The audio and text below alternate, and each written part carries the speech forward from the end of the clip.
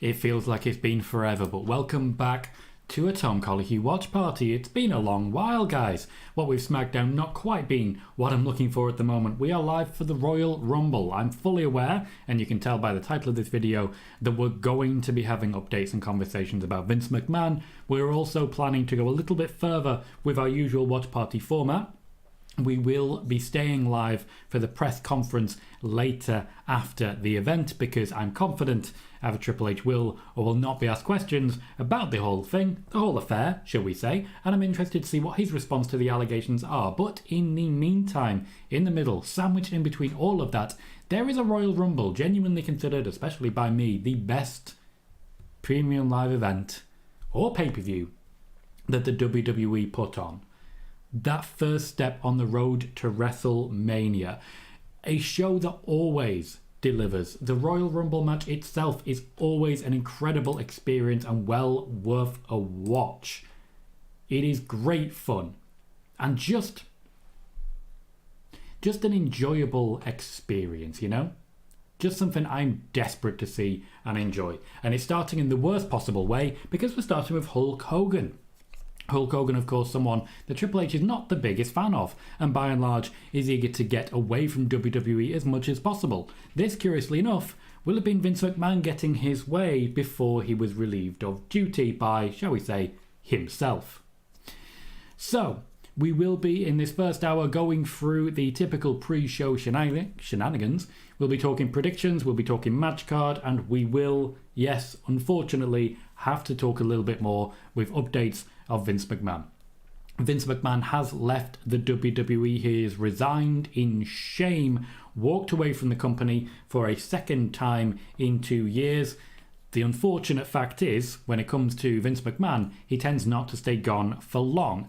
He's determined to fight this in every way, to fight it in every court, to fight it in every system. He's had a spokesperson put that out into the world as his intention, and it's very clear that that's what they're going to be doing going forwards.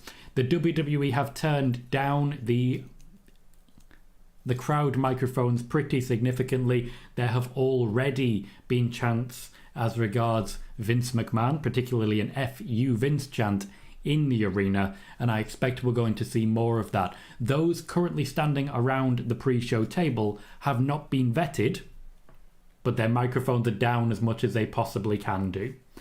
So you should probably expect to hear some unsavoury things, especially I'm seeing a CM Punk t-shirt. You can't call yourself a CM Punk fan if you're not willing to stand up and say F you to Vince McMahon.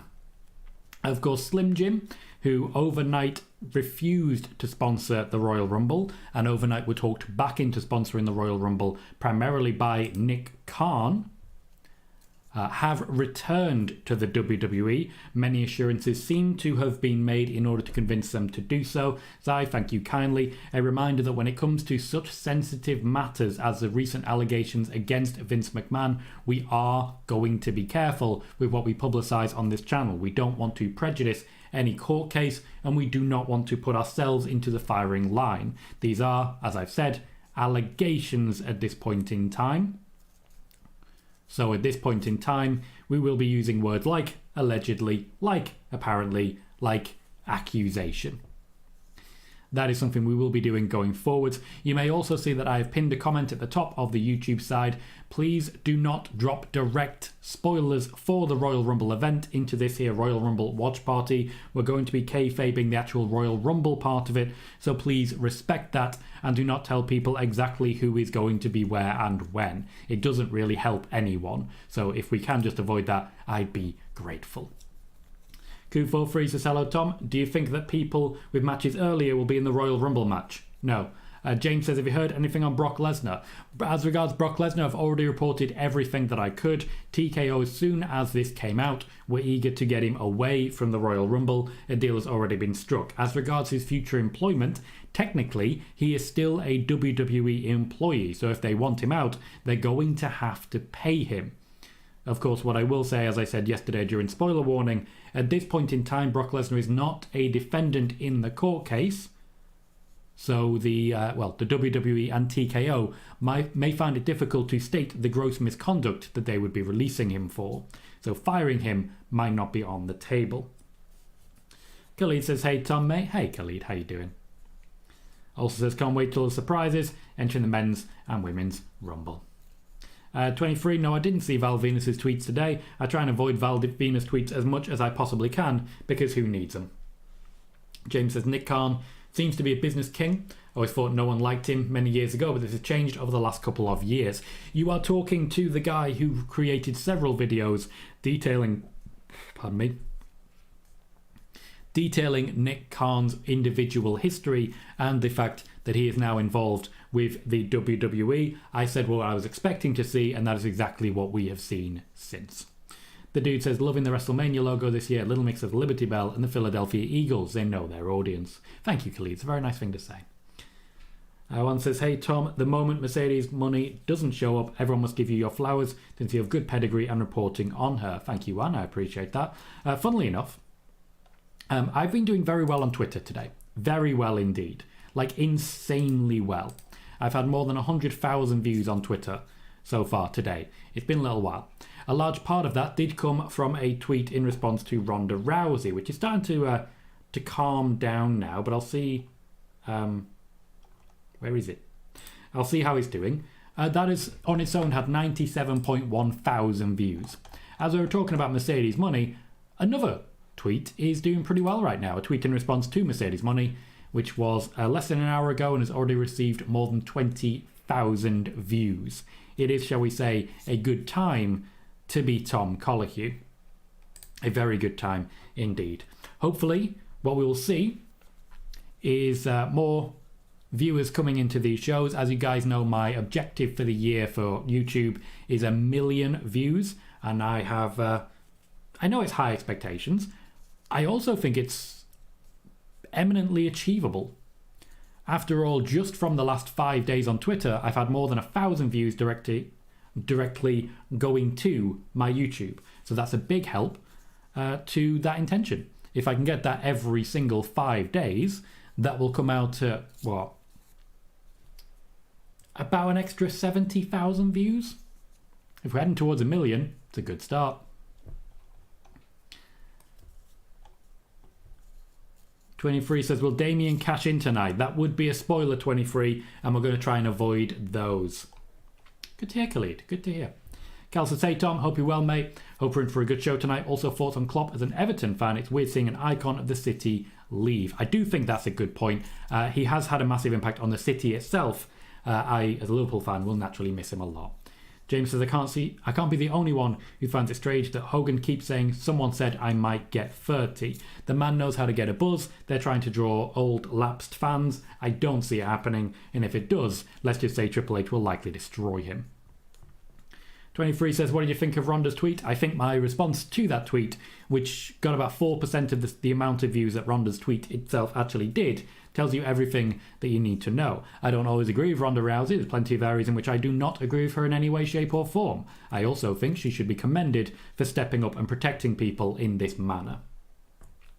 Leon says, hi Tom, hope you're doing well. Doing very well, thank you, Leon. Feeling a hell of a lot better. I've got a couple of different drinks to keep me warm over the course of the evening. I've still got my throat spray just in case. We will be up until at least 4 a.m, likely 5 when you factor in the press conference. So it's going to be a difficult time, but we'll see how well I'll manage it. Mark says, what are the chances for the best wrestler and greatest IC champion ever, Gunther, winning the Rumble? There are many betting odds and many betting websites that can tell you exactly what those odds are. I do not rate percentages, and I'm not planning to give spoilers beyond my usual predictions. Robin Dave says, there's always that 1% that AJ Lee shows up to tonight. James says, Hogan hopefully gonna get that Gunter powerbomb. Nope, no chance of that happening. Bailey says, jumping over here with Twitch is empty tonight for now. This is the best PLE of the year. Welcome, Bailey. Yeah, I've spotted that. Twitch not really picking up, but I suppose on Twitch I have a lot more competition. There are a lot of Royal Rumble watch parties tonight, so I thank you all for giving me your attention for this one. Also, good choice, Bailey. Come over here to the YouTube where everyone else is. Cal says, Tom, I swear if Cody doesn't win the Money in the Bank, there will be a riot. Yeah, a lot of people are screaming riot for a lot of different people. Not everyone can win, and if there were all the riots that people are saying there will be, then we would have 15 riots every single night. Khalid says, I liked when Edge returned in the Rumble 2020, my favourite moment. Poor juxtaposition on the pre-show here. Shinsuke Nakamura, his entrance being shown while they talk about people going on to win their Royal Rumble match, win the Royal Rumble match and then picking up the win at WrestleMania. Shinsuke Nakamura did not do that. One says, did you see Mercedes Money latest troll tweet repost of her model picture? Once again, Juan, you may want to check out that tweet further because I believe I'm one of the top replies to it. Cal repeating about Cody, but this time if he doesn't win the Rumble, Cal himself will riot. Also says there's a lot of illegal streams on Twitch. There is. WWE doesn't seem interested in doing anything to stop them. 23 said, why did Ronda leave the WWE? I've covered this one at length. She simply wasn't interested in continuing. Simply wasn't interested in at all. Cal says, is CM Punk in the Rumble? I don't want to roll that much. Yes, he is. And he's currently the favourite when it comes to the betting odds and the betting averages.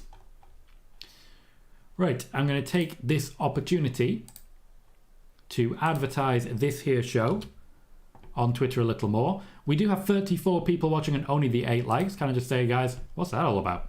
2 more. Oh, we don't have 2. That's behind. I understand the confusion now. We have 18, which is a much more healthy figure. Thank you to everyone who's already hit like. 2 more will get us to 20. If you can, please consider doing so. So, in response to this tweet to Mercedes Money, which has already garnered more than 20,000 views, if you're... Come on, you can do it. If you're watching live and fancy some company, jump on in.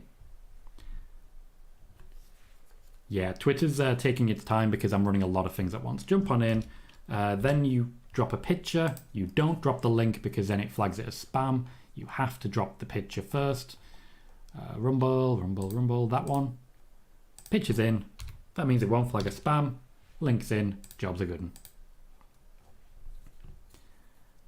Kali's very excited for the fatal 4-way match. Certainly it looks like Roman Reigns is more at risk than he has been for a long time, but he said he's going to stack, and I suspect he will.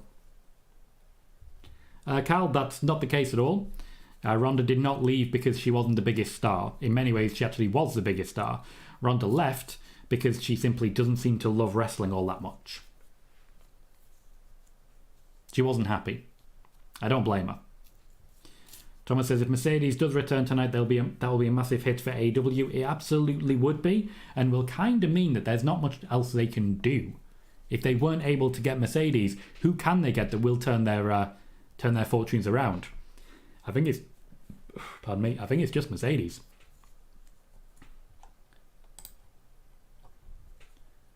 Koo says, I really like the booking around the Rumble, having the promos and also not announcing a lot of people for the Rumble. I still remember, I believe it was 2022, when they announced 27 women for the Women's Royal Rumble match. Very much did not go the way we were hoping for. Khalid says, Tom, I followed you on Twitter. Thank you kindly, Khalid. Last 5 days we gained another 25 followers. We're on our road back to the 10,000 that we briefly reached many, many years ago. And honestly, I'm very excited about that. Robin Dave says, who's your final 4? Right, as we're talking about this, let's talk about what the first match is going to be of the show. That is the Women's Royal Rumble. You may have noticed that was the first hype package that we saw. My prediction to win it is Bayley. I suspect the final 4 will feature Bayley, Dakota Kai, Becky Lynch, and then we need a top-level heel. I'm going to go with Nia Jax. At least in that case, that's 2 for Raw and 2 for SmackDown as well. Tim says hello. Hello, Tim. Cal says, do you think the main event of WrestleMania will be The Rock versus Roman Reigns? Nope, never have, never will. Thomas says they would have to go all out for Okada. Who? WWE? Because, to my knowledge, not that interested. Cal says, didn't watch the live about Vince as I was in work. When do you think they'll mention him still or cut him out? I don't think they will mention him still. I think that's that. I think they'll be trying to move on at this point. I think they're going to do what they're doing right now, having lots of packages outside of the arena with which they can hide any chance relative. I think there will be Vince McMahon chance. I think particularly when CM Punk arrives, there'll be anti-Vince McMahon chance, and I can't blame anyone for doing that. Khalid says, I just like when WWE give us surprises at the Rumble. There will indeed be a few. Daniel says, yo, Daniel, how are you? Cal said, did you see Dolph Ziggler in TNA? Damn, he's talented. Yes, he is. Wherever he goes, he will continue to be one of the top in the industry. Mark says, I'm going with what Tom said. This has regard to prediction. Khalid also says, my prediction is Bayley as well. I know a lot of people are of the opinion that they're making it too obvious. Cody Rhodes, mate. Everyone thought that was too obvious as well. Then it happened. There's a reason that when Sai put together this graphic that you're looking at right now, Bayley's right here. And don't she look good? Yeah, she does. Cal says, did you see John Cena say on Logan Paul's pod he believes he has little time left because he wants to go out in the right way? Yeah, he watched what happened with The Undertaker. He doesn't want that to happen to him. I really can't blame him. Robin Dave says, I'm surprised that Roman is not the main event, but I'm okay with the Men's Royal Rumble as the main event. The Men's Royal Rumble will have a bigger result and a more shocking result than the Fatal 4-Way. I'm just surprised that the Fatal 4-Way isn't opening the show. Gotcha, Thomas. I understand what you're saying now, and I can't disagree. Bayley says, was impressed with how strong the reaction was last night for Trick Williams. That's a good sign for a call-up. It is indeed. Jaden says, is it true that WWE's reached out to TNA for some crossovers? That would be a spoiler, Jaden. And when it comes to directly spoiling the Royal Rumble, I have no plan to do so. As Sai's rightly pointing out, there is a pinned post right at the top of this YouTube chat making clear that active spoilers for an event that we're actively covering will not be read out, will not be answered, and in some cases will be deleted. Koo says, is Ali's deal with TNA a handshake deal? Depends what you mean by a handshake deal, and it depends what you mean by a deal. He doesn't technically have a deal with TNA. He's working as an independent wrestler. Marcel says, I expected Roman in the main event or opening match, not as the second match, which is strange. Things, they be changing.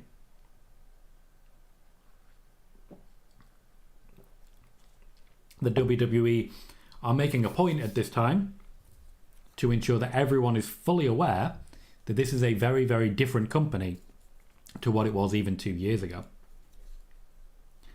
Cal says, to be fair, WWE and the Triple H have tried to stray away from certain legends who have heavy accusations, e.g. Ric Flair and Hulk Hogan. Yes, indeed. Cal says, I believe Tom Colohue will win the Royal Rumble. You'll be sorely disappointed. And Robin Day says, I'm happy for Bayley. This is her year. It is the year of Bayley, and I have some high hopes indeed.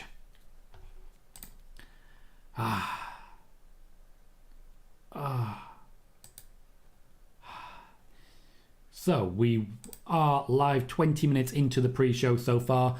I like the presentation of the pre-show so far. We're highlighting individual wrestlers and what their favourite moments were, which is just a good way of further advertising it. Also, that was a very face Bayley, I'll say that. Bayley's definitely teasing a pretty big change. I like that Jey Uso's favourite moment was his dad busting a move. Barry says, every time I see these WWE pre-show panels, my first thought is Tom Allen is on WWE. I get what you're saying. I do get what you're saying there. I like it. I also would say a lot of people right now on TV talking about their favourite Royal Rumble moments, a lot of those people will not be in the Royal Rumble, so it's a good way to get people on TV. Khalid says, I think the crowd will cheer for Bayley if she wins. I agree. Khalid says, my pick for the Women's Royal Rumble is Bayley. For the men's is Cody or Gunter. No spoiler, just a prediction. Yeah, 2 predictions for 1 match. No, it works, mate. Who says yeet or no yeet? No yeet. Ah, right. This is a Peacock commercial, isn't it? Justin says that an Applebee's commercial at the moment. Sad. This is actually a really good little package you guys are missing out on. R-Truth is telling us about everyone's favourite Royal Rumble moment. We've had Bayley, we've had Chad Gable, we've had Titus World Slide. Damian Priest's favourite Royal Rumble moment is also my favourite Royal Rumble moment, which is a nice little moment of connection. For those who haven't seen the WrestleMania sign yet, the WrestleMania sign is on my Twitter. You can check it out. If you haven't followed the, ye old Twitter, please do so. We've gone to earlier today where Kayla Braxton is attempting an interview with Rhea Ripley, who is just straight chilling. Can I just say, that is 2 women who look absolutely fantastic. Can only respect it. I know you meant either Cody or Gunther, Cal. You still have to pick one. Just one. If you're picking a prediction to win a match, you have to pick one. Rob and Dave, I don't know what you mean by an iron horse. I don't think people are horses. Cal says R-Truth not being in the Royal Rumble is criminal. Things can always change. Things can always change. I don't expect to see Brock Lesnar. There is a bit of a scramble on at the moment for a new match for Gunther going into WrestleMania. The intention very much was that Gunther and Brock Lesnar would start a feud during tonight's Royal Rumble. This is also one of the reasons we've seen the teases of Gunther versus Seth Rollins, but Gunther is not a likely contender to my knowledge here unless there is a very last minute change. A lot of money has been sunk on The Rock in the last few hours. I haven't seen any reports of The Rock being there, but what I will say, I've seen a hell of a lot of good old-fashioned paywalls in the last few hours. Every single sighting of every single wrestler backstage, including those who are openly at the press junket, has been put on paywalls by different wrestling sites and clickbaited to high hell. It is incredibly difficult to support this practice. It really is. Wants to say, Tom, just as I was reading the top tweet under Mercedes' pick that you told me to head, Sportskeeda comes out with the "oh, it's a tease." How is that newsworthy? It's not. It's clickbait. You know it's clickbait. You know this. Lauren's picks are CM Punk, Bayley, Roman Reigns, and Logan Paul. Welcome, Lauren, and thank you kindly for renewing your subscription for a 6th month.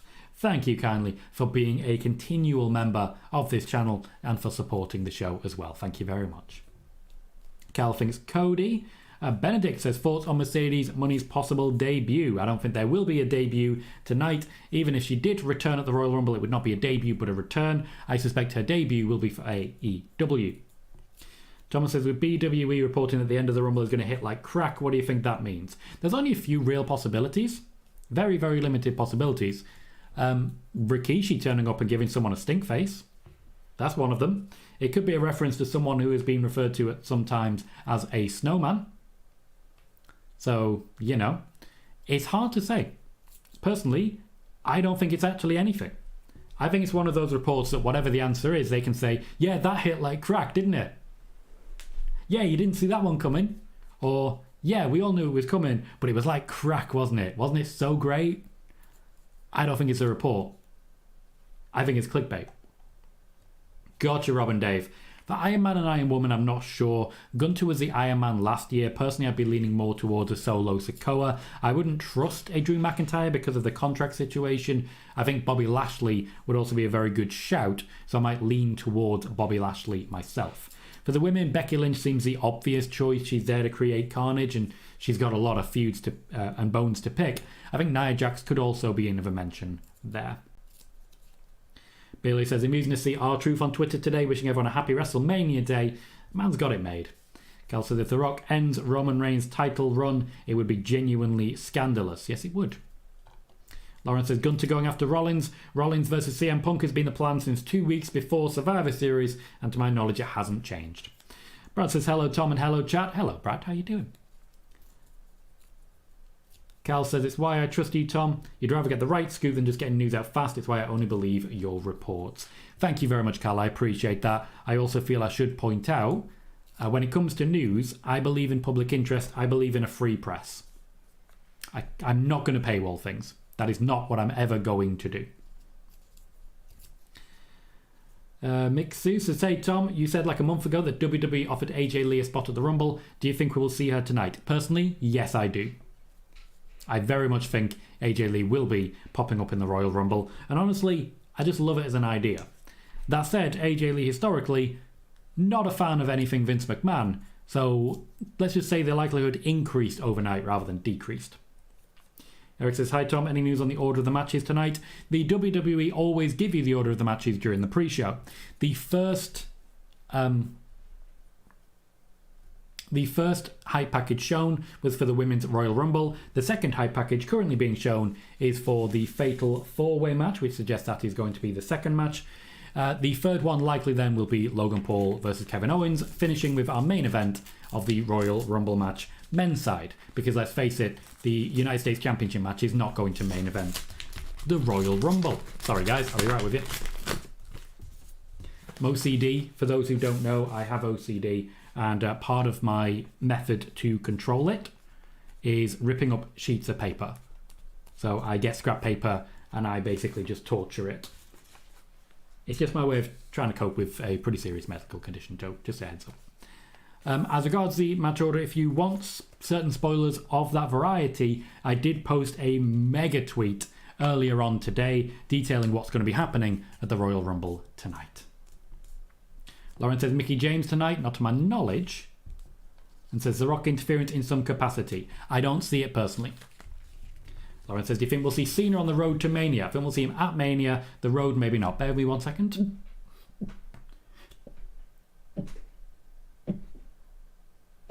I think I'm okay. I did just see an RKO me daddy, which got me wet. Rob says, do you think the fans will boo if Cody gets eliminated? Yeah. I think they'll boo if Sasha isn't there. I think fans are going to boo. Mixu now on the Twitch side says, hey Tom, I say that same question. Mixu, I answered that on YouTube. Thank you, you'd already spotted it. 23 says, could an AEW talent make an appearance in the Rumble? Nope, because contracts exist. Lauren says, Rock versus Roman possible. Everything is on the table. Also no. I don't know what you mean by open door policy, Lauren. I'll need more details there. And no, I don't think LA Knight is going to get the pin. For the Fatal 4-Way match, there is no doubt in my mind that Roman Reigns will be leaving with the championship. A championship reign this long does not end at the Royal Rumble. Benedict says, I'm calling it now. The Rock is staring down Roman at the end of the Fatal 4-Way. The middle of the show? Not sure on that. Carl says, the McMahons will stay away from the public light as much as possible. It feels similar to when Harvey Weinstein got found out. I think we'll see some more accusations against Vince. That is pure speculation, and I need you to phrase it as such, Cal. Which, to be fair, you have. You've said, I think, and I do appreciate that. But I just wanted to use that as an example for other people as well. Jaden said, I think Jade Cargill will be the Iron Woman. I did report many months ago that Jade Cargill's debut match would be the Royal Rumble. Here we are with that moment about to occur. Mixu, I always believed John Cena could arrive. It's John Cena. Man has a way of turning up. It's what he do. Lauren says, for the first time in history, no McMahons are a part of WWE. Which is very, very true. We are catching up a little bit on the YouTube side. While I'm doing that, please do remember to hit the like button. We have 42 people here. Only the 26 likes so far. 4 more will get us to 30 and guarantee even more people joining the show. So please do consider hitting that like button just as you enter the show to keep the momentum going. I'm having to do 2 screens here, but it'll all work out. Lauren says Damage Control split will be coming, which is a statement. Says Mania predictions yet. I've given my Mania predictions on the channel a few times. Well worth checking out.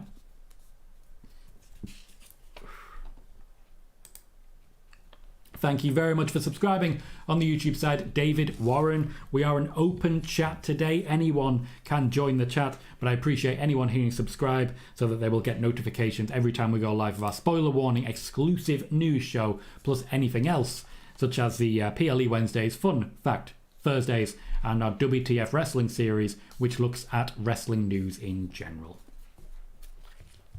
Koo says, is there any interest to have Nick Aldis as an in-ring competitor? Yes. Quite a bit, in fact. We are likely to see Nick Aldis wrestle before the year is out. Cal says that the Usos going to have a match at Mania, because if not, it seems a split is pretty pointless. Yes, I believe they are. I strongly suspect, by the by, that we'll probably see them in the ring together tonight, because they got to get this started. Thank you very much, Donny Brook, for subscribing. Quite a few new people dropping in, and I imagine that's a large part down to the amount of likes coming in, so please do consider hitting the thumbs up as you join. Donny Brooks, David Warren, feel free to dive in with your questions and your predictions. Lauren says, I do think we'll see Logan versus Knight at Mania. Me too. I mentioned that one a couple of months back. Thomas says, still think we don't see Rock till Mania, where he takes out Solo and Jimmy to support Cody, the setting up Roman versus Rock. That would certainly work long term for us. Lauren says, Aldis versus Orton possible. Everything is on the table. 23 says, does anyone in the wrestling business have OCD? To my knowledge, no, but it seems unlikely. It's not that uncommon. Benedict says, I have a gut feeling Mercedes Money will be returning at number 30. Trusty gut and all, but I don't see it. Lauren says, I agree Roman is retaining. What I mean by open door is will WWE let other companies make an appearance? Depends on the companies. It's not an open door. It will be very much whether or not they have an agreement in place with the WWE. Lauren thinks we have an Orton versus Rhodes feud incoming. They're on different brands. Mark says, now that Vince has left WWE, will that mean the return of Stephanie back to the company? Pure guesswork. There is no way of knowing, because while one thing has happened, that doesn't necessarily mean other things will happen as an end result of it. I would love to see Stephanie McMahon back in the WWE. I think she was incredibly valuable to the people and specifically to the women of WWE. However, we cannot sit here and pretend that anything is currently guaranteed. Robin Day says, Jade Cargill is about to show the world why she belongs in the WWE, and certainly she does belong. We'll be able to really see what she's made of. I've been able to get a bit of information about Jade Cargill, and what I've been told is that she's received rave ratings and rave reviews from everyone who's worked with her, including Natalya and briefly Charlotte Flair. They believe she's ready, and they're excited to set her loose on the division. Paul Heyman is losing his mind on my screen. It's very distracting and very fun. He feels it's very unfair that Nick Aldis has stepped in the way of Roman Reigns. I suspect Nick Aldis may be involved in getting Cody Rhodes over to SmackDown. Lauren says, what do you think of WWE moving to Netflix? I went into a lot of detail on this during yesterday's spoiler warning. What I will say is that it's hugely beneficial for international viewers. And as an international viewer, I'm very, very happy about it. The dude says, SRS has been posting spoilers all day behind his paywall. It amazes me that people pay to have events ruined for them, to each their own, I suppose. I think he's very clever with his target audience. His target audience are people who are desperate to know more than everyone else and to lord it over them. That's how he makes so much money. Carl says, Tom, I'm going to take a shot every time they talk about Cody finishing the story. You will be drunk before the match even starts. Chris says, El Idolo plays over speakers at number 13. Andrade shows up. I'd imagine that is a guess on that one. 13 is not a bad number for it, though.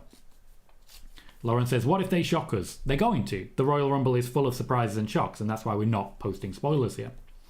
Kel says, I think we'll see John Cena versus Logan Paul down the line. I think that day could come. It really depends if Logan Paul is full-time, because he said that a few times, and he still hasn't been. So he keeps saying it, but he's not exactly proving it. Billy says, hello, Tom. I guess we're all ready to see Cesaro win the Rumble and beat Kane's record. Wouldn't hate it. That's all I'm saying. Wouldn't hate it. The occasional shock does go a long way. Lauren is predicting Wyatt and Batista will be in the Hall of Fame. Cal says, Tom, do you like the rebranding of TNA? Yes, I do. It's got more eyes on them than I've had for a very long time, and that's only a good thing.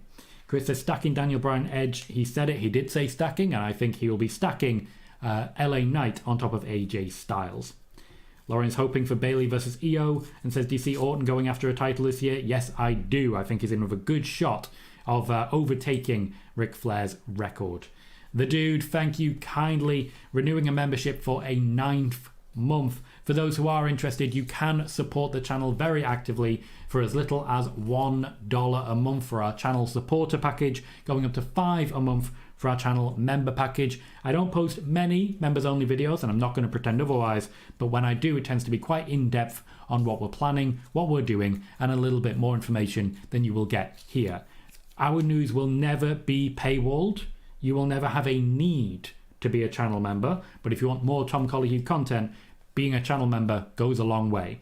It also means that if we're incredibly busy, you will get priority for what I read out as regards questions, because there's only so many questions I can read at once, and you will get emotes as well, such as the table, which has become a very popular one, and the bottle of sauce, which we use when someone hasn't given us a sauce. 23 says, anyway, VKM will return down the road. Anything is possible for Vince and McMahon. I think that's been firmly proven over the last few years. Lauren says, was Solo Sikoa buried? No. Carlos says, a dusty finish for the men's rumble could be in the works, having Punk and Cody hit the floor at the same time. Anything is possible. Lauren says, Cena stated he wants to retire at 50. Not long then. Carl says, think there's any chance of Samoa Joe and a few of the icons returning to the TNA brand? Briefly, yes, because TNA and AEW do have a pretty strong working relationship. We will not be posting spoilers of an event that is actively being undertaken, Lauren. Hi, good evening, Patrick. And yes, Thomas, let's go. If you are a channel member, can you drop some emotes into the chat for me so people can have a good look at what they will get with a channel membership? Once again, you can get the channel membership for as little as $1. And it does mean if, for example, you're one of those extremely generous folk who like to gift channel memberships, you don't have to gift channel memberships for $5. You've still got the $1 option. Thank you, Laura. We will not be getting Orton Cena at WrestleMania. I don't see it, Lauren. There we go. We have some emotes coming in. Patrick dropping the table because everything is indeed on the table. We have just over 20 minutes left until the Royal Rumble begins. So far, we've only really seen 2 hype packages, but we're now going to go to a Randy Orton interview, which has just been mentioned by Lauren. Lauren also believes creative has been great since Vince left. There's definitely been a significant improvement in the standard of creative since Vince left. Long may it continue, though what I will say, there are definitely a number of people in the WWE who do believe that Vince McMahon has been sneaking into creative via the back door. Now, I definitely don't want to imagine Vince McMahon sneaking into any back doors, but it sounds like that may be what has actually happened. 26.6 thousand people have now seen the tweet about Mercedes money, which is pretty good. As regards the response to Ronda Rousey, 98.8 thousand. This will be only my 3rd ever tweet to reach 100,000, which is ridiculous.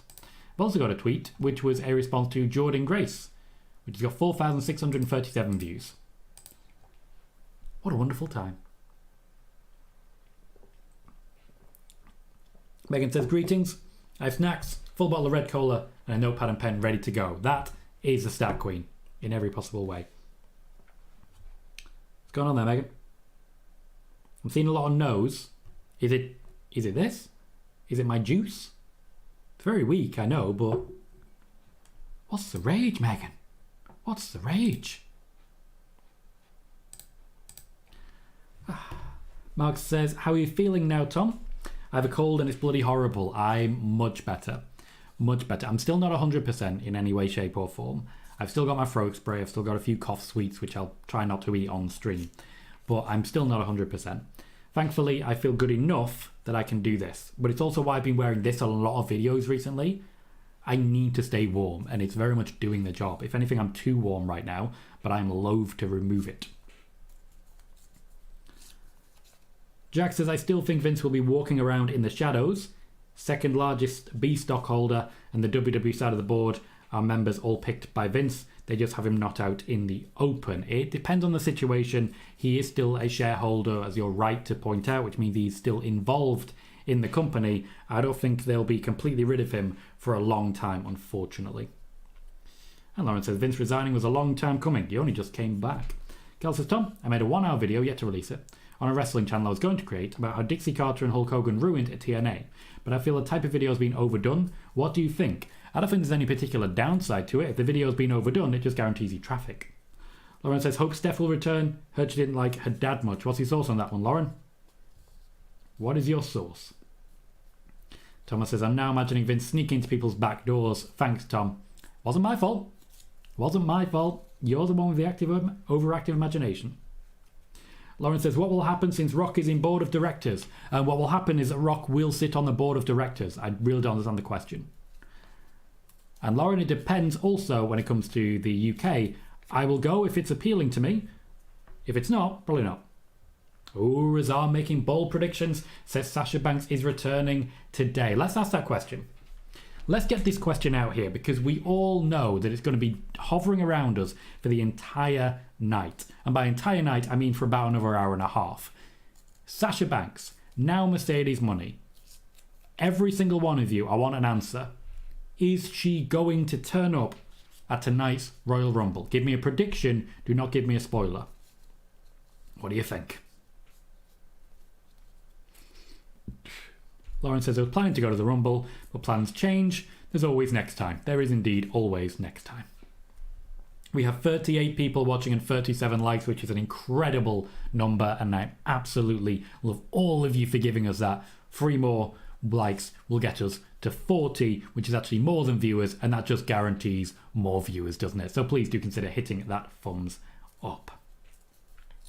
The dude says, personally, it doesn't matter to me where Mercedes goes. I'm just ready for all the speculation to be done. One way or another, tonight will be the night. Cal says, it's so refreshing seeing TNA go back to small arenas instead of huge arenas. It looks so unprofessional when it looks half empty. They know their audience. They've got some very good management now. Thomas says, don't think so. Lauren says, I personally don't believe Sasha will return. I think she'll go to AEW. Cal says no. Brad says nope. Juan says no. Mark says, I really hope not. Marcel says yes. Tyler says the mic is low. Is anyone else having trouble with the volume? If you are, please drop in chat that you are having trouble with the volume. If you're absolutely fine, please also drop in the chat that, so I know how people are feeling. Tyler, it might be your mic, it might be mine. Let's get some people to tell us. Martin says, hi mate, apologies not been around, mega busy and personal issues, will DM later explaining it all. We'll be in and out tonight though. Well, thank you kindly Martin, I appreciate you dropping in. I know you were putting on a show earlier about finally scoring a goal. You seemed very excited about it. I didn't drop in, but I will be dropping into some more in the days to come. Joey says the Rumble looks stacked tonight, and indeed it does. It's only 4 matches, but it doesn't matter, they're good matches.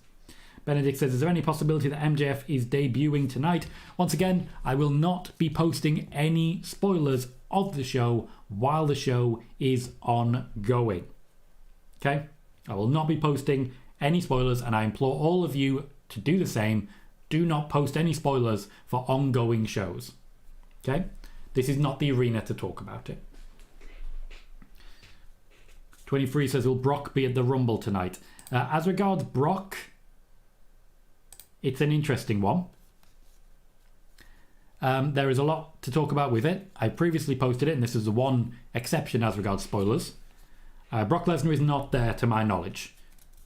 Peter Insider have reported it, and at the same time confirmed my reporting as regards Brock Lesnar and the Rumble. So I do not believe Brock Lesnar is there. There's been no sighting of him so far. Oh, spray bottle. Gotcha, Megan. The spray bottle. The emo did show up. I was just confused by it, but that actually makes sense now looking at it. Who the hell is Jelly Roll? Does anyone know who Jelly Roll is? He's excited. It's good to have some energy. Cal says volume is great. Thank you kindly. Tyler says it fixed itself. Okay. Lauren says never been this hyped for an event since War Games. So the last one. Vegeta says MJF will never be in WWE in my opinion. Joey says Peter Insider confirmed your report today about Brock. They did, as you might imagine. My name was not mentioned. Mark says the mic's perfect. Marcel says volume's good. Patrick saying audio is fine. Jack saying you sound perfect. Brad saying no problem with sound. Thank you kindly, everyone. I did recently go back So for those I haven't mentioned it to, one of the reasons that I now pay for Twitter, and to be clear, Twitter will soon be paying me for the privilege, is because I'm about to launch a thread of more than 100 posts detailing reports that I've made, major pieces of news that I've got right. In doing so, I wanted to get as far as possible because I'm trying to get up to a million views this year on YouTube. That's the intention. That's what I'm aiming for. So I'm going to be posting all of those.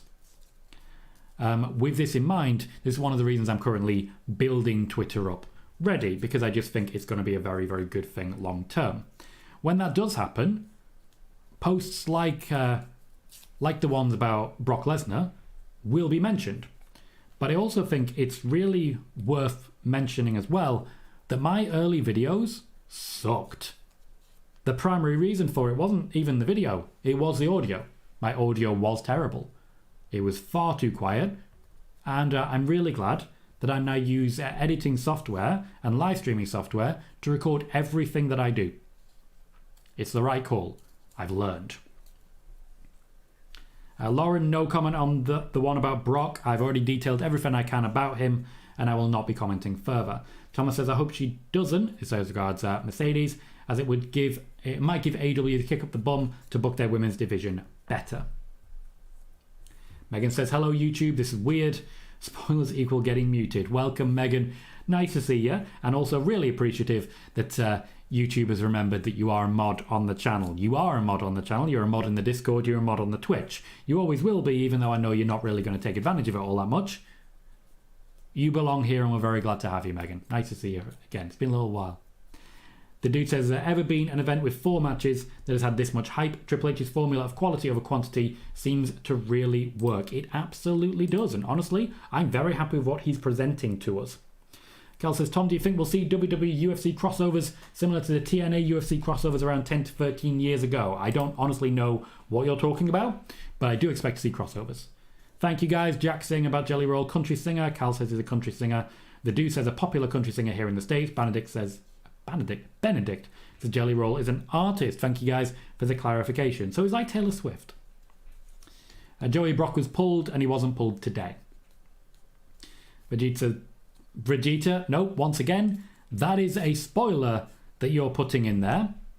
We are not going to post anything that can be considered a spoiler during an event that is ongoing, okay?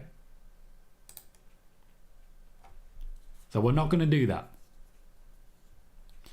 Brad says, country music star and wrestling fan.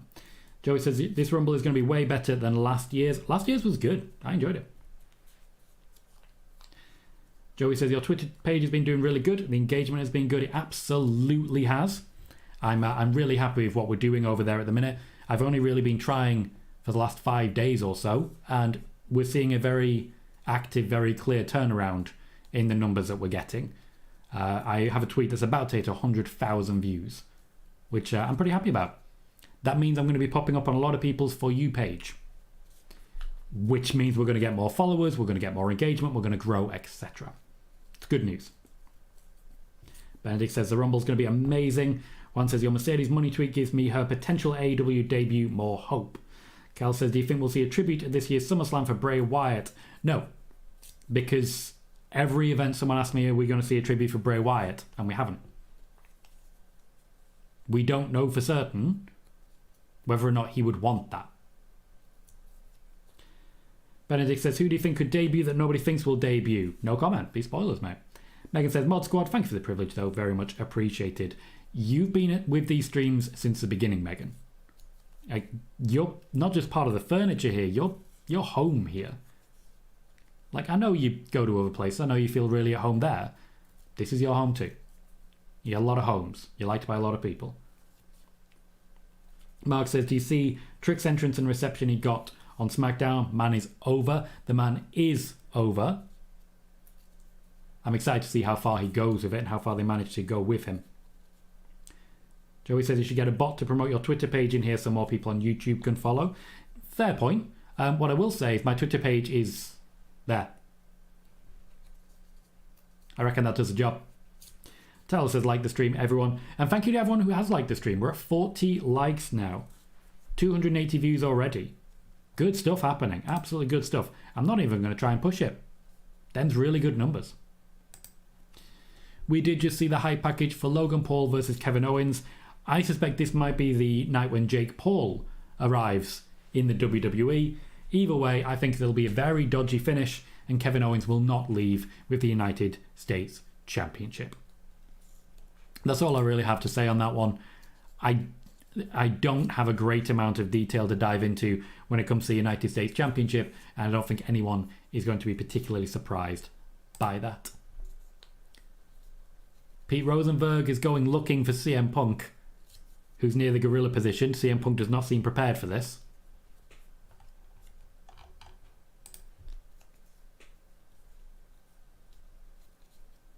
He seems sweaty. He's taking charge. He's taking the lead. It's a very different sort of promo. And it's not one you see very much anymore. This sort of backstage roaming reporter. It's the roaming. That's a very honest answer from CM Punk. He wasn't expecting to ever be in a Rumble again. I don't think he ever saw this day coming. I think if not for the AEW debacle, he wouldn't be involved in any way.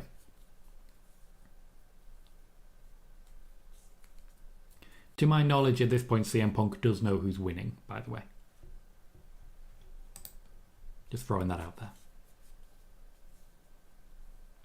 He does genuinely seem nervous. This seems like a very genuine interview, and I really like that.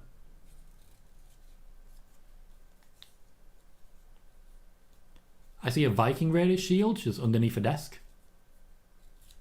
In what looks like it's the gorilla position. Before you know it. I love the way they've lighted that.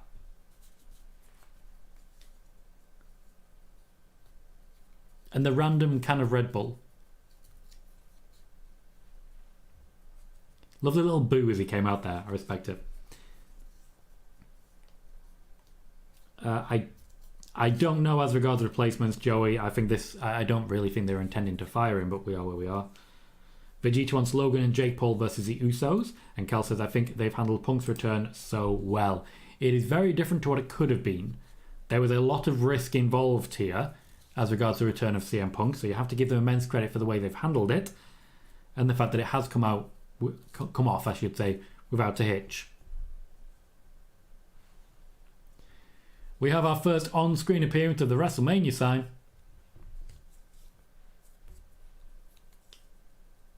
Oh, he got a boo when he came out, but again, cheers and a chant now. I do love how, when it comes to the Royal Rumble, there's always a little kink in the road. I like how they do that. There is just a little kink in the road right near the end. I also don't understand why exactly CM Punk was sat waiting by Gorilla if he wasn't automatically just waiting for an interview. Benedict says, Trick's reception shows how important social media is in wrestling. His Whoop That Trick video at No Mercy was viral. And you're absolutely right there. Social media goes a long way, and I don't think, for example, we would have seen the success that we have for Rhea Ripley, the massive launch that she got, without her very intelligent use of social media. We're getting a little plug for a documentary of Cody Rhodes at last year's Royal Rumble, the winning effort that he made. We're going to see a lot of Cody Rhodes. He is the face of the company, at least on the Raw side at the moment. He's actually even higher on the list of top faces for the company than Seth Rollins is. Cal says the WrestleMania sign is beautiful. Jack says the point at the sign will start tonight. It's already started, but mostly from wrestling journalists who are determined to get themselves noticed. Megan says, I love the setup they do in the stadiums and really making the most of the space. And says, C sign will point. Those are now the rules. Sai says they'll never mention it, but the Thunderdome was filmed in a corner of tonight's arena. That is not something I realised. Finish the story, take a shot. There's going to be lots of taking a shot. Yeah, the dude says much the same. Crazy to think this arena was the Thunderdome. It was indeed. They closed a whole lot of it down. Paid a fortune in rent. Spent a ton on innovative use of technology. And then pretty much abandoned it immediately.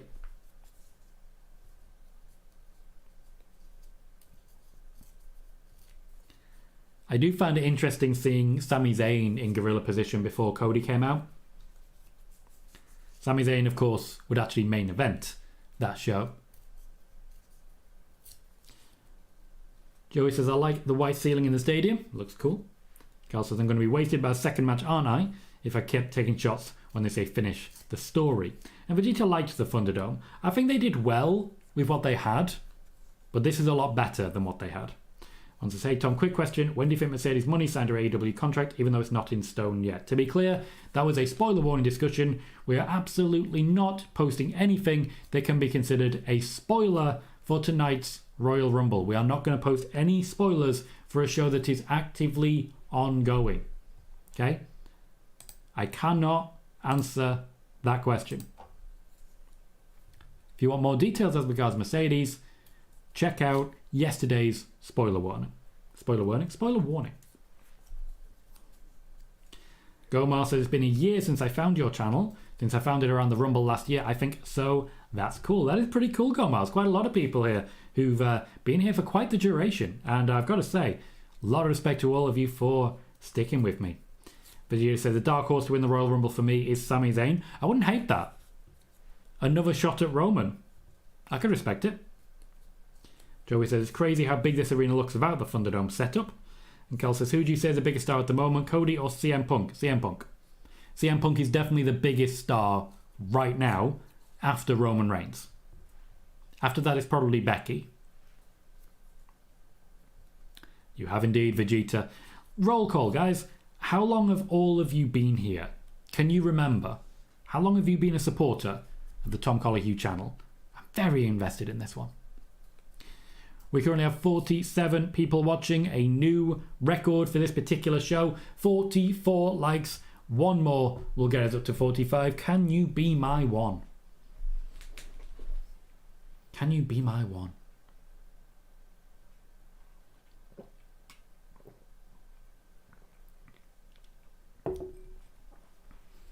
A little showing of an interview from Gunter. I've interviewed Gunter twice. The guy's really funny. It's not mentioned enough. Yes, Mark, I do. But if you've noticed, I rarely look at my phone. Sometimes I will, depending on if it's spoiler warning, for example. If it's a spoiler warning, I'll be checking my phone quite often. But when it comes to watch-alongs, I tend to largely ignore it. As I say, I don't want to do spoilers. Joey has been here since 2022. Also says, I love the Ronda tweet earlier today. Tyler says, it's been so long I can't remember, at least since last Royal Rumble. Thank you, Tyler. Cal says, I've been here since November. Relative newcomer to the show, Cal. Nice to see you regardless. I'm always happy to see relatively new people here. You do become quite quickly a part of the community, or at least so I hope you feel the same. One has been a supporter since January of 2023, a full year. Vegeta thinks much the same. Bob G has been here for several months, and Jack says I've been a subscriber since right before WrestleMania 39. I was looking for what others think about WrestleMania 39, and you found us, and you've been here ever since, Jack. There is a sort of constant rotation when it comes to how YouTube works in general.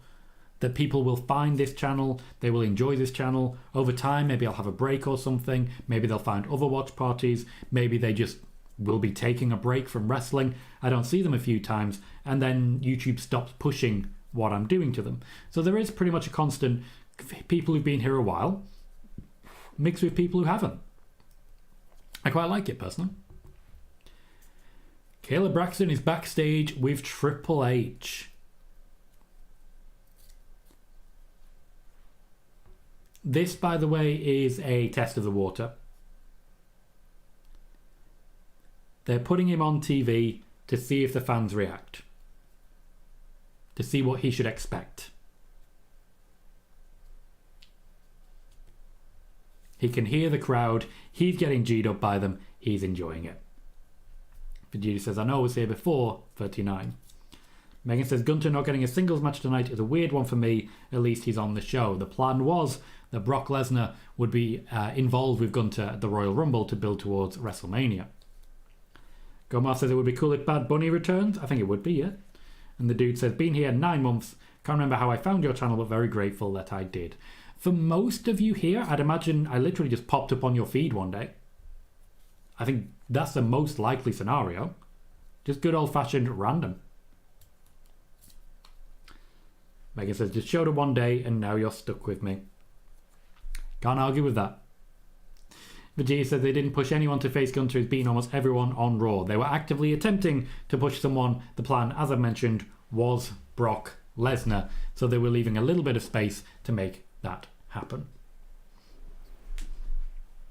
Vegeta does believe it was random, yes.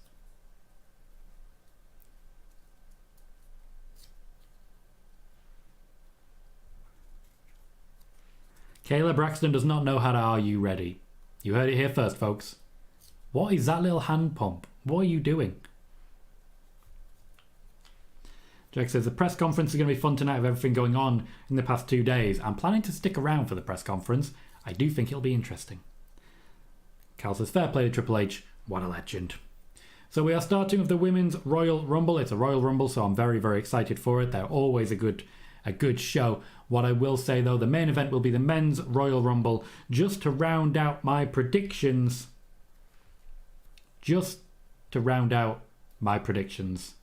CM Punk is my choice to win the Royal Rumble. Mark says, to your question, I've been on your Discord since 2021. So then, oh, you started on the Discord. That's interesting. So I was pushing it on Twitter, I'd imagine, and you found it that way. Cal said, the hand pump has ruined the night. It was an interesting choice. Artistic direction.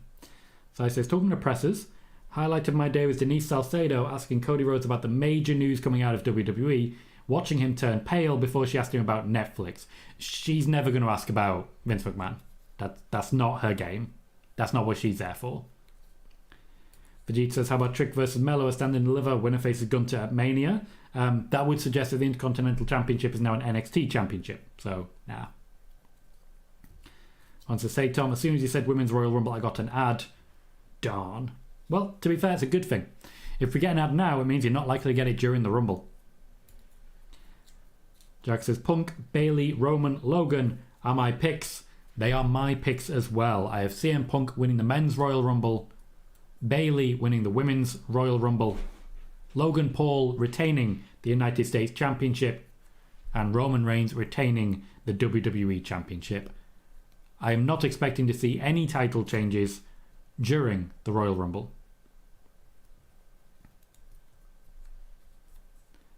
Carl says, the name Vince McMahon is completely off limits in WWE. Not completely, but they're not planning to mention anything on air because they don't want anything to do with it. Megan says, can you blame her for being a bit scared? She's right next to Triple H doing one of his most iconic lines. I would be terrified. Fair. What I will say is that I've been pointed at by Triple H. He'd give me a little hug. It was terrifying. It's huge. The guy is massive. Marcel has Punk, Jade, Roman and Logan. So the Women's Royal Rumble, definitely a different pick for yourself there. And Cal says, Roman Reigns' resume as champ is genuinely goated. We're now about to get some Hulk Hogan. Please don't turn off. Please bear with it. Like, just suffer him momentarily. It'll all be over soon. Alyssa says, not fan title change on SmackDown. Babyface beat pair, heel put back pair. So lame, so sick. Women tag title don't anything division. And G says that would be scary and intimidating. It was. I'm not a big guy.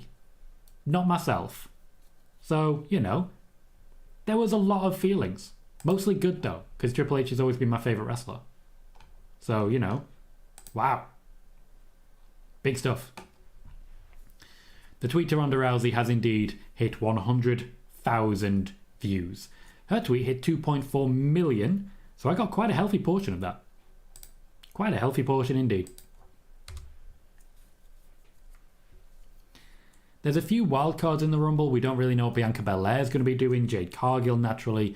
This is the women's division that we're talking about. The surprises that have been mentioned could be, as you might expect, very surprising in a very big way. So we'll see how that plays out as well. But overall, when it comes to the Royal Rumble, the surprises shouldn't be about winners. The surprises should always be about establishing the next generation. Getting that cheap but fun pop, you know? Making you have a feeling. A good feeling. A wonderful feeling. Worth experiencing again. That should be the Royal Rumble. That should be what we're doing tonight.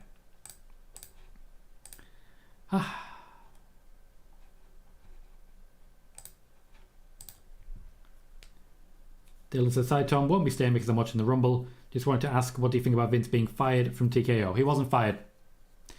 Dylan, Vince McMahon was not fired. Very different thing. Cal says, if Hulk Hogan told me it's raining, I'd go outside without an umbrella. Yeah, the guy does not really... Honesty is not in his blood.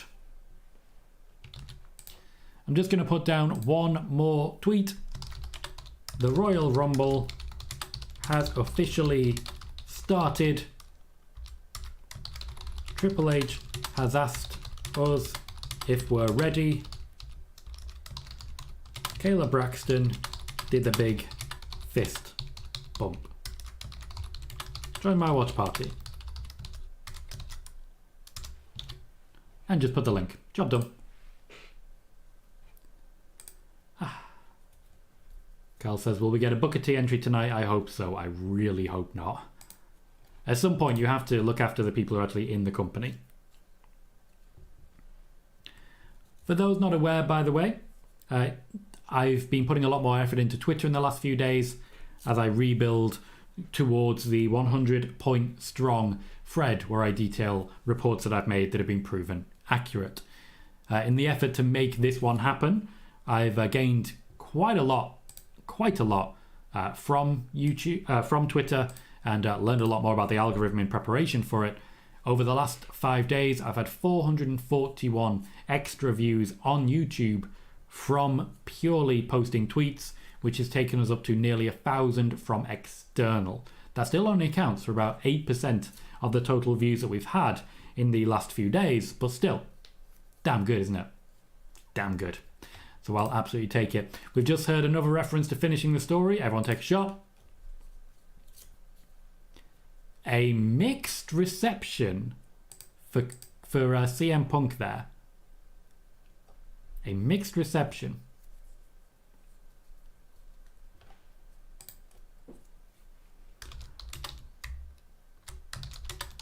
I'm going to put, we are ready, because that's how he says it. Job done. Corey Graves and Michael Cole introducing the show. There is a referee behind them who says Rick fell asleep.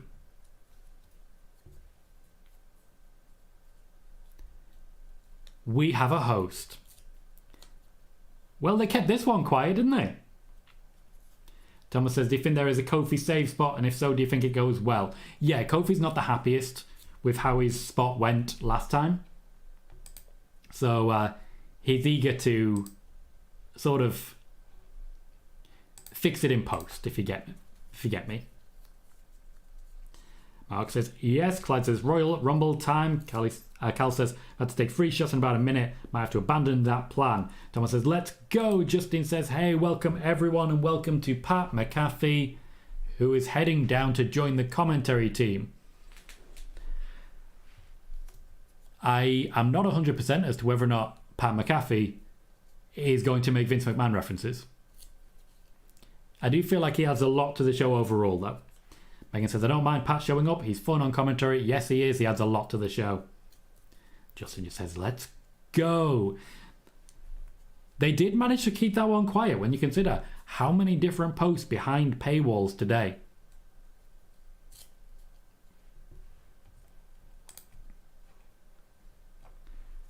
The dude was hoping to see Pat.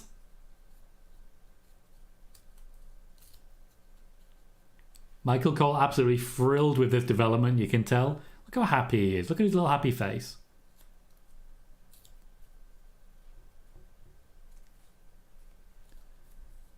That'll take over the mainstream commentary, I tell you that. Cal says, Pat, I'm so happy. One says, Pat was also a good kicker for the Indianapolis Colts. He used to troll while doing it. And so he should. Everyone should troll. Trolls are good. Samantha Irvin is in the ring. She has had a little bit of wrestling training. I can't see her joining the match, but it would be great if she did. She looks amazing.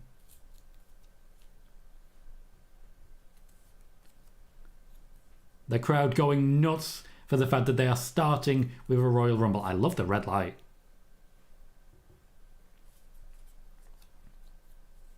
You can already see that Kevin Dunn's gone. You can already tell.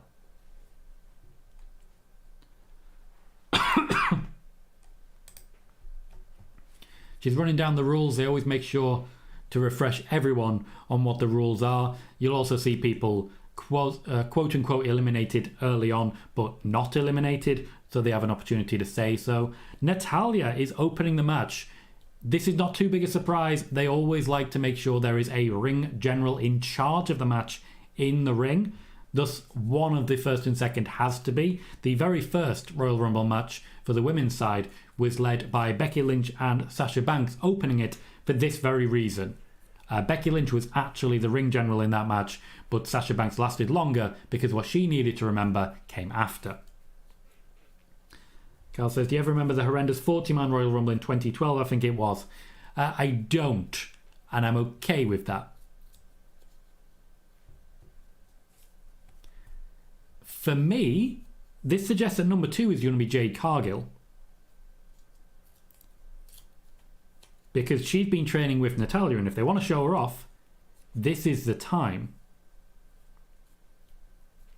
Megan says, if Tamina and Liv don't appear, Natalya will be the only woman to have appeared in every Rumble. That is a very small amount of people, considering how many people are in that division.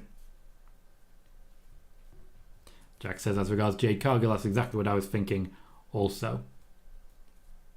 Thomas says, ring gear is solid, 9 out of 10. Natalya always stands out. Her ring gear always stands out. It's always unique to her. No one else would wear anything like it. Is it music? We know. It is Trinity. I do feel like there would be more of a pop if not for the fact that this got out weeks ago.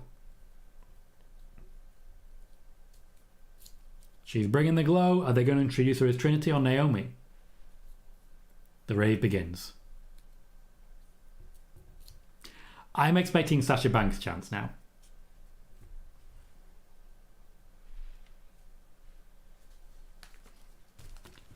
So we are starting with Natalya. Oh, she's crying. She's immediately crying.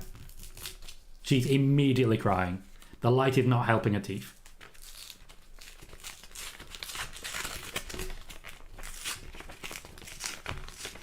Sorry guys, get more paper ready.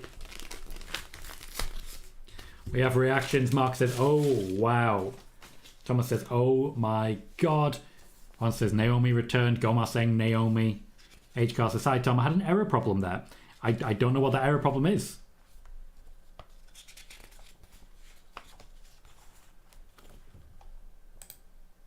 She is crying pretty heavily. She's missed it. Megan says, the lack of a rave in the crowd to her theme is annoying to me. She literally brings the rave. Good reception from the crowd. Can't say a great reception from the crowd, but a good one. Naomi also, much like Kofi Kingston, tends to be a bit of an escape artist. A welcome back chant from the crowd. Good to see. Alyssa says, I'm not Women Tag Team Championship. Belfan get rid, bring mid-card title.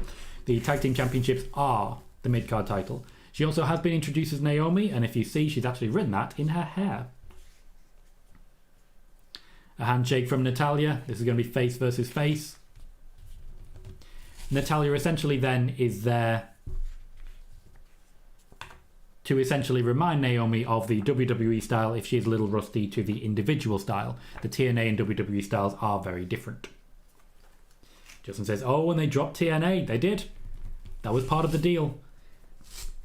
In order to sign Naomi while she was still under contract, the WWE made a number of provisions and a number of exceptions. Essentially making promises for things that they actually hadn't intended to give up. You'll see more of that later. That was not the greatest Hurricane Runner, but the speed is very good. Naomi picking hair out of her eyelashes. Kel says Naomi looks overwhelmed with support. She was overwhelmed. She was crying before she even came down. The dude says, man, I missed that entrance. To be fair, me too. Entry free on the way. Sai's already giving us the honk. That was a terrible double crossbody. I think they ran out of time there. Bailey, oh god. Oh no. I did not want her as number 3. We know Damage Control. We know Damage Control are going to dominate this, but if Bailey's number 3, that's not a good sign.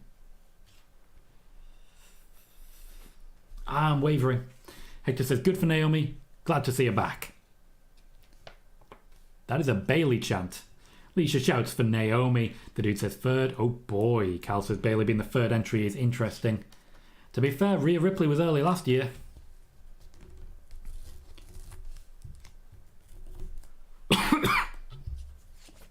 Sorry guys, still got a bit of a cough. Bayley's just getting battered now.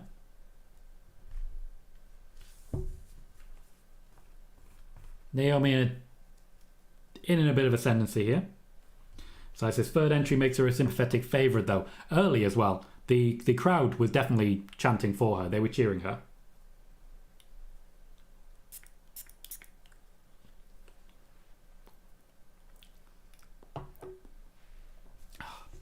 One says, to be honest, Naomi shouldn't have left. I was more surprised she left. There are many reasons she left, which haven't even been talked about so far. Let's not forget that John Laurinaitis is said to have shouted at both of them backstage before they left. Kel says, is Drew in the Rumble later on? I don't know if he's been announced yet, but he wants in. Andy says, is Naomi back? She's in the ring right now, Andy. She was number 2. Entry number 4 on the way in. Pat McAfee just says he got to play the game, so.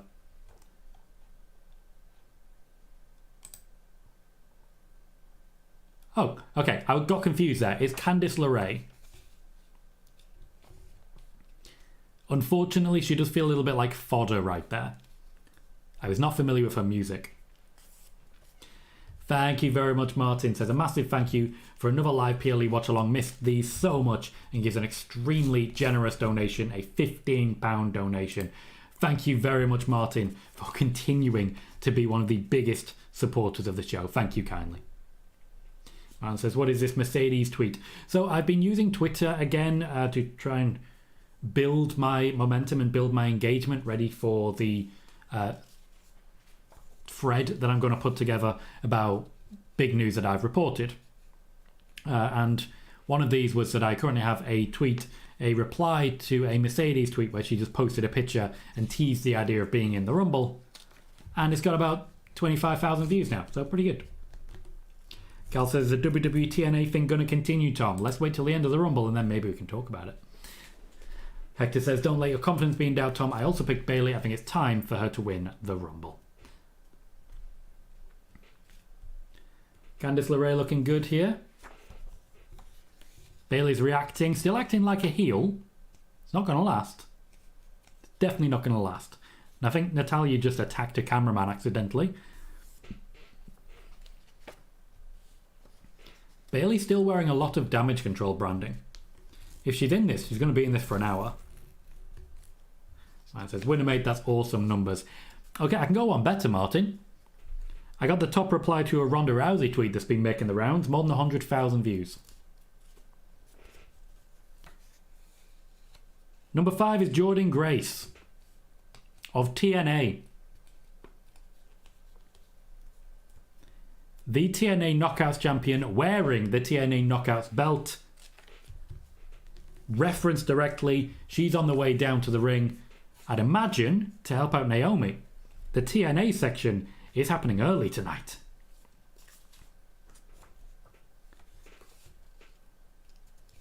Corey Graves is already briefed. This is of course why it's so important to have experienced WWE style wrestlers like Bayley, like Natalya in the ring. Bayley just took a bit of a bump on the head there.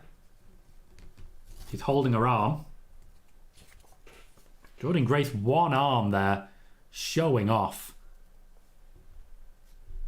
Naomi, of course, being there as well, means that they always have someone who Jordynne Grace can work with to make sure she looks good in a style that she has experience with. It's very cleverly done. Carl says, maybe it's a long shot. Be nice to see someone like Dolph Ziggler back. I don't believe there are any intentions for that. One says, do you miss Bayley's hugging persona? No, not even the slightest. Man says, I don't see Mercedes coming back, sadly, nor do I.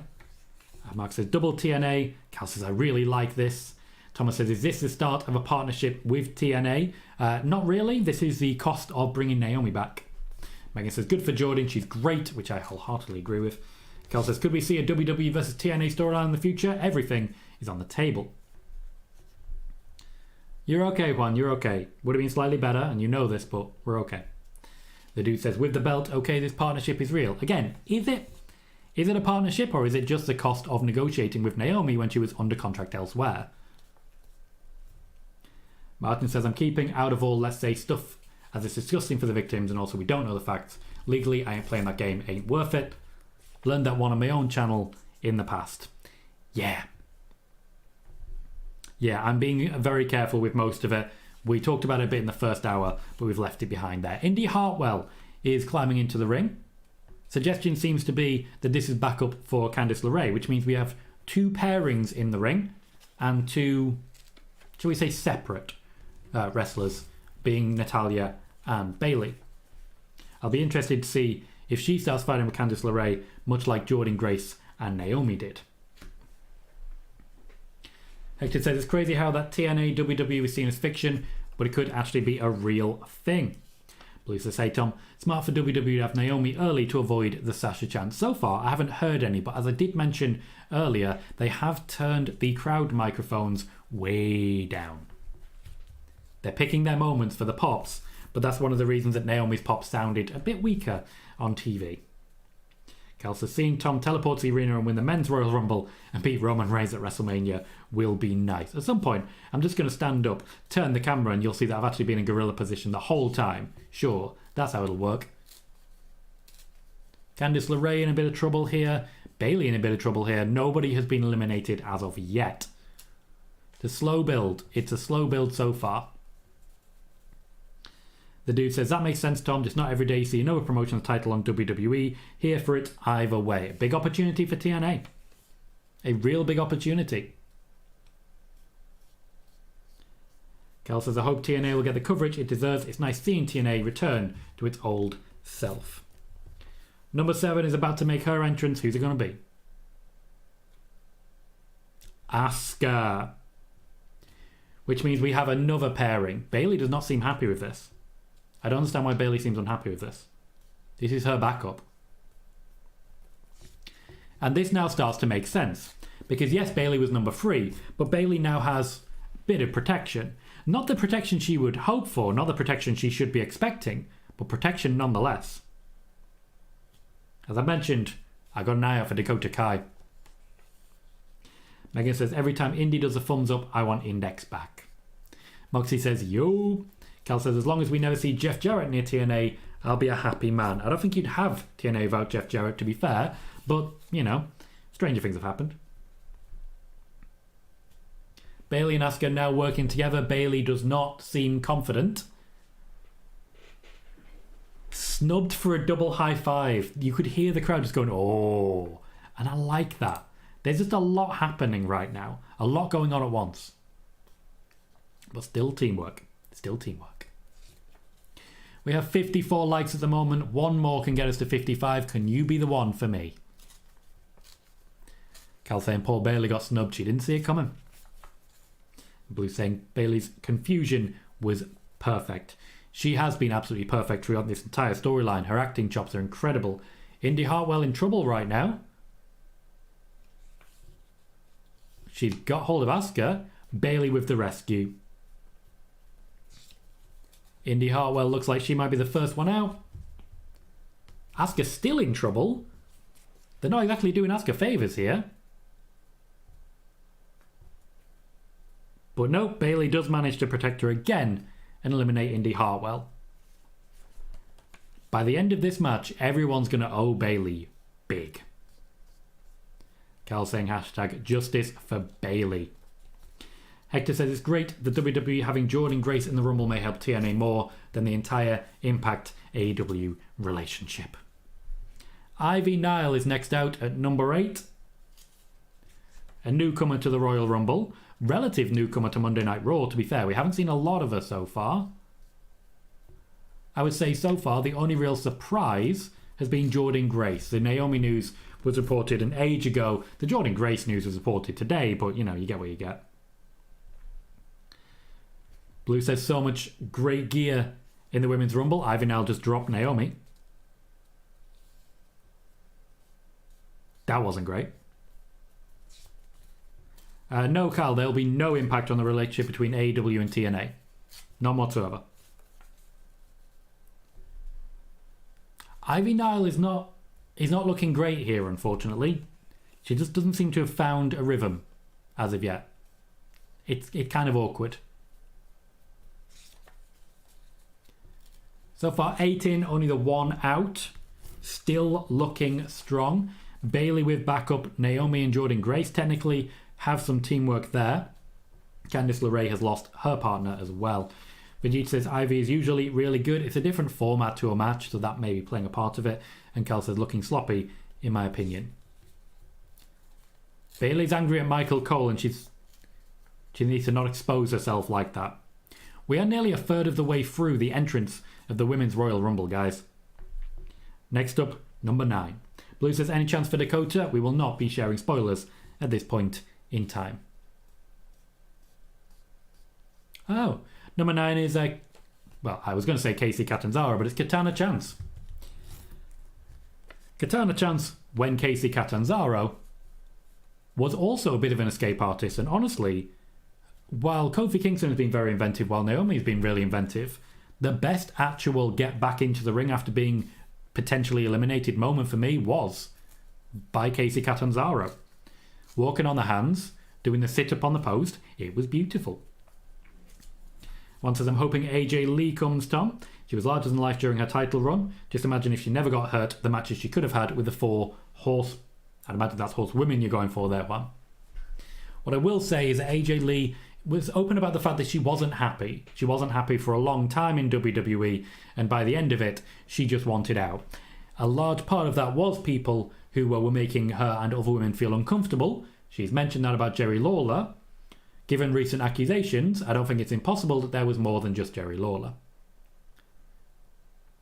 Ivy Nile and Jordynne Grace going for something. Naomi now seems to be going for the same. Nope, she's just trying to get rid of Asuka. Oh, Jordynne Grace showing off, letting go of one arm.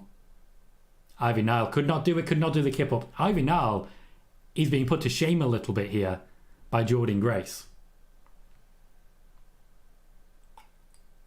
Okay, that's solid. That's solid. Ivy Nile looking a lot better in that exchange with Jordynne Grace, thankfully. A lot better. Blue says, if all of Damage Control end up in the match, I don't think Bayley wins. I think they'll end up costing her and then blaming her. We've seen a lot of that. I don't want it. I think if anything, they'll blame her anyway, but still. Bianca Belair is making her entrance. This is one of the big names, a genuine contender. Quite possibly only the second actual contender in the match so far after Bayley. Bayley does not look confident. Oh, she nearly tripped getting into the ring. There's a lot happening at once here. Megan says, I reckon we get Katana and Naomi doing some spot together where they don't get eliminated. That could be fun. I could get behind that. Where their legs get tied up and tangled or something. Mr. Stumble says, Santino Morella's sister showing up in the Rumble. We are not posting spoilers for events as they are actively happening. No, Bayley, you stay there.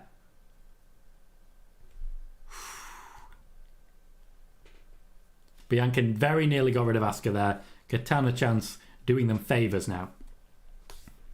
Cal says, is that why Jerry Lawler got took off TV a while back? Nope. He got taken off TV because Triple H is in charge now. Eric says, wasn't it 2021 when Mandy was supposed to win the belt at Mania? I'm not sure. There was a lot of change. Thinking back, I think it was one of the options for 2018. But as regards to Sonya Deville of it all, yes, Mandy Rose was going to be involved in a championship match that year, 2021. Yeah, that makes sense. Because Sonya Deville would have been the person she won it from. Carl says, I think tonight will be the night Judgment Day start the split. I hope not. But honestly, they started the split a while ago. Bianca Belair is just battering everyone. Hector says, it's so ironic to me that the first Rumble, as far as I can remember, that hasn't had Vince a part of it, also features not one but possibly more wrestlers from other promotions featuring. To be fair, they have recently had Mickie James playing the exact same role, so it's not a Vince thing. 11 is Kairi Sane. The Damage Control is building here. They cannot be permitted to get too big in this match. And this, at the moment, is all of them. We don't know if Dakota Kai will be popping up. Io Sky is the champion and will not be featuring. So at the moment, this is all of them, and they're in the first 11. The first 11. I'm faltering, guys. I'm faltering. Kairi Sane rescues Bayley and completely misses Bianca. Katana Chance gets speared. Kairi back firmly in control. They're celebrating. They're ignoring Bayley. Just completely ignoring her.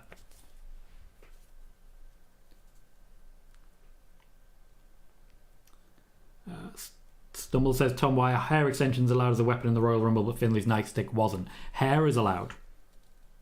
The hair may or may not be kayfabe, but hair is allowed. Eric says, what number do you think Liv picked? I don't. You're asking me to spoil it for you, Eric. We're not doing that. Been over that a few times now. I will continue to repeat because I know people aren't here all of the time. So far we've had, after all, 550 free views. A lovely number. But at the moment we only have the 34. We peaked at 45, which is pretty good. Very happy overall. We have 55 likes. So there's a lot of people who've been here for a brief time and then been sort of in and out. And that's a shame. But we are where we are. Bayley does not look 100%. I was awkward with Candice LeRae. Asuka's been made to look pretty weak in this, I've got to say. Damage Control are constantly in danger, with Bayley having to rescue them.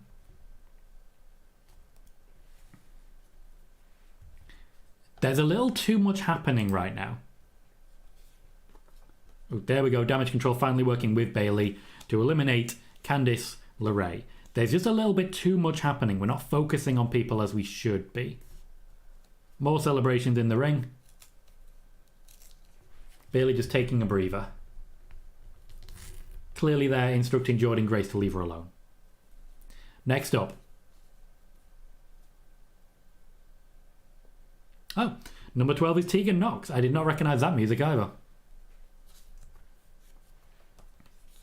I forgot Natalya was in the match, but it's a very fair point. This is Natalya's ally. There's a lot of pairings happening here. Honestly, people need to recognise what's happening with Damage Control. I say that knowing full well that I don't want them to, because the longer they're in the match, the more likely it is that Bayley's going to win. Callie says, I feel there's tension with Damage Control. That's because there is tension with Damage Control, and they've been making it very clear. Mr. Stumble says, don't wrestlers use more hair extensions like Bianca in the future as a weapon? Once again, hair is hair. Okay? Hair is hair. I do watch Raw, Blue. I just don't watch it as often as I do SmackDown. I'm a wrestling fan. I enjoy watching wrestling. Ooh, Jordynne Grace is showing off there with Tegan Nox. Rescued by Natalya. I don't think Jordynne Grace is going to be in this match too long. She's had too many good moments. It's like Kane in an Elimination Chamber. He always had great moments very early on because he's always going to get eliminated very quickly. Natalya rescuing Tegan Nox there. A hug which will likely turn into an elimination for Natalya. Oh look, it's an elimination for Natalya. And an elimination for Tegan Nox as well. By Bayley. Natalya immediately puts a reaction face on. I have nothing but respect for it. Bayley's getting a lot of eliminations so far. I am sauce.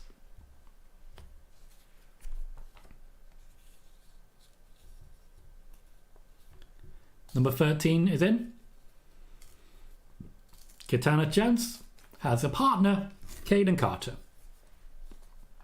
Once again, I will point out, lots of tag teams in play here. Lots of friendships. Nobody seems to be alone for long. It's a fair point, Blue. Once again, Mr. Stumble, it might be kayfabe hair, it might not be kayfabe hair, but in the actual storyline and the weird reality that wrestling lives in, it's hair and thus legal. It's not a foreign object. Clive says Naomi merch is on sale at WWE shop. They knew what they were doing and they know how to make money from her. Once again, Asuka is immediately getting...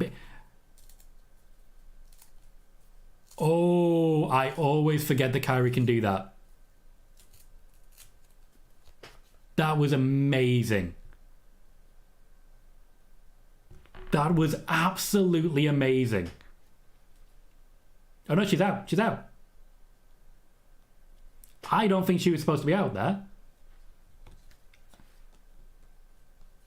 I don't know what just happened. There's a lot going on. Asuka's gone. No, she was meant to go out. Damage control's gone. Mr. Stumble, you know what the word kayfabe means, mate. Come on. Carl says, unbelievable. Blue saying both out. Bayley is furious. And now they're all going for her. Bayley in trouble now as well. This would be a great time for Dakota Kai. Asuka and Kairi Sane are not going to the back. That's a camera angle. Chelsea Green is number 14, which rhymes, and I respect it. Alyssa says, can't wait, lose Roman Reigns title, can't stand him, not because heel. Wanda says, well, there you go. Cal says, it seems like it wasn't meant to happen. I don't know, the elimination to Kairi Sane seemed like a shock. It seemed like she was holding on for dear life. But then Asuka eliminated straight afterwards. That seems telling. Chelsea Green nearly gone again in no time. Manages to survive. We'll see how that goes. Bianca going for it again. Bianca's the big player here. She's in charge in this ring. Naturally, Chelsea Green, who has her own history with TNA, caught by Jordynne Grace. And Jordynne Grace is looking for Bianca Belair here. The crowd are popping for it. These are powerhouses.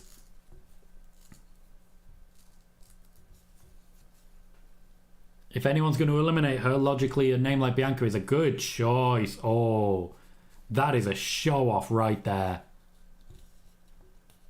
Jordynne Grace really getting put over here. I don't think she'll last much longer because of it.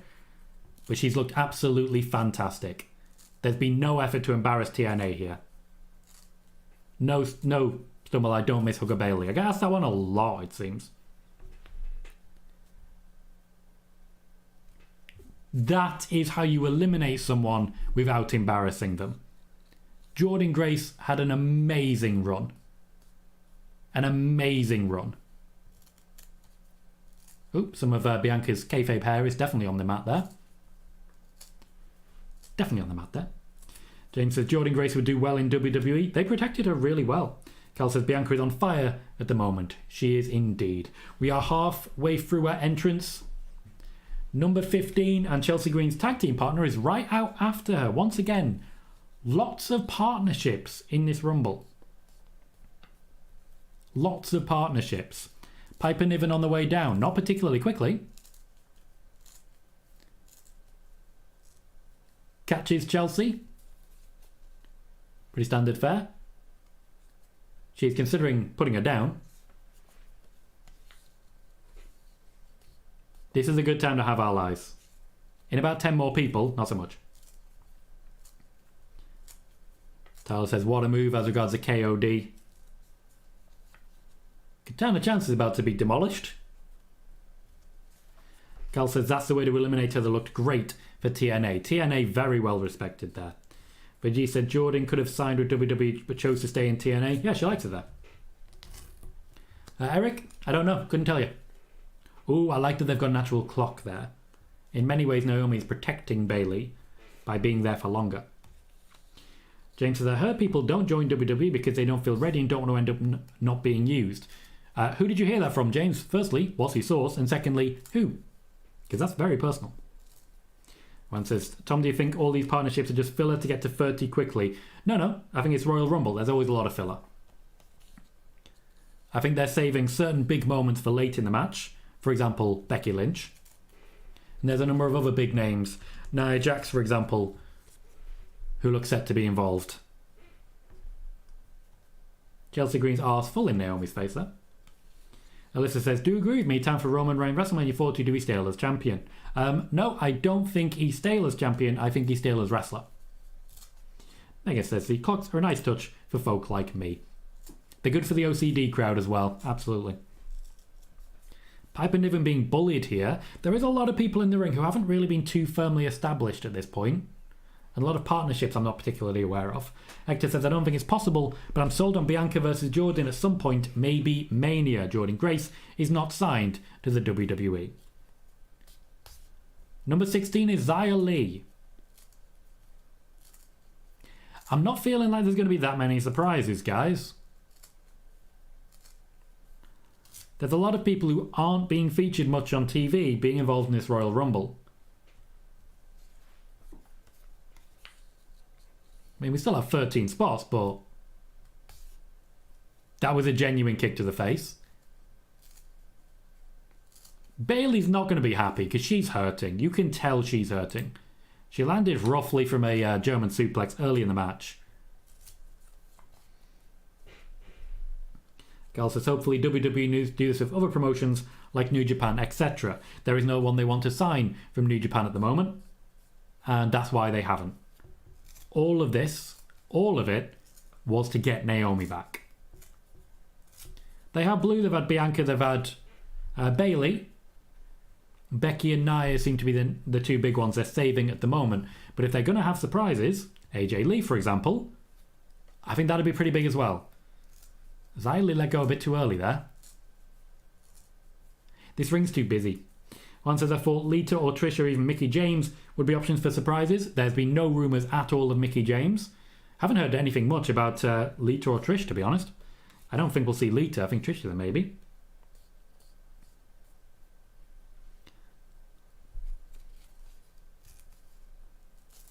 We've gone slow-mo. Xia Li and Doudrop. Piper Niven have very similar gear and it's making them look like a tag team. Maybe one day in future. Naomi at this point has been in the ring for half an hour. Everyone's getting up to see who's next. Chelsea Green has been... Bayley got Chelsea Green in a submission hold. LWO, that means Zelina. Oh, hello. That's clever. That's a cosplay and a half. That's a weird thing to say, Corey. I always find that hilarious. They put so much effort into these cosplays and attires and then they just drop them on the ramp. They just abandon it entirely. Very few people have been eliminated so far. This is an incredibly busy ring.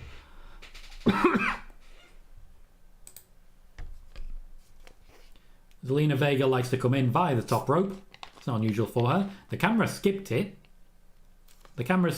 Previously that would have been a blame Kevin Dunn moment. But Kevin Dunn ain't there no more. I just missed it. Carl says, is it just me? But Bayley looks sore after the suplex. It's not just you. I mentioned it at the time, and I've mentioned it just a moment ago. Zelina has pointed at the WrestleMania sign, which means he's probably about to get eliminated. That was a real wind up there, Piper. I saw Piper Niven at a local show about 10 years ago now. About 10 years ago. She was playing musical chairs. And then she gets on a stink face. She's doing better now. Red Dwarf fan, don't you know? Lovely DDT.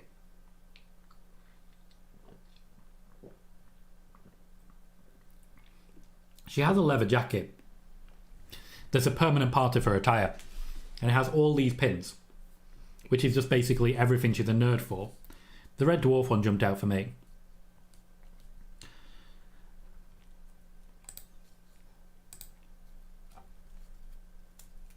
We have another countdown. It's difficult when there's also a 4 on the screen. It's awkward. Maxine Dupree. The first Royal Rumble for her. They've been working very hard to bring her up to a level where she can wrestle more often. When she was originally called up, there was no intention to have her wrestle. Oh, Bayley didn't read that. That's on Bayley. That's genuinely on Bayley.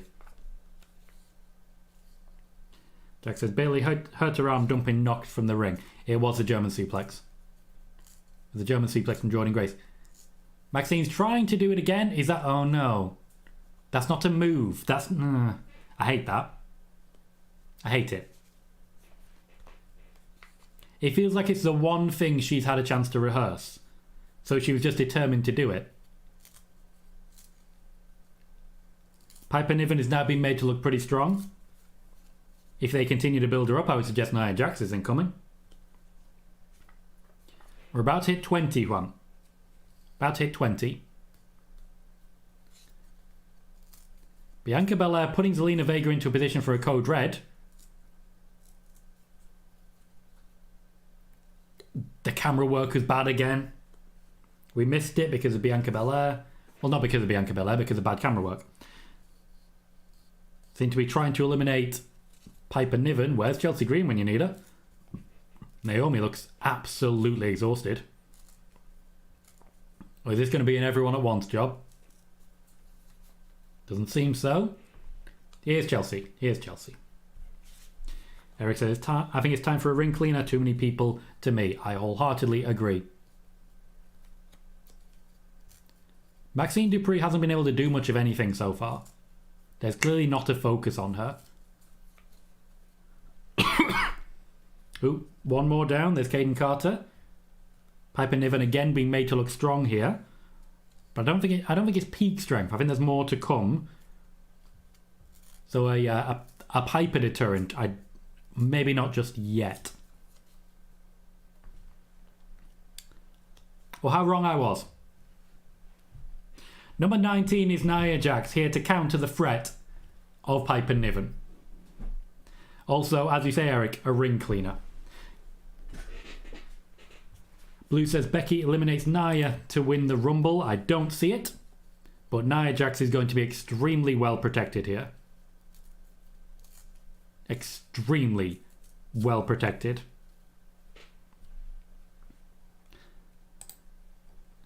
Piper Niven is actively waiting for her. There's going to be a bit of a hoss match here. But firstly, they need to establish Nia.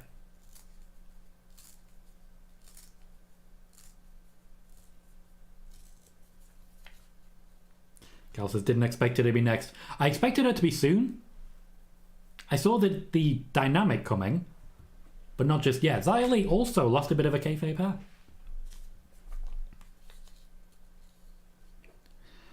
Clyde says, Jade, please eliminate Nia and Piper. Could well do, to be fair. I do think Jade Cargill versus Nia Jax has potential for Mania. It really does. Especially with Nia Jax being undefeated so far. Dumb, Chelsea. Dumb. Piper, you going to do anything? Or no? Here she comes. Ah, Piper's in trouble. Kel says, I felt sorry for Nia Jax after she got released and everybody gave her hate. Everyone was giving her hate long before she was released. I promise you that. She became very unpopular because of the punch that broke Becky Lynch's face. Becky Lynch, to be clear, has long since forgiven her and actually thanks her for it. Kel says, fair play, WWE have handled the TNA stars perfectly. Naomi's still in it, mate. Naomi's still going. Piper Niven trying to revive Chelsea. Nia Jax has seen Bailey and demolished Bailey. Lots of pointing at Nia happening. Lots of abuse coming from the crowd as well. I didn't think we were going to see Bianca Belair and Bailey working together. But she's trying to call him back up and it is not working. Nia Jax has got eyes on Chelsea Green. Oh, I don't know why they would both do that. She was obviously there. Even the referee doesn't seem particularly happy with what has happened. Oh, Nia picks up Piper but can't quite get her up. That was a bit of a lazy slam, but it works. I don't know, Blue. I genuinely couldn't tell you. Cal says Naomi looks knackered, to be fair. Chelsea's just getting demolished here and I have nothing but respect for it. Next up, number 20. Shotzi was already well down the ramp by the time they hit the music. I'd imagine they needed a moment to sort of get the tank out. Is she going to shoot? Is she got the cannon? Is she going to shoot something at Nia? I'll take it. Hey Hector, how you doing, mate? Switched over to help the engagement, give you the like. Also, Tom Colohue may be lighting it up tonight if you will.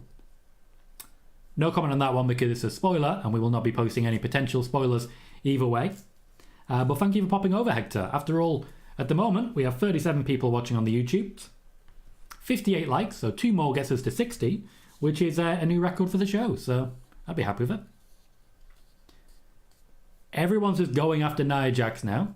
Maxine Dupree seems to be aiming for Shotzi, but also she's just grinding her hips for some reason.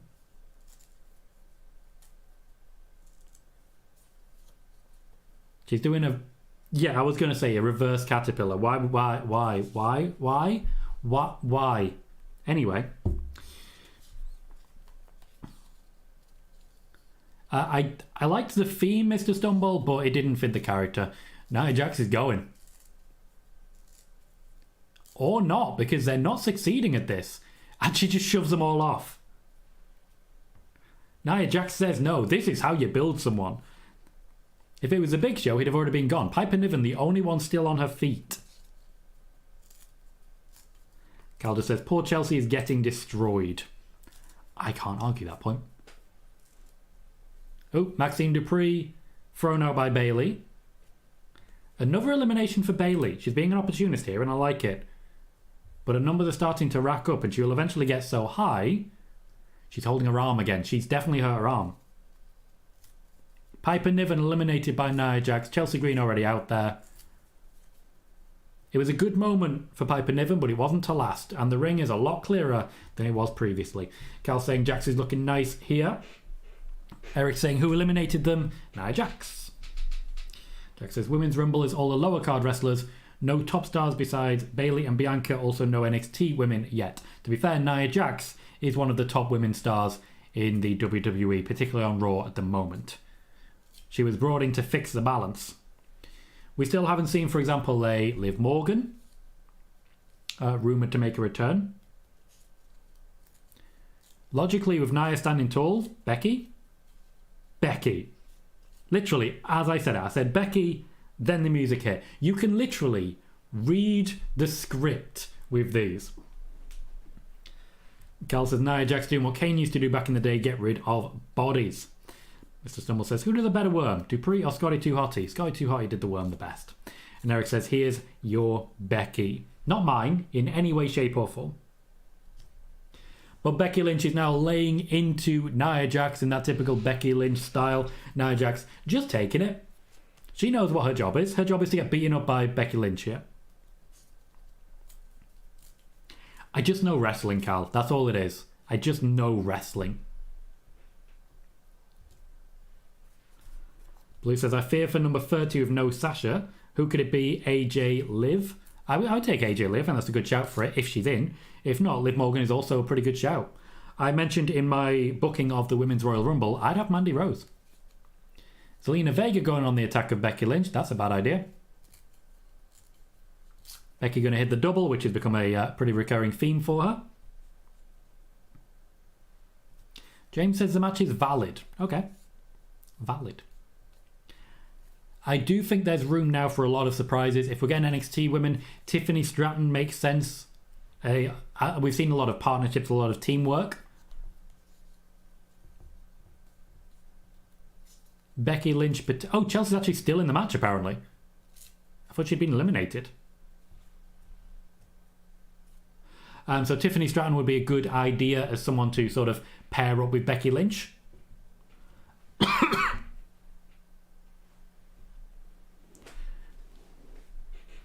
Oh, I love the little pat on the head. That's beautiful. That's pure character work. Eric, one day when I was 10 years old, I came downstairs and there was a Four Corners Tag Team Championship match in the build-up to SummerSlam 98.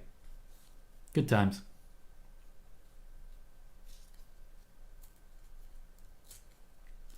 Kaylee Ray, Alba Fire I should say, entering the ring. We haven't seen Jade Cargill yet. No Jade Cargill.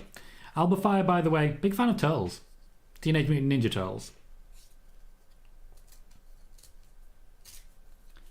It's the thing she remembers every time I interview her. Bayley again is just getting beaten up here. You would hope she'll have had a chance to actually just sort of sneak out for a bit of a rest, but she has not had that opportunity. Oh, Alba Fire showing off with Bianca Belair. Alba Fire looking good here. James forgot about Jade. Well, there's a number of people apparently from NXT. There's a Jade. There's rumours of like Liv Morgan. That was a collection of people. So there are still plenty of people to be in the match. Naomi being in for 42.5 minutes. Bayley 40.5. That is quite a selection. We are setting up a bit of a Naomi versus Bayley finish here. Nia Jax still in the match. So at this point, the 4 big names that we were expecting, Bayley, Nia, Bianca and Becky, all in play. No sign of a Sasha Banks as of yet. Hector says, Tom, so GQ has a series on their YouTube channel called 10 Things I Can't Live Without. They recently had Seth and Becky on, and it's a great watch. Can't live without chocolate. I've seen some of it, clips on the Twitter. What's going on with Bianca Belair? She was doing a bit of a hop there. Seems to have hurt her knee.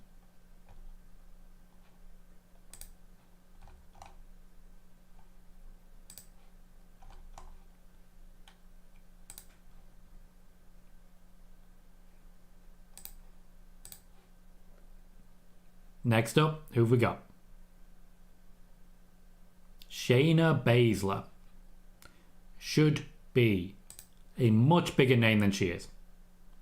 Should be a much bigger name than she is. But hey, she's here. Go straight for Becky, which is a feud I've already seen and enjoyed. Goes to break Kaylee Ray. I respect it. I did, Cal. And once again, it's a bit too close to the wick, so I'm not going to read everything. Megan says, set up Jade by having her eliminate Nia ridiculously easy. I think they can weaken Nia a little bit before that. I do think, and I've mentioned it before, Jade Cargill versus Nia Jax at WrestleMania. I've mentioned it before. One says, Tom, here's a fantasy booking option. If AJ Lee comes, maybe she can get eliminated by Bayley as the final 2. After all, Bayley kind of called her out like 3 weeks ago in an interview. I'd rather the final 2, to be honest, involve a heel. Because Bayley ain't. Megan says, Shayna, she should have won the Rumble instead of Charlotte, and I will not stop saying that. Nor will I. And I appreciate that you're here to say that, because I wanted to. She was the right choice in, I believe, 2020. Slightly awkward crossbody from Shotzi. She was just a bit too high up on her own body, but still worked out and styled out nicely. Hector says, I don't know if the reason why Shayna doesn't have a rolled theme has anything to do with CFO, but I honestly had no idea who that was until her graphic appeared. Her previous theme was fantastic. I still bop to it in my own head every now and then. Are you kidding me? Are you...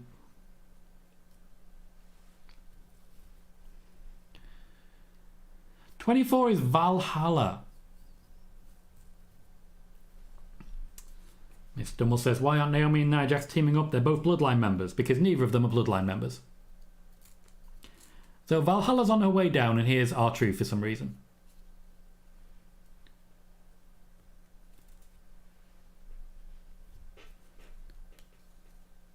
R-Truth and Nia Jax have history.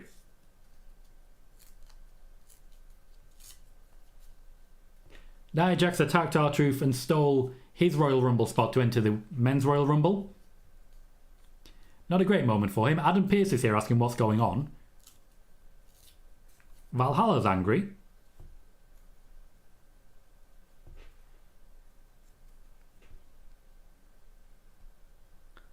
R-Truth, be careful. Guys, Valhalla's already gone. What the hell was the point of that?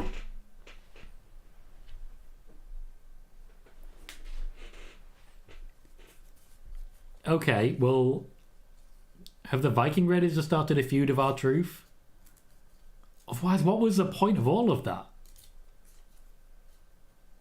Again, she's not going up the ramp. Is everyone going that way? Because I saw Asuka and Kairi Sane go that way, and I thought they were just sticking around.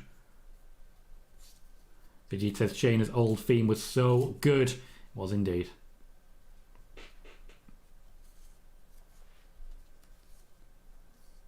Cal's confused. I'm confused. I have no idea what just happened there or why it was necessary, but we are where we are. Number 25 is Michin. Looks like Jade Cargill might end up being number 30.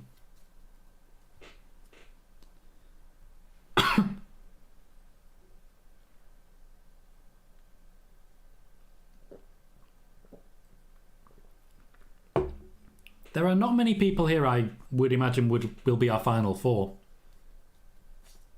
I mean, technically we still have Bayley, Becky, Bianca and Nia Jax, but Jade Cargill logically should be in that spot. I can see what she was trying to do there, Michin, and it would have looked great. Bayley didn't quite get the jump she was looking for, probably because she's not 100%.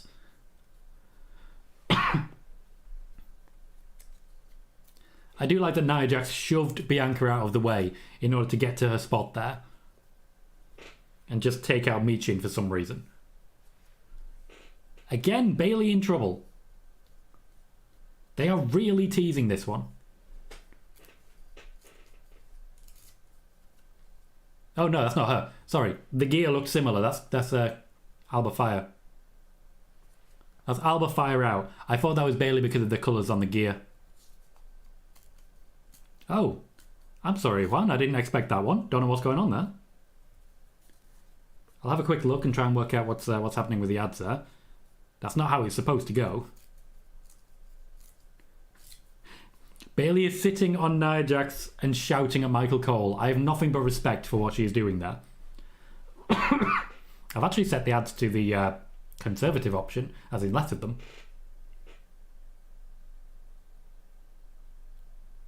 Zoe Stark.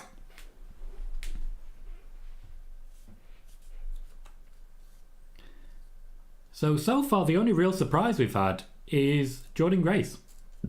Naomi technically. Oh, that went wrong. I think Michin just got booted in the face. I think Michin genuinely just got booted right in the face. Zoe Stark did not. Yeah, she's being checked on.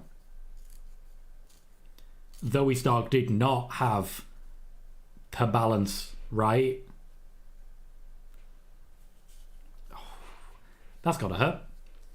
Cal says Naomi's had a great run. It's been a good night for her. As returns go, this is definitely a good one for her. She looks like she's set to be the Iron Woman here. Zelina Vega still fighting, trying to take on Zoe Stark here, but Shayna Baszler taking an opportunity. Again, teams.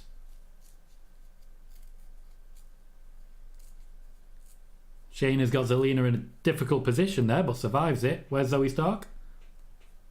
Oh, Shayna could be in trouble. Mine says, not many left. We can say for sure no Mercedes or AJ. Can't say for sure. Can say with confidence. Nicely done in partnership. Good catch from Alba Fire, who I did not see coming there. Good teamwork. Again, lots of tag teams in this match. Good use of booking.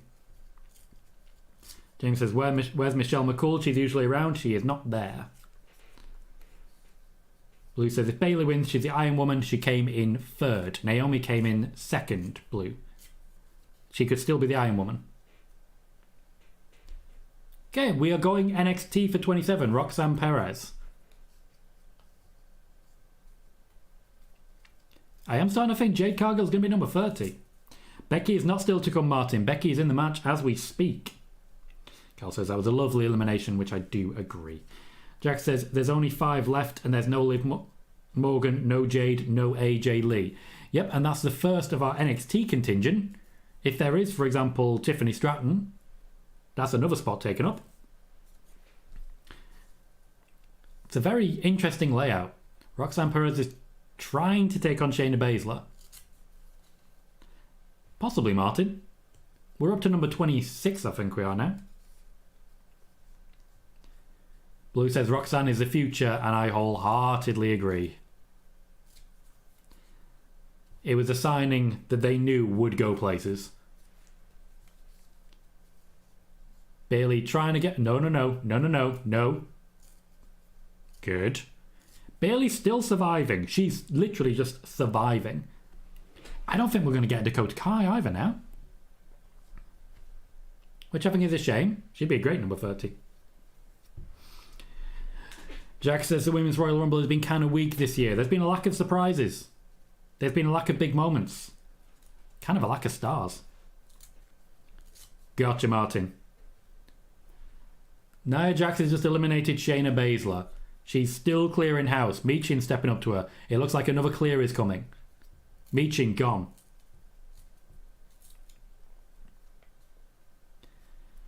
Michin and Shayna Baszler connecting here. I'd imagine someone's about to be thrown over the top of them.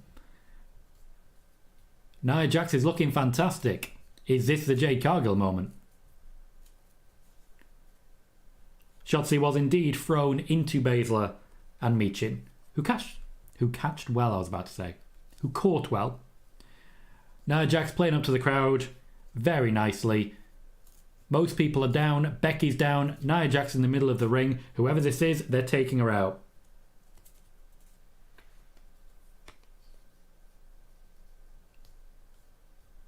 It is Jade Cargill. I would just like to reiterate what I've said previously. Jade Cargill, Nia Jax, WrestleMania. In fact, this is an ideal time to get that onto the old tweet. She looks amazing. Jade Cargill. Let's pick a good image for it. Yeah, that's good, that's good, that's good. That's great, let's do that one. Taking their time with the entrance here.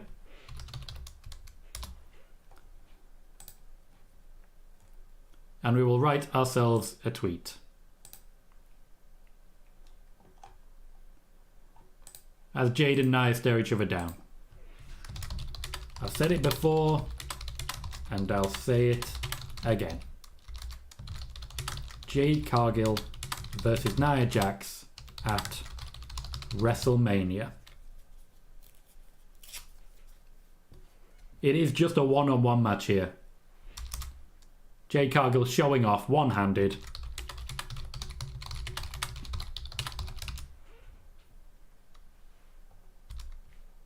They want the optics. They want that slam. Jade Cargill is dominating. Again with the lift. And Nia Jax is gone. Guys, I've got to ask the question. What did I tell you? What did I tell you? Becky Lynch there just enjoying the moment. I actually really quite enjoy that. Hector says, I feel like they're probably going to stack the men's rumble to offset the lack of surprises in the women's. James says, finally she's here. Juan says, Jade has arrived. Blue says, Jade looks so nervous, but I'm really happy for her. Eric says, Jade looks like $1,000,000. Martin says, way off topic, I'm sticking to my Orton versus Aldis Mania prediction, which is not a bad shout. Jade going after Becky there, but threw herself into a ring post. James says, I've never seen someone pick up Nia like that ever. Holy. Eric says, yay, Nia. Vijit said she did a pickup. Whoa. Yeah, that's pretty impressive, mate. One says, Tom, you're the best. Thank you kindly, sir. James saying that made my day. Blue says, Becky laughing at Nia was the moment of the evening so far. 29, Tiffany Stratton. As expected, she's had the rub from Becky Lynch. Becky Lynch wants her in this Rumble. Becky Lynch now has a partner. So either this last person, who's it going to be? Will it be Liv Morgan? Will it be AJ Lee? Will it be Sasha Banks? Or will it be someone else completely unrelated like Carmella? Carl says Nia had a nice run in the Rumble. She did indeed. Vijay says Jade's a beast for sure. Eric says Tiffany. James says I don't think we're getting AJ unless Punk wins the Rumble, which is my prediction. Blue says Roxanne, Tiffany and Cora, the big three women in NXT, 0.4. Blue is saying Liv at 30. Carl is saying I hope number 30 is a big surprise. One says 30 has to be AJ Lee. Maybe it's Dakota Kai. So it says who could be 30? Liv Morgan, Alexa Bliss. Alexa Bliss extremely unlikely. Clyde is saying AJ Lee is 30.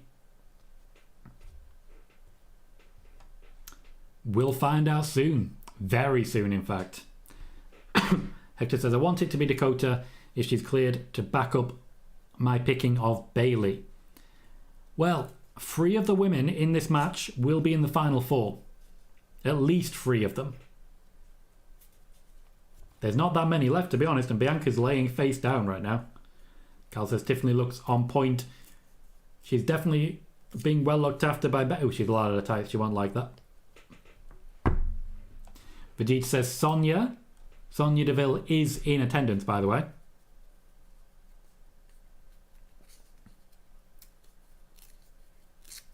Tiffany Stratton did not want to let go there.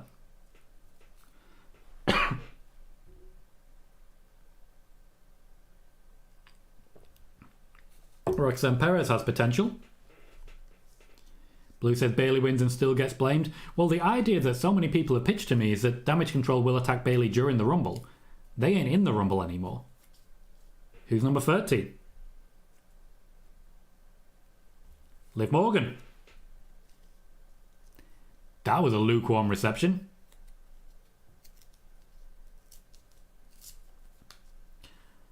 I'm glad to see her back. I think she'll have a very big impact. Very new attire. But I think people are expecting different. I don't think we're at the level of, well, Daniel Bryan's not number 30, so we're going to riot. But, yeah. We'll see how this is received. Because that was not a pop. Liv Morgan has not received a pop. Boos. Some boos seem to have quieted down a bit. James's crowd didn't really like that. They wanted AJ.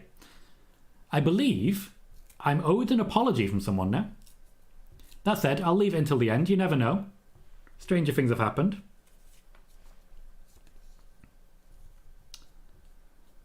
Juan says, Tom, we must give you your flowers. Mercedes money is all elite, like your report said. Again, let's not count our chickens.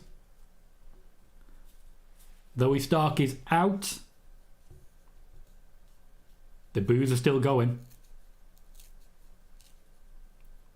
It's not a lot of boos, but it's some. What I will say, as I've said before, they did turn that. They did turn those crowd mics down. Bayley needs the win now. This only works if Bayley wins. Roxanne gone. We're slowly narrowing the field. 7 people left. Bianca and Becky starting to team up. We've gone backstage to Io Sky for some reason. In the middle of a Royal Rumble. Tiffany Stratton's in trouble. The last 6 looks like it's going to be amazing. Man says crowd were dead then when it wasn't Mercedes. Thomas says that wasn't a great reaction. No, it was not. Kevin says she's getting booed, turn Liv Morgan heel. Wouldn't go that far that quickly. I do think if she's not a heel, she might not get a match at WrestleMania though. Carl says got it spot on again, Tom. Blue says Io Cam, Bayley wins. We'll see. Jade Cargill and Bianca Belair showing off. I enjoy that stare down. Okay. Now the crowd are woken up again. This has got them. Martin says Mercedes is definitely all elite. And James says Naomi going to beat Rio's record. It's possible. Certainly possible.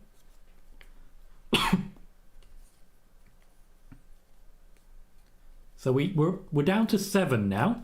Things haven't sped up in particular, and I'm okay with that. James says the crowd just showed what they want now. And Vegeta says don't care about Mercedes one bit. Wouldn't go that far. You might not, but... Kel says Bianca's been incredible tonight. And Megan says Naomi is close to Rhea's record, so she might. Always nice to have a stat queen in play. The Royal Rumble has been live for 1 hour and 15 minutes, by the way. This is why there's only 4 matches. It says, wonder if we'll see Vanessa Loco in here to apologise soon. Once again, let's wait until the end of the match. Just in case. Stranger things have happened. Let's imagine a world in which Bayley does pick up the win. And then while she's celebrating, we see a Sasha Banks. Again, stranger things have happened. Jade Cargill now working directly with Becky Lynch. Again, looking strong. Wait, is she going to... Surely she's not going to... No, she is. Oh. They've not given Jade Cargill the true scalp there and let her eliminate Becky. I think Naomi might be about to. Becky's gone. Naomi's gone. We're down to 5.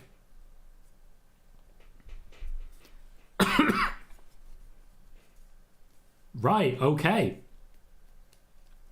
So we're down to 5. I don't think Tiffany Stratton's winning the Royal Rumble. Bianca Belair in trouble there. Tiffany's looking good, but she's not looking good enough. We have Jade, we have Bayley, we have Bianca, we have Liv. Bianca and Liv now working together against Tiffany. There's Tiffany going. Oh, okay. There is a lot happening right now. Bayley's eliminated both Stratton and Bianca Belair. That leaves us with Bayley, Jade Cargill and Liv Morgan. I'm not so worried anymore. There's a Bayley chant happening. KJ says fans are booing themselves. There wasn't a single rumour for AJ and everyone said Mercedes was all elite. People expected AJ because Punk's back. Megan says I think Naomi got the record. I think it will be close. Cal says Naomi looked good tonight. Could see she wasn't used to the pace of WWE matches like she once was, which is expected, but a great performance, which I completely agree with. It's nervous.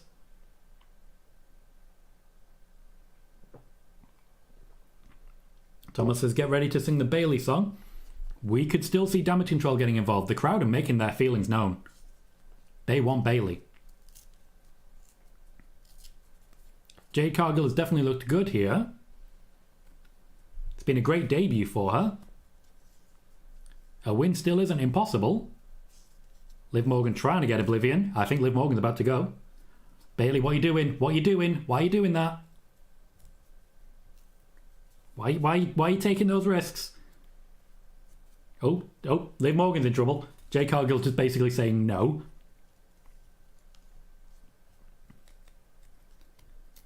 Double team. Jade Cargill hanging on. Still going. Liv Morgan was in a very similar position to this at the end of the last Royal Rumble. It did not work out for her. Cargill's still going. We will one day, Cal. It's very much on the agenda. Jade Cargill's gone. Liv Morgan's gone. We have ourselves a winner.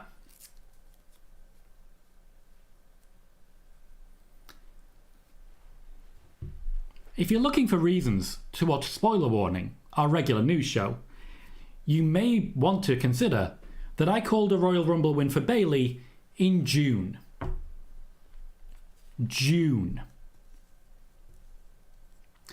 And Bayley is going to WrestleMania to take on Io Sky. A very good showing for Jade Cargill. Decent showing for Liv Morgan. By the end of it, I think this is the only thing they could do. A focus on Becky Lynch there, who will not get her path to Rhea Ripley in this manner. She will get her path to Rhea Ripley in Australia so that they can do the stare down that they want to do.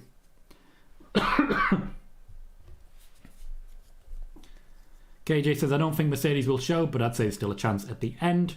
Vijit said Bayley needs to win. Eric says, damn it, Liv went. Can I just say, how many eliminations did Bayley get there? Because they were a lot. Cal says, Tom is the #1 journalist. Thank you, Cal. Eric says, get ready for another random tag team match for Liv. It won't be random. It won't be random. Thomas sings the Bayley song. The dude says, that was a great Rumble match.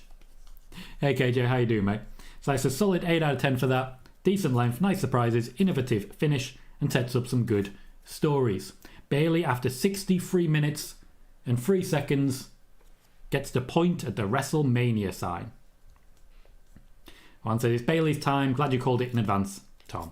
Blue says, Bayley break the elimination record? Quite possible. She had a lot of doubles in there. I don't think she will have done, but certainly when you look back historically, she's really climbed that ladder. One gives it a 9 out of 10. Becky's still mugging outside. Thomas gives it a 9 out of 10 as well. How are we rating the Women's Royal Rumble? We rate them out of 10. There's a whole row of people watching her celebrate, and I like the camera work there. But what are we giving that match? I'm giving it an 8 out of 10. There were some slightly sloppier moments. There were some awkward spots. And there were some lulls, definitely. But by and large, the focus on Bayley was clear. I quite enjoyed it. Clive says, congrats, Bayley. Cal says, she looked amazing. Could tell she carried a knock. But amazing performance. She looks very emotional. Tyler gives it an 8 out of 10. Joey says very solid as well. Moxie gives it a 7. Clyde gives it a 7. Patrick an 8. Joey says Jade looked really impressive. The crowd was really into her. Megan says 7.5 out of 10. Solid start. Bit of a lull in the middle, but got there in the end. Mark giving it a full damn 10. Cal says 7 out of 10 just because I don't feel there wasn't as many surprises as I would have liked, but the eliminations were nice spots. Good stuff. Good stuff.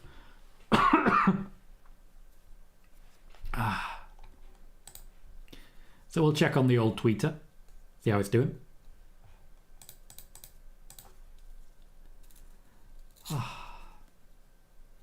When I eventually do make this thread about the big news that I've gotten right, Bayley's name is going to come up a lot, as you know. As you know, Bayley's name is going to come up a lot.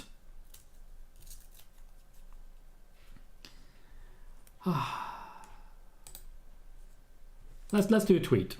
Fully deserved win for Bayley. They've been building this. Pardon me. This since the handcuffs at Money in the Bank. No breakup yet. For more information on what's next, check out spoiler warning from when they talk about the breakup. September. Check out spoiler warning from September.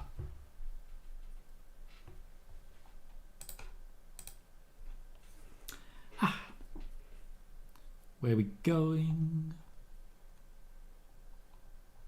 Just catching up, guys.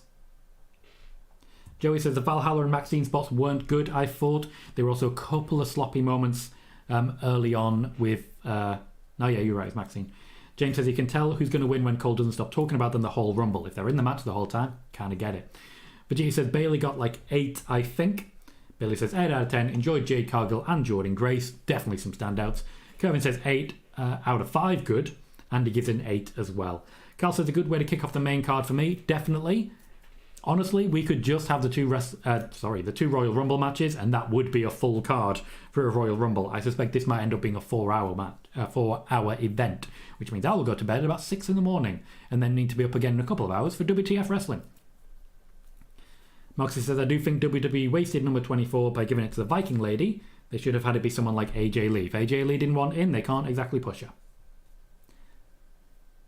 Tyler says, that was my first time seeing Jade Cargill wrestle, and I was very impressed. Justin says, I had fun, solid 8. May Jade and TNA partnership is here. Eric says, I'm just getting tired of Liv being in tag teams for Mania. Really want her to get her Mania moment. That can be a Mania moment. You can't always be the champion. KJ says that Mercedes later is done. I'm not entirely sure what he's saying. Vegeta says that's a 7.5. Eric says, I'm very happy for Bayley, though. Megan says 7 eliminations for Bayley. 7, thank you kindly. That's a very good number, but not a record breaker by any stretch. Eric says 2025, the year of Liv Morgan, hopefully. Nope. Joey says they really teased us with Bianca and Jade. Possible foreshadowing? Not possible? Absolutely. How was Jade's theme? It was okay. I can't remember it, but it was okay. Blue says they're doing the WWE Championship match second. Yep. The main event will be the Royal Rumble for the men. And Eric gives it a 9. We're getting ourselves a hype package for the Roman Reigns versus AJ Styles versus LA Knight versus Randy Orton. Vanessa, I have enormous respect to you for coming in and giving that apology as you said you would. I appreciate you. Megan says 1 hour, 3 minutes and 3 seconds, making Bayley not only the winner but the Iron Woman and breaking the record for the longest time for a woman in a single Rumble. What we're saying is Bayley wasn't just the winner, she also was coronated in every possible way. A ton of eliminations and a record-breaking time. 23 says, Mercedes debut on Wednesday night? No idea. I'm not going to sit and play games on this one. I'm not going to be one of those who says, oh, it'll be this week. Oh, it'll be this week. Oh, it'll be this week. Oh, it'll be this week. To my knowledge, she has signed a deal. It technically kicks in once she has her first wrestling match. So whenever she has it, the contract starts. Megan says the only thing she doesn't get is most eliminations. Nia did with 8, which is fair. That's the plan. Yeah, big fans of AEW. You gave me a bit of a fret earlier, didn't you? Gave me a bit of a fret, didn't you? I'm not going to be a dick about it. I appreciate you coming in and saying that. I respect it. Blue says, while they may be moving away from the horsewomen, which they are, they sure are going to give Bayley and Becky their due. WrestleMania 40 title matches, most likely. Yeah, so while they have moved away from the 4 horsewomen, we've seen a lot less of them in championship matches for the last couple of years. It is time for the last big hurrah of the horsewomen. Charlotte Flair would have got a big match at WrestleMania 2. I'm sure we've all seen reports, particularly reports last year that there was going to be a horsewomen fatal 4-way at WrestleMania. There was no plans for that. No plans at all. Just wanted to be real clear on that one. None.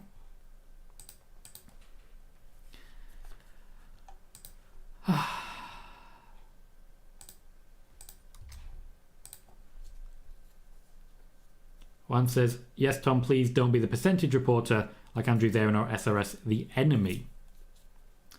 Old one. Yeah, that's not who I am. I report what I know, and if I don't know stuff, I say it. All this talk about Julia, for example, I've always been very open. I ain't got nothing. Not a single piece of news. But there are some people, as you know, that I have a pretty good record for. Many of you will be aware that I have a pretty good record when it comes to Mercedes money. Less of you will be aware of the fact that I also have a pretty good record when it comes to Bayley. Just gonna throw that out there. So this is a long hype package for something that we've seen a million times. Thankfully, because of the fatal 4-way format, which is not an easy phrase to say, the fatal 4-way format, I don't think this match is going to be quite as slow as the ones we've seen from Roman Reigns for last 2 years. Correct me if I'm wrong, but the last title defense was against Jey Uso, wasn't it? At SummerSlam. That was a while back. The original plan was for it to be Randy Orton versus Roman Reigns, but they're not 100% sure that Randy Orton is back up to speed as well as he could be. So he's being protected here.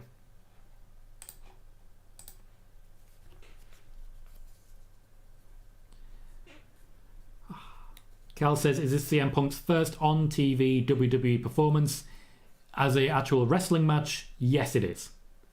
Yes, it is.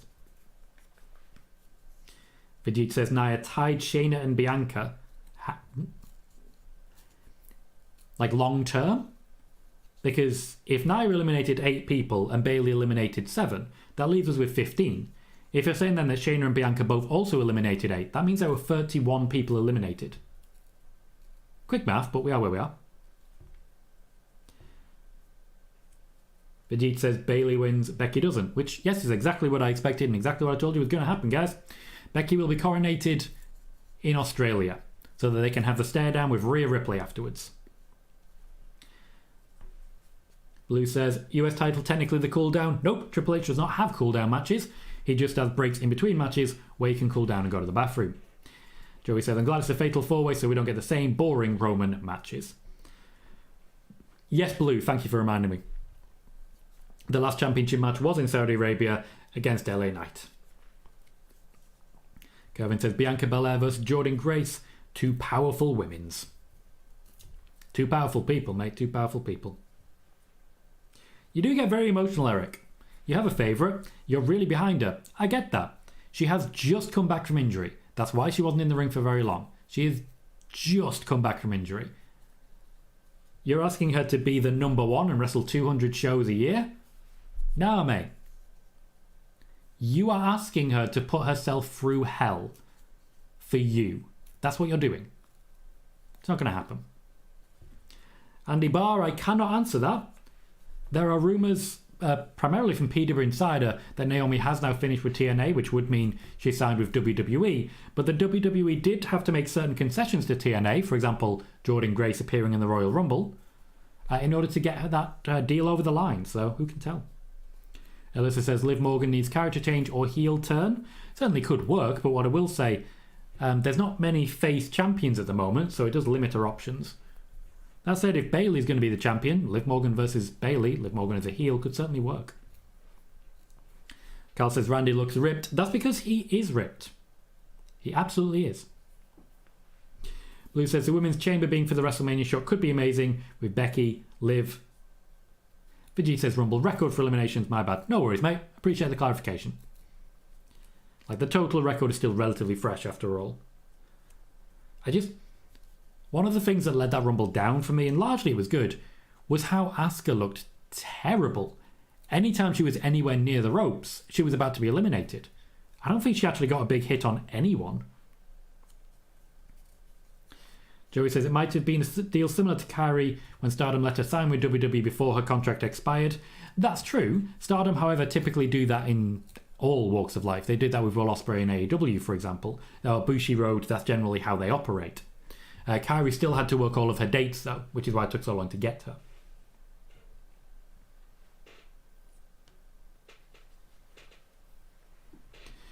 Blue says, I know you have Punk in the men's, but with the choice, does it make sense for Punk to pick Seth, who will give him night 1 instead of Sunday? Yes, it does. Primarily because they've already given us the context. They've already shown us that CM Punk and Seth Rollins are not friends. Eric says, why would she go heel though? The fans love her. The fans just booed the hell out of her, mate. The fans booed the hell out of her there. Cal says, so good seeing AJ Styles in big matches. I knew that Paul Heyman and AJ Styles had basically sorted out their issues. I knew that an AJ Styles versus Roman Reigns championship match was being discussed. But in the end, the Roman Reigns schedule was dropped pretty heavily. I'm glad they found a way to make it happen. Bailey says, was Asuka and Kairi always scheduled? After working Friday, I figured they would get a break, and they looked tired. Yeah, they were always scheduled. That was always the plan. Joey says, the leather jacket on AJ looks sick. Reminds me of him in New Japan. The man looks good in leather. Well-fitted leather, you always look good. Badly fitted leather, you look utterly terrible.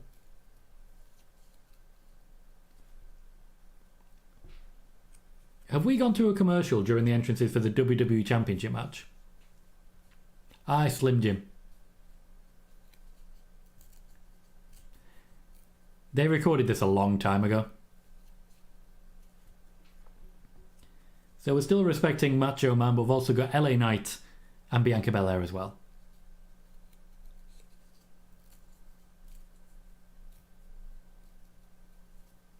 That was a very short commercial for the amount of money that they spent on it, and I also get why they did it right before LA Knight makes his entrance. I get it now. Joey says, I wish WWE would get the Demigod's theme for AJ. I don't want it. His current theme is synonymous with him now. Mark says, time for more stats. AJ Styles, who debuted in WWE 8 years ago today, has had 879 matches in WWE. This is 66 more matches than he had during his time in TNA per Wrestle Features. Wrestle Features, for those who don't know, I'm not a fan. You guys don't know the guy behind it.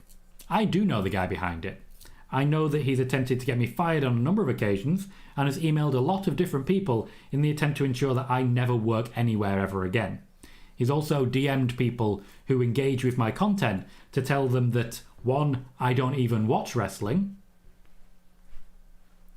and 2, I never know what I'm talking about, which is funny because what he was debating was the return schedule of Kairi Sane, which was proven true almost immediately. So yeah, Wrestle Features, not someone I enjoy. Blue says, feels like Roman has under 20 dates. I believe he does. Thomas says, do you know how many dates Roman has to work? More this year than last, but still not many. So I says, someone gave Slim Jim a prominent placement in the middle of the world title entrances. Yeah, it's good that, isn't it? It's almost like they got promoted. That's true, that did happen, Vegeta. They did manage to rescue that one, so fair play. He says, let me talk to you about snapping into a Slim Jim. Mark, you don't need to say sorry. Am I just a bit of a bitch? Like, genuine question, because a lot of you are apologising. I'm just trying to tell you about my life, guys. Like, you don't need to be sorry. I'm just trying to, like, keep you guys informed, you know? That's all. Am I just a bit of a bitch? Blue says, you know it is kind of fishy, Tom. I've never seen you watch pro wrestling before. I know, right? It's almost like I'm just completely making it all up. With an incredible percentage of accuracy. Yeah. Thomas says, is Roman's deal like a Legends contract? No. Just a limited date contract. Billy says, when was the last time Roman's match was on the undercard as opposed to the final match of the night? I can't remember, which is telling, I feel. Everyone used to get bumped for him. Hector says, I hate that we're so deep in Roman's run with these kind of matches, where these kind of matches are foregone conclusions before Roman even reaches the ring. It might as well be a 5-minute match, to be fair.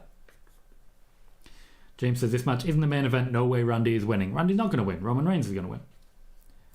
Roman Reigns is taking this championship into WrestleMania, where all bets are off. Blue says, Roman's entrance is going to be longer than all of the entrances of both Rumbles combined. Okay, Mark, okay. But yeah, that's what happened. Carl says, I wonder what Tom's watching right now if he doesn't watch wrestling. Below Deck Mediterranean. All of the strobe lighting and everything perfectly matches Below Deck Mediterranean. Yeah. Thomas says, interesting, no Jimmy or Solo at the moment. At the moment is right. Let's not pretend that they're not going to get involved here. But they are both expected to be in the Royal Rumble as well. So it may be that they're, going to have a very limited approach. You may remember that in my fantasy booking of the Royal Rumble, Roman actually entered. Having the United States Championship match after this one before the Royal Rumble, I don't think it's impossible. Eric says, what's some non-wrestling shows you enjoy? I'm rewatching Community at the moment. I'm watching Taskmaster for the first time, front to back. I've just got to the pandemic season. It's very off-putting and very confusing. Just randomly in the middle of nowhere. So there's some options. I'm watching The Boys. Mostly showing my partner that. I tried to start watching season 3 of The Witcher, but my heart isn't in it. I know his wasn't. So I support Henry Cavill. Alyssa says, can't wait Cody Rhodes dethrone over Roman Reigns. Hope made Cody Rhodes special as Roman Reigns won't lose it. Cody Rhodes. One says, Tom, everyone on Twitter is angry that there's no Mercedes. I won't say everyone. Just people who basically decided that them and only them are right based on complete guesswork.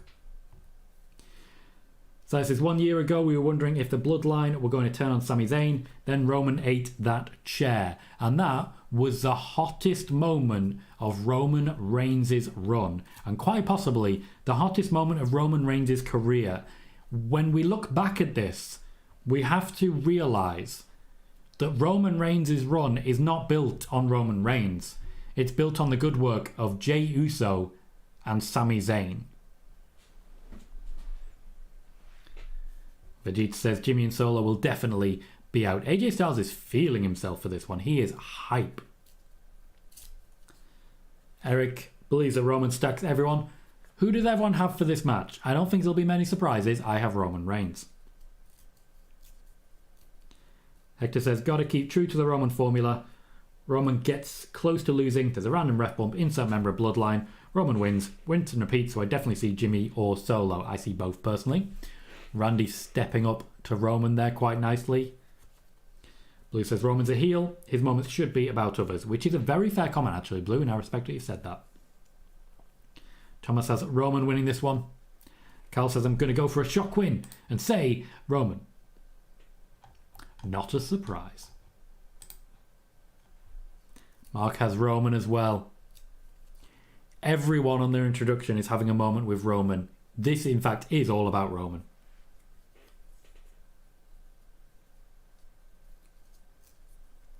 Patrick says, do you think this is Roman's last match until WrestleMania? Yeah, I do.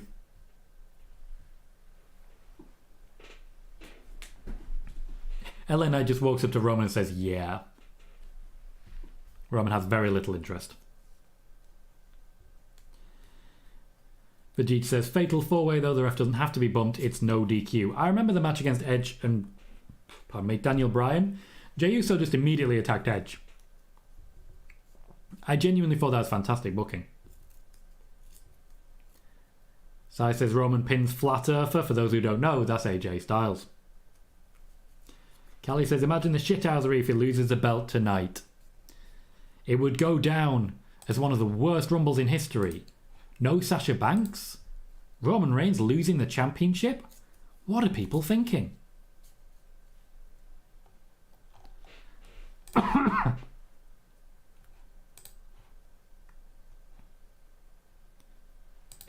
Bold call there from Michael Cole, but I respect it. 3 of the best in the world today. Makes sense.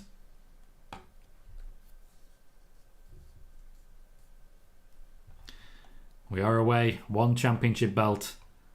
1 war to play.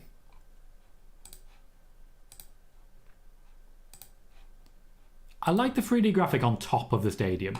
That's pretty cool. I enjoyed that. Bailey says Samantha better not lose her voice tonight. She's got a lot of calling to make. Hector saying she's a fantastic ring announcer and a fantastic singer. If you've not seen, it went viral earlier in the week. If you've not seen her entry into, I believe it's America's Got Talent. Amazing singer. They know what they've got there. Kel says, my head would fall off, but it would be hilarious. Also says, everyone Roman faces Michael Cole says is the best in the world today. Also, again, not an unfair comment. Roman is just now realising that he's about to get absolutely demolished. And you know what? I'm there for it. He's trying to run away. We're starting with a 3-on-1, which Randy Orton can't even get into. Not quite room for a 3-on-1, but they're doing it. LA Knight just holding him in place and choking him. No DQ, you can literally just kill a man, it's fine. AJ Styles also ripped.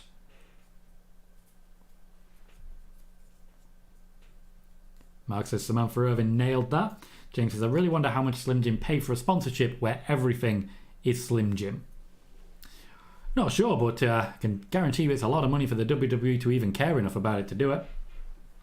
Cal says, could this be the last successful title defense for Roman Reigns? The bullying of Roman Reigns has ended. Randy Orton has gone outside with Roman. Naturally, this is WWE style. We have ourselves an AJ Styles versus LA Knight match happening in the ring. There will be continual rotation as to who's in the ring, and typically it will be a one-on-one match as much as possible. That's how the WWE do multi-man matches. There's always one match happening.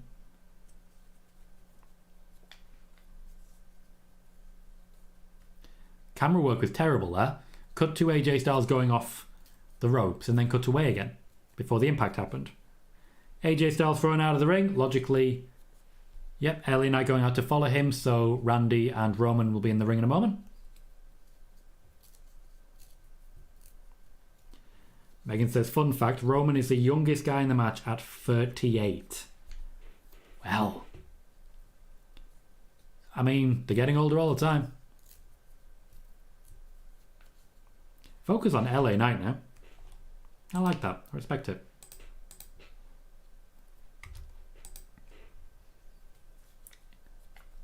Roman is up. And Roman is looking for the fight, but there's a Randy Orton in play. Oh, Roman jumped way too early there. Randy didn't get the height he was looking for.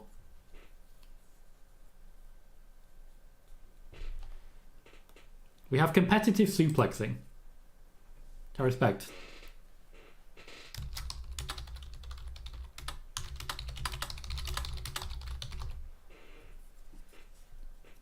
LA Knight escapes the suplex from Randy and does some face throwing. Nothing like a bit of face action.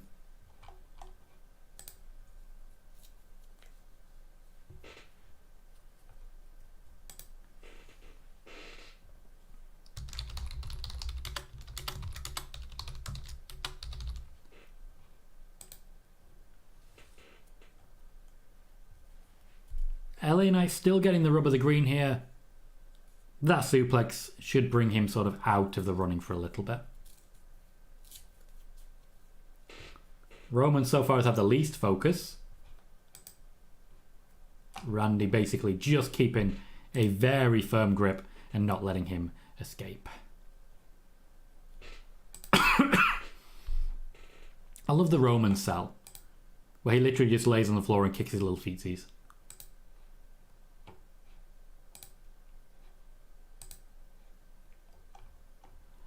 I'm trying to see what people are saying about Sasha Banks.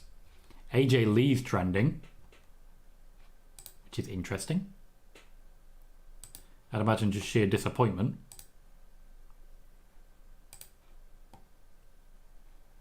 Can see Kevin Dunn and Ryback trending as well. Mercedes Money, there she is. Let's see what people are saying, shall we? Because you know this Roman Reigns match ain't going to be the most fun. Mercedes Money is definitely going to AEW. A look at those who watched the Rumble expected to see Mercedes. No Mercedes in the Rumble. Mercedes herself. Would be hilarious if Mercedes Money made her AEW debut this week. Yeah, it's true. Tony Khan and Mercedes Money on the phone as we speak, planning a debut. Mercedes Money is definitely going to AEW. LFG. You all really expected the Mercedes Money to settle when it comes to her coins. Oof. Mercedes Money is coming home AEW. No Mercedes Money or Sasha Banks tonight, so I guess this is true and hate it because AEW sucks, apparently. All the salty fans mad that Mercedes Money wasn't in the Royal Rumble. She's all elite, whether you like it or not. Etc. Etc. Oh, and we've got people from Fightful doing a victory lap. Wonderful. Moxie says if WWE wants Roman to look like a god going into WrestleMania, have him pin all three men, then beat The Rock at Elimination Chamber, he'd look unbeatable going to WrestleMania, then have Cody beat Roman, making Cody... I imagine there's a bit more coming. What I will say, there are no plans for The Rock at Elimination Chamber, so you can't do that. Sean says, very surprised, Roman match isn't last. It's not really a focus. Genuinely not. Bailey says, Tom, your opinion.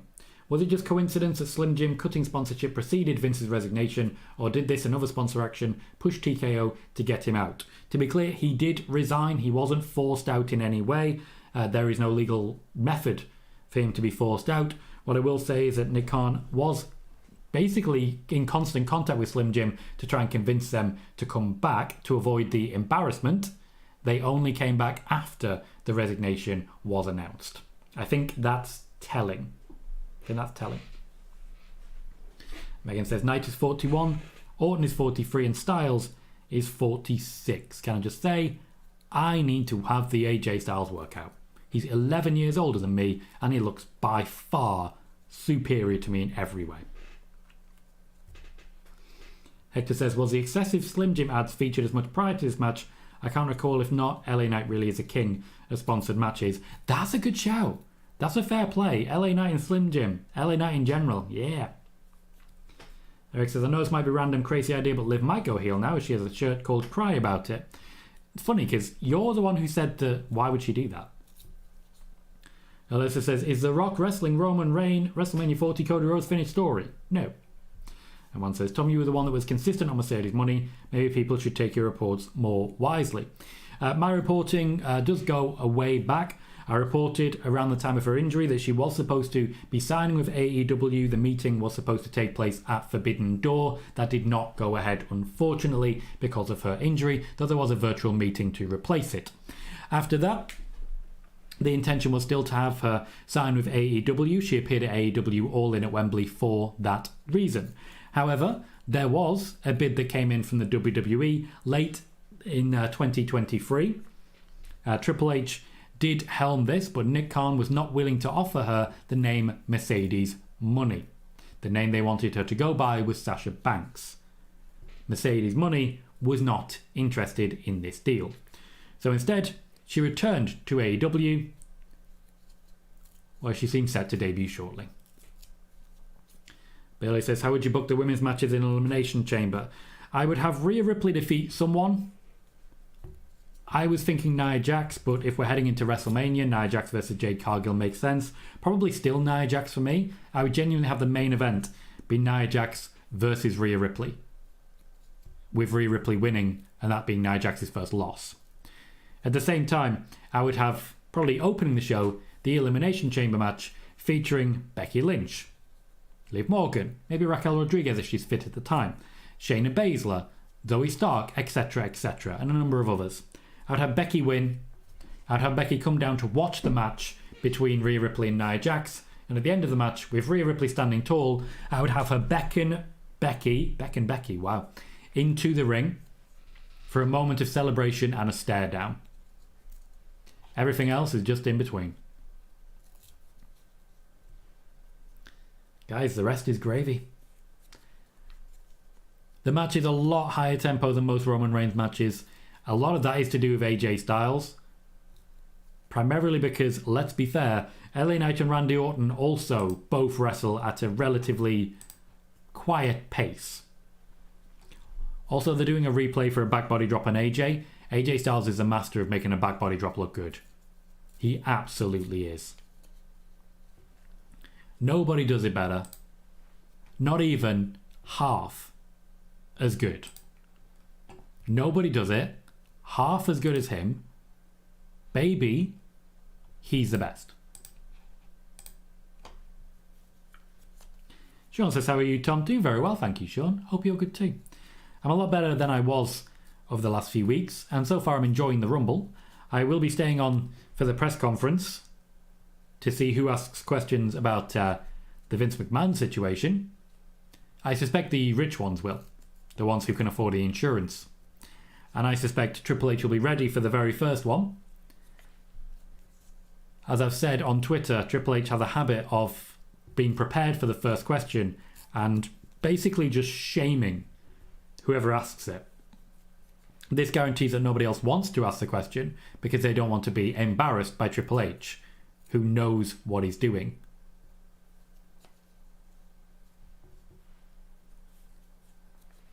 This match has not been too long just yet, but we've already had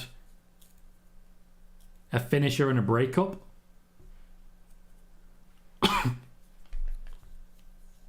Randy Orton is just protecting one of his arms. Oh, no, he's fine. He's fine. Keep selling that shoulder.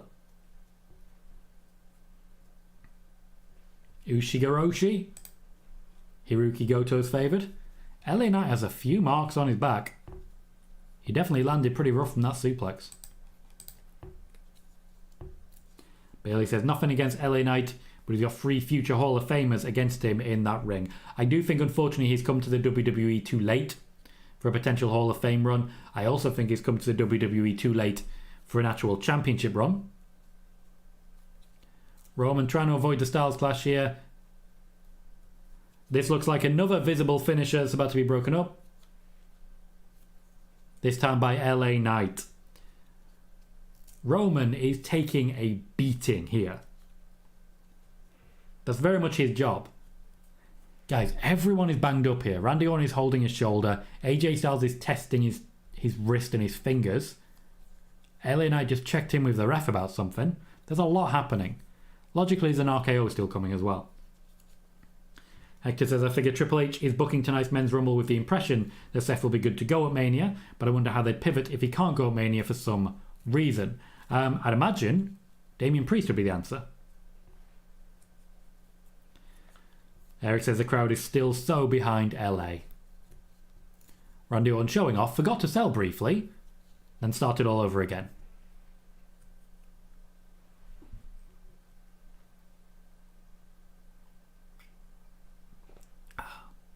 He's going to go for the RKO. AJ Styles already in place behind him. Bailey says, I don't think AJ Styles gets enough credit for being this good at this point of his career. Not unfair. Randy Orton knew Styles was behind him. They've played into this one for a while. They rehearsed for so long. They spent weeks rehearsing a actual phenomenal forearm into an RKO. They just couldn't get the timing right. RKO on Roman. But Randy's been favouring that shoulder. All the RKOs are in place. There's Solo. Bad cover as well, to be fair. Solo Sikoa has arrived. as we always knew he would. No Jimmy yet, but Solo is the enforcer after all. Randy Orton looks very unhappy and he's got one very, very long hair on his head. I imagine that's one of Roman's.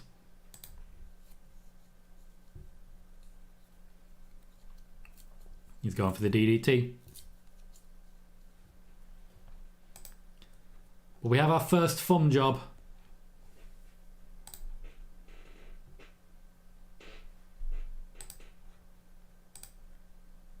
Second thumb job. Thumbs in every direction.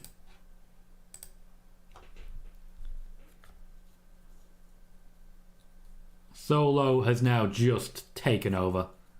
He's stacking them. He's stacking them. Corey Graves just referred to Solo Sikoa as a tribal heir. Roman still can't get the cover. He's looking for AJ, I think. He wants to stack all three. He's about to spear through the barricade. You know, that one that always breaks. He's about to spear through that barricade. Everyone's moving stuff. Oh, they're so bad at hiding this. He's going to go raw. He's going to go charge. AJ's going to move. And he's going to go through the barricade. Can I just say Samantha Irvin is very brave. She absolutely does not move.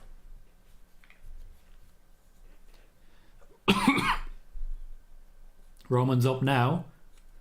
Sees them stacked. But AJ Styles is still in play.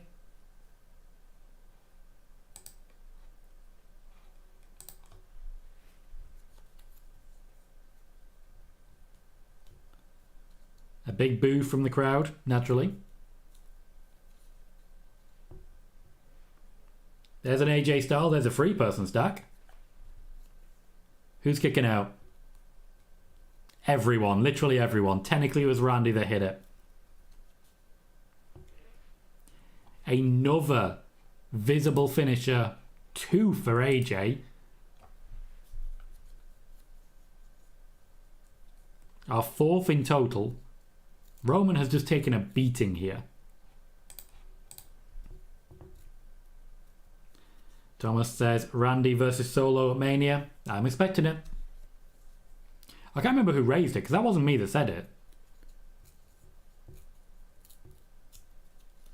But I definitely see a situation where Jay eliminates Jimmy all on one night of WrestleMania. Randy eliminates Solo, leaving Cody properly one-on-one in the main event against Roman.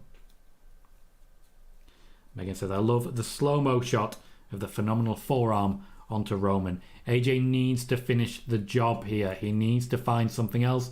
He's going for the weapons. We have one chair. You had all the options in the world. You've got one chair. This is harkening back to the early days of the Bloodline. I'm imagining Jimmy Uso is about to get involved. When we did see Roman, Jay and Jimmy against a relatively new AJ, Kyle Anderson and Luke Gallows. He's taken too long here. He's slowed the pace massively.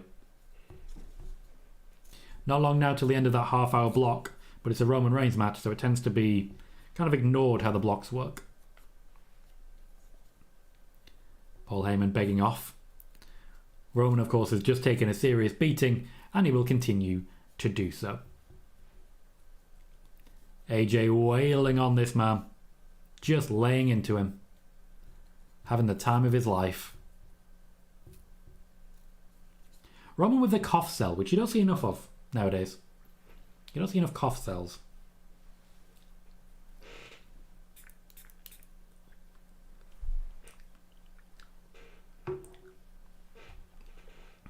AJ now spreading the love. And this match has slowed right down. The one person whose job it is to speed it up is just slowly hitting each person one by one with a chair. Oh, a poke to the eye by Randy Orton. Always like to see it. Roman ready to spear. LA Nice guys open. Roman not going for the cover. I think we're about to get another visible pin for LA Knight. But this time, I think we're getting a kick out. Yeah, that's not a finisher.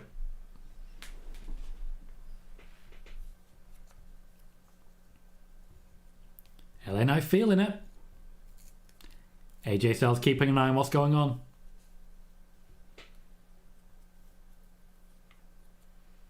Does not get the finisher. Knocks AJ off the ropes. That was very nicely done. Very good timing. That's going to create the opportunity. AJ Styles gets speared. That'll be all she wrote. Flat Earther gets pinned. Sai is spot on. And Roman Reigns takes a beating more than he usually does. Usually he's working from the top. He survived that match. But in the end, he didn't survive it 2 tenths. The match was okay. Inherently predictable. Quite slow motion. Only one actual weapon used in the whole thing with a no DQ. Quite a bit of solo Sikoa.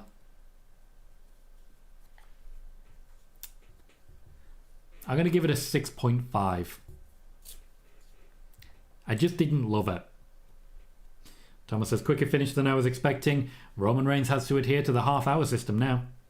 He can't overrun. He has to do as he's told. Imagine Roman Reigns having to do as he's told. What a world we live in. More Slim Jim. I'm just going to double check, guys. When the press conference goes live. WWE Royal Rumble press conference.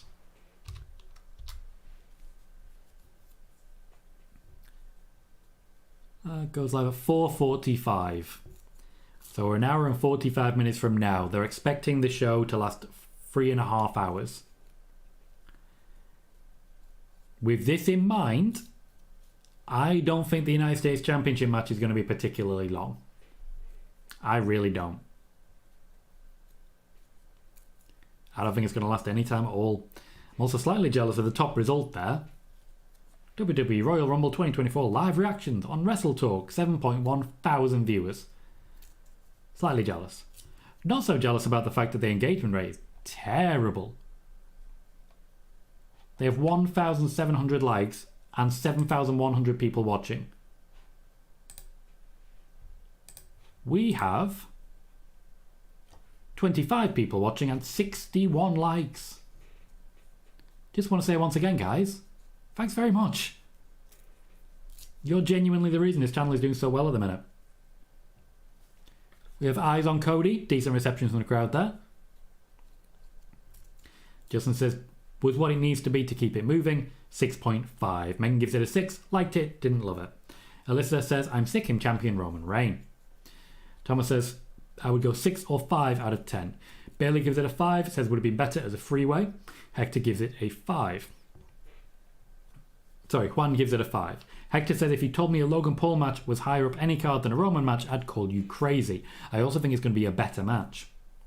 Tyler says, Randy keeps messing with his shoulder. Yeah, that's a sell. It's not intentional. Sorry, it's kayfabe. Megan says, I reckon the US title match will get around 10 minutes at most. Yeah, likely so. It'll be a brief one. Tyler gives it a 6 out of 10. Sai gives it a 6 as well. Result was a foregone conclusion and it doesn't progress anything. Mark gets a 9 out of 10. So loved the pace. And false finishes. Really enjoyed it.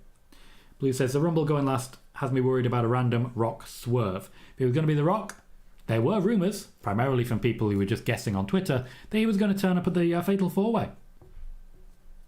But yeah, that didn't happen. As we know, the ending has to be like crack. You know? Has to be like crack. I'm seeing Michael going after people who promised that Mercedes money was going to be at the Royal Rumble.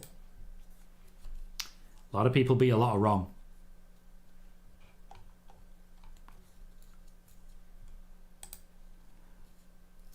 So we're getting a bit of hype for NXT. Pretty standard stuff.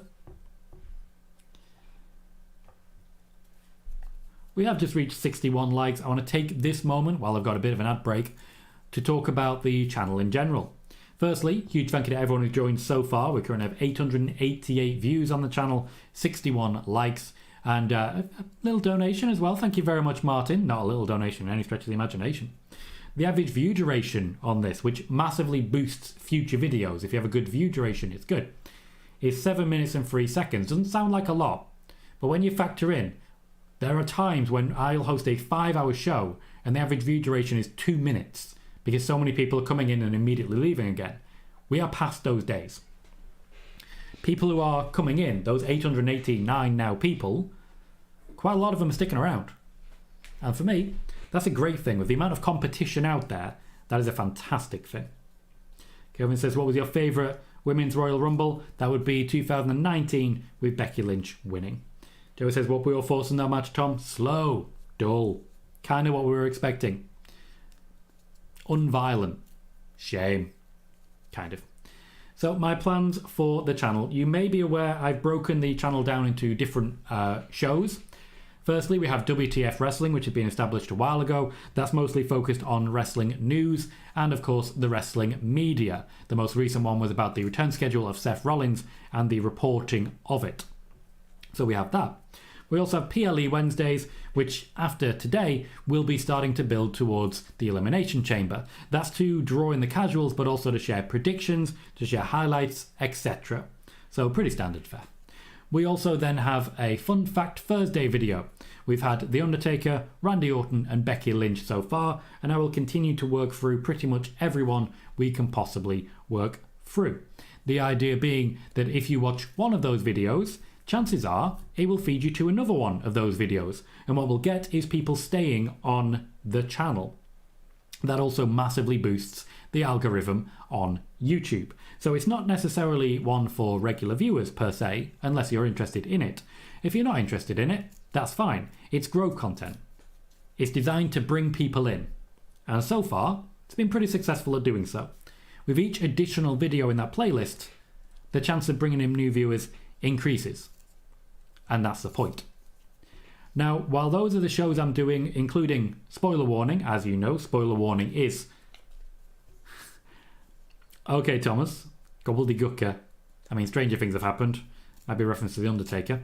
Anyway, the plan for the channel this year is to reach 1 million views in 2024. 1 million views. In order to go full time within a year, I'll need to make at least 13 million views, and a large part of that cannot be short. Shorts have been extremely successful, but those views do not pay the same amount. With this in mind, I'm looking at different ways to feed traffic into the channel. A large part of this comes down to Twitter at the moment, in which I've had, over the last few days, about 400,000 views. So about 100,000 views a day. That's where we are now. Those link clicks have brought about 1,000 extra people to the show, some of which will be people watching now, but a lot of which will be brand new viewers who over the next few days will be fed different videos to check out. All very good news, because not only do I get the views of the ad revenue, but also everyone who views it, chances are, will find one of my videos popping up on their homepage, which hopefully they'll be engaging with as well. The last piece of the puzzle will be a comprehensive list, which I'm currently researching, likely to be more than 100 items of major news that I've reported on this YouTube channel. I will highlight that I reported the news, highlight the news that I reported first, and then provide immediate evidence that I reported it. Immediate evidence. It will be a massive thread that will be shared, retweeted, and will have plenty of comments. One post per day, and that will start around WrestleMania time. There's still quite a lot of research to do after all.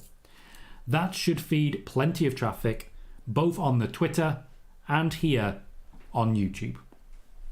That's the focus, that's the intention, and I'm very excited to dive into it. We will be funneling more views from external sources into YouTube, and we will use those to gain new growth and new subscribers. For those who aren't aware, subscribers are not necessarily a good thing on YouTube anymore, but I won't go into too much detail in that. I will have a quick check as to where our subscriber base is right now. because at the moment, anyone subscribing for this will surely be here for future watch parties. We're currently at 5,545 subscribers. Pretty good place to be. Eric says, I'm surprised he pinned AJ. I was certain it was going to be Knight. And Joey says, I'm sick of the solo interferences. Or Martin was not into that. Joey says, I felt the match was good overall, but every time Roman got involved, the pace slowed down. Martin says, my video that finished at 11:45 has done 1.5k views. Very happy. And 160 likes. Yeah, that was a very full show when I looked in there. Carl says, I enjoyed the Roman match. Martin says, watch time gone up 7.1k. That's 7,100 hours from the last 28 days. So me doing content more regularly and changing thumbnails, looks, etc. has paid off. Very happy. I know that you've been saying that over the last few weeks, your channel has really taken off. That, I imagine, will be a large part of it. Purely the engagement and the like. It says, your guidance and tips have helped so much. Can't thank you enough. No problem. You know I am very interested in this stuff. I have a vested interest. I'm trying to launch a successful channel. So anything I can share, I will happily do so. Hello, old ladies guy. Happy birthday to you. Carl says, you can tell wrestlers play it safe with Roman. Don't want to be the guy who injures him. There is an element of that. I think it's a very fair comment. Very fair comment. But yeah, I've looked at the amount that I've made from YouTube over the last year, and I've looked at reinvesting it. YouTube Premium is now in play. That's a bit of an indulgence, but you get what I'm doing. The Twitter sign up. The money paid for 1 year of Twitter Blue, as it were. I'm not the happiest about it. But yes, I am paying for Twitter, and I'm confident that by the end of the year, they will have paid me back all of that money, which is good. But if I'm going to grow, I'm going to need all the help I can get. If I'm going to go full time, I need to use the resources available to me, because there are definitely moments when we're not going very fast and we're not growing at all. Logan Paul is on his way down with an energy drink and a United States Championship, wearing all the gold. Yellow and gold has always been his colours. Logan Paul has missed a spoiler warning. He gave a kid a prime and that kid is going to cry. Also, that kid absolutely should not be drinking that. Absolutely not. Carl says, has Logan ever had a bad match? No, I don't believe he has.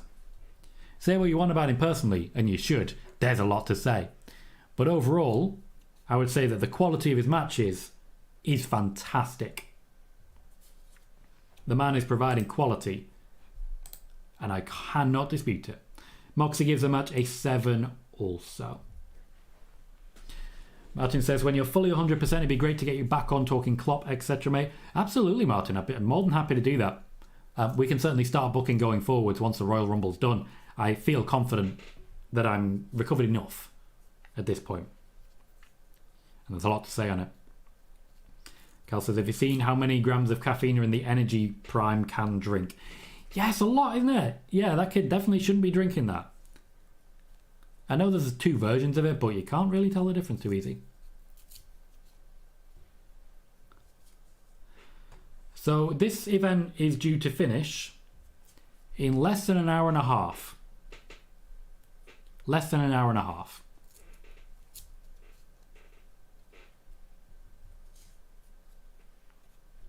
In that time, we're going to have a whole Royal Rumble, which is likely to be an hour and a half, and this United States Championship match. This ain't going to last long. I do respect the sign that says I paid to hear Samantha. Gotta respect it. That might be Ricochet, to be fair.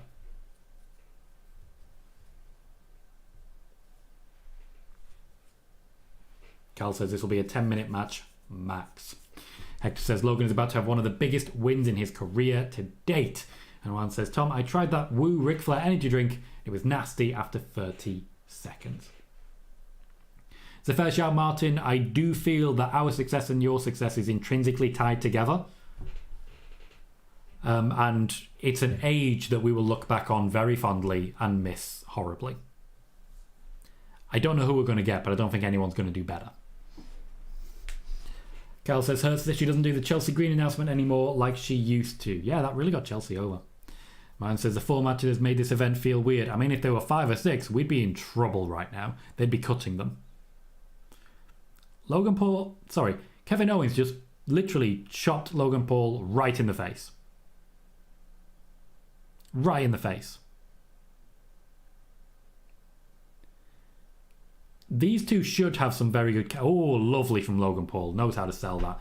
These two should essentially automatically have amazing chemistry. Automatically. Was that Nick Khan on the corner?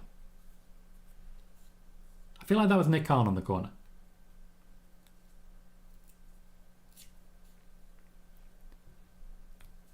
Logan Paul celebrating. It's rare that Kevin Owens is not currently wrestling Roman Reigns at a Royal Rumble. Historically, Kevin Owens and Roman Reigns is the Royal Rumble feud. Carl says, it's mad how good Logan is, isn't it? Yeah, it absolutely is. It seems like he was born for this. It really does. Now, he keeps saying that he's here full-time and then not being. He definitely wasn't here full-time since he won that championship, I'll tell you that. He told us he would be. Man makes promises. Bear with me one sec.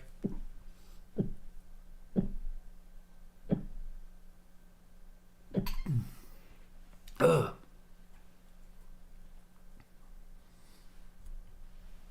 There's many reasons, Eric, that Liv Morgan is not the top champion at the moment. First and foremost is all the other people involved. And secondly, she's just come back from injury. Man says, Men's Rumble I'm looking forward to, however. Same. I do think that is the worthy main event and will definitely be match of the night. It's the Royal Rumble. It's gonna be good.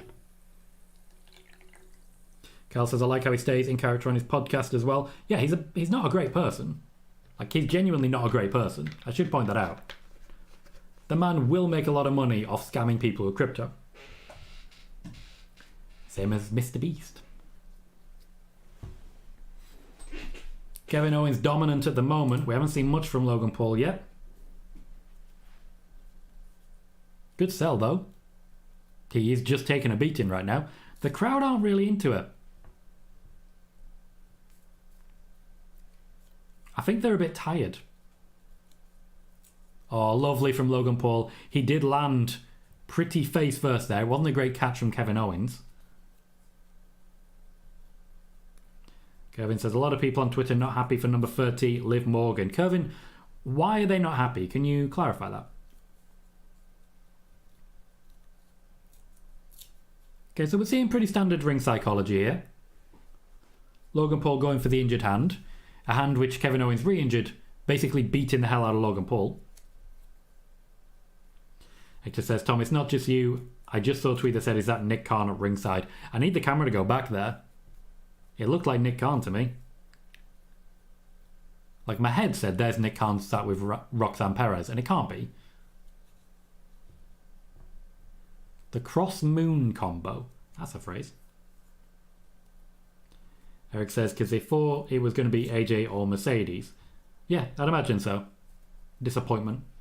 Martin says, now you're verified, have you ever considered Twitter Spaces? I've considered it. I occasionally go live on Twitter with a spoiler warning. I'm not sure. It might be an idea. Host a spoiler warning, then host a space. You've got more experience with them than I do. Yeah, let's talk about it at some point later, because I don't have much experience. I wouldn't be relying on you a little bit, but if you're happy to have that conversation, I'd love to have it. Yeah, Kevin says the same. They want to see AJ Lee or Mercedes, that's why. I'm not surprised by that. Not surprised by that at all. It's the Royal Rumble, there is always some disappointment. Personally, I'm thrilled with the result.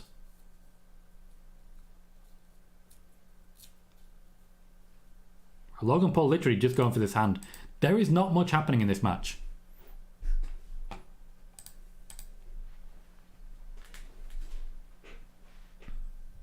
There's been one high-flying moment, and right now Logan Paul is punching someone's hand. Is he biting it? Nope. Kevin Owens' guy's nose.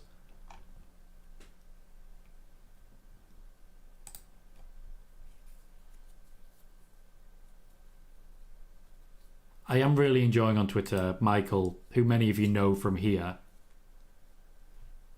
just really genuinely ripping people apart. Very fun. We need to get more attention onto his Twitter. The man just does not take it, you know?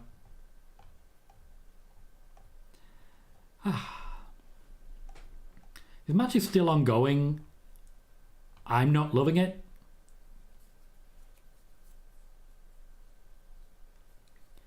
Honestly, at this point, they should do it nice and quick. It's only been going for about 5 minutes, but it feels like it's been an eternity.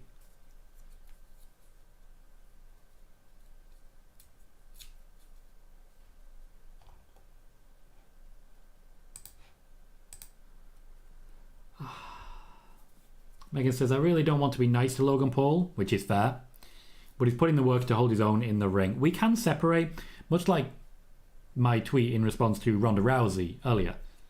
There are people we don't like who also occasionally do genuinely good things, and they can be respected for that. Bailey says, Twitter has a post today with a 22-year-old Nick Khan appearing on a US quiz show in 2001. I believe it was Wheel of Fortune. Kel says, do you think Logan will ever win a main title? I think he's certainly got the potential for it. I think long-term, 5 or so years from now, I could see a Logan Paul-Dominic Mysterio feud that really goes a distance. I also think he's great for the WWE in general. One of the reasons that AEW cannot compete with the WWE is deals with people like Logan Paul. When AEW first started, it absolutely captured a young, fresh, vibrant audience. And then the WWE said, hi, we've got Logan Paul. And everyone left and went back to WWE. Martin says, definitely will chat during the week, mate. But happy to go through them and guide where I can. Appreciate that. Carl says, I feel a lot of Kevin's matches in the past year have been like this. I don't think he's winding down or anything like that. It's just not the strongest. Hector says, Tom, do you see KO having any plans during Mania weekend? If he doesn't win this, I don't see what they could have him do. I don't know what the plan is. I don't really think there is one. I just don't. I think him moving to SmackDown was a really dumb idea that no one's benefited from. The trade was done with the idea being that eventually Cody Rhodes would be traded. So they were opening that door, but it really hasn't worked out for Kevin Owens. Ryan says, hate saying this, but feel KO is another wrestler now and the man is so talented. Just another wrestler. Frog Splash. I'd imagine we're going to see another Frog Splash the other way around soon. The dude says, no celebrity is taken to wrestling faster than Logan. That's absolutely true. There are definitely some who've done well. Pat McAfee, for example, Bad Bunny. But Logan Paul just stepped into the ring and said, I'm going to be one of the best you've ever seen. And then he was.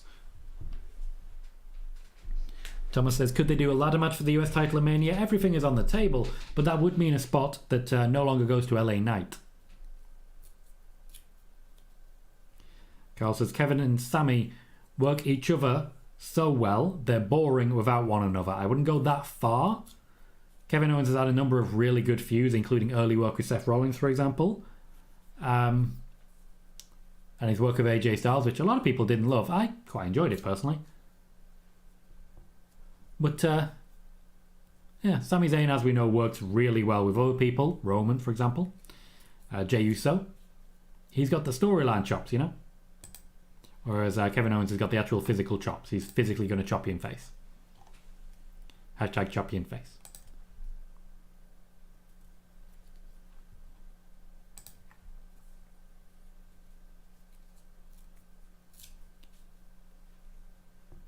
The big lariat there. Logan Paul is excited. Kevin Owens is redirecting himself. Frog Splash wasn't perfect, but it was good enough. There is like pure competition happening now. Quite enjoying it.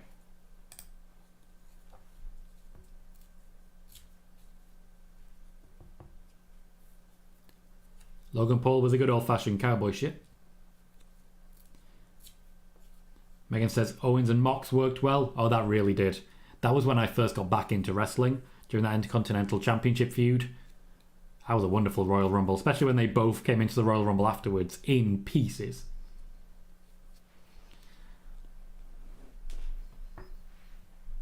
Hector says, Logan also sells like he's been in the business for decades. He's taken to every aspect of the business so quickly. Absolutely true. One says, Tom, what if WWE brings in Beyonce as a guest? They can't. They've tried. Cal says, Chris Jericho is said to be in a horror film for the second time. What, AEW? Kevin says, I feel bad for AEW. Collision, nobody watching. Yeah, Collision, it was a real bold choice to go directly into competition with WWE PLEs. I don't think it was ever going to work. Jermaine, welcome. So say, Tom, do you think WWE will have Kevin Owens lose tonight to set up Carmelo Hayes to get the shot at Logan Paul later and win? I do not. I think Kevin Owens will lose tonight to set up a championship match at WrestleMania against LA Knight. Eric says, the reason Logan is so good for a celebrity is because he wrestled in college. Yes, but other celebrities have also been experienced wrestlers. Bailey says, your thoughts on Pat McAfee tonight? Not adding a lot. I can't really say, because when I'm hosting a watch party, I can't really hear him. So I can't really hear the commentary right now. I'm not hearing much of anything, to be honest. And Carl says, I think Pat is saving his voice for the Rumble. Sounded like it was going during the Roman match. Thank you once again, Martin. Another very generous donation. Says, thank you for your time and effort. I try my best. I try my best. Thank you kindly.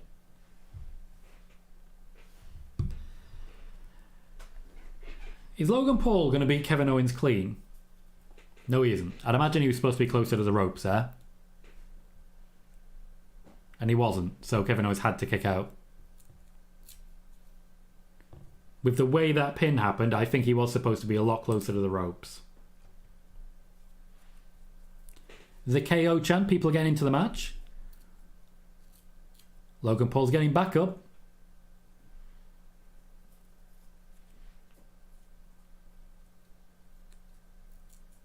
Where's security? Isn't this literally security's job?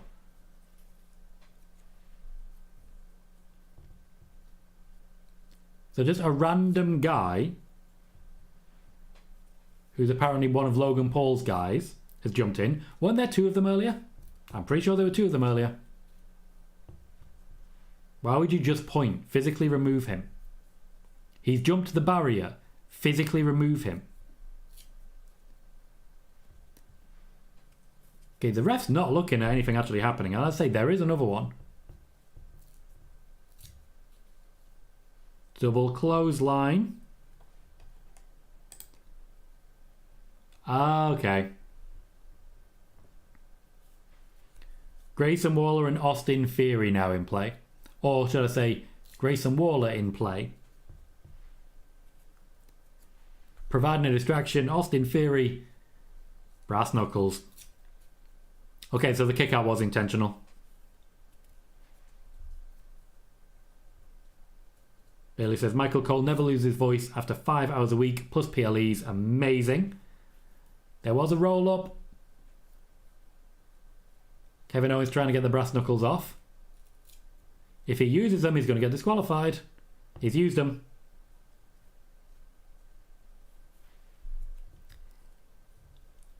He's going to get disqualified. Shenanigans. That genuinely looked like a free. That referee did a fantastic job there. Disqualification. Shouldn't have used them. Carl says that's Logan's manager.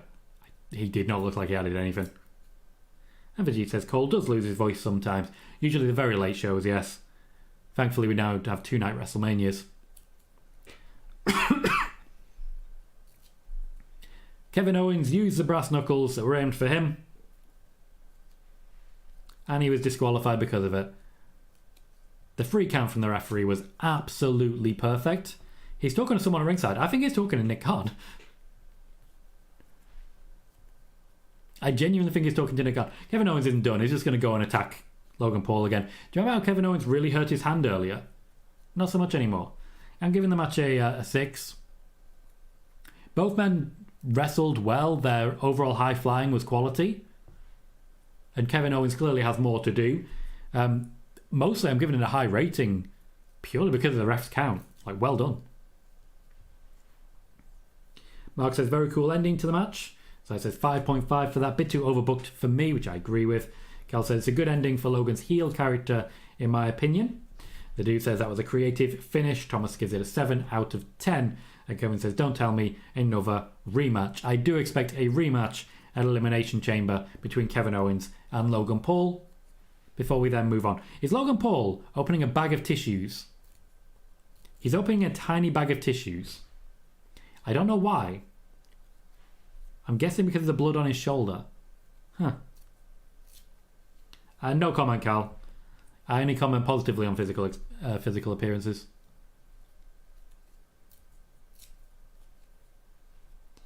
Tyler says they give it a 7 out of 10 for KO putting Logan through a table. Fair. Juan gives it a 6. Bailey gives it a 6 as well. Cal says I was expecting to see Logan in the Rumble, but not now. I think there maybe was supposed to be a bit more, but Logan Paul's actually been hurt there. Kevin Owens walks off, laughing away. Well, we've been through 3 matches and there's only one left and my voice is going.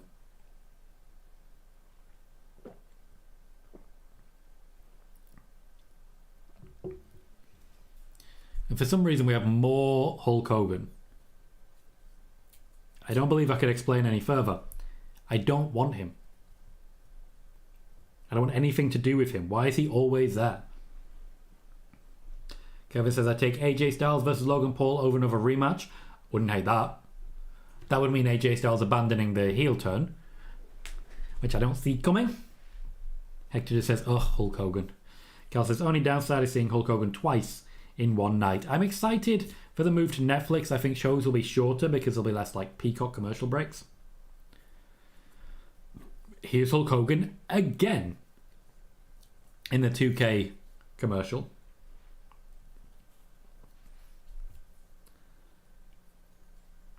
Jermaine says, you have to love Triple H. He gave you a lot in less matches. He knew what he was doing. I've said it since the beginning of his reign. He likes smaller cards. That's exactly what he's given us. They're smaller, they're more manageable. And we've also got those half-hour blocks. We've just seen an hour's worth, 2 matches, his exact same as always, half-hour blocks. There's nothing different about this. This is the Triple H formula. Rhea Ripley, naturally, is the lead voice for the Elimination Chamber pay-per-view. I'd imagine Piper Niven's are going to be involved. That'd be a fun one.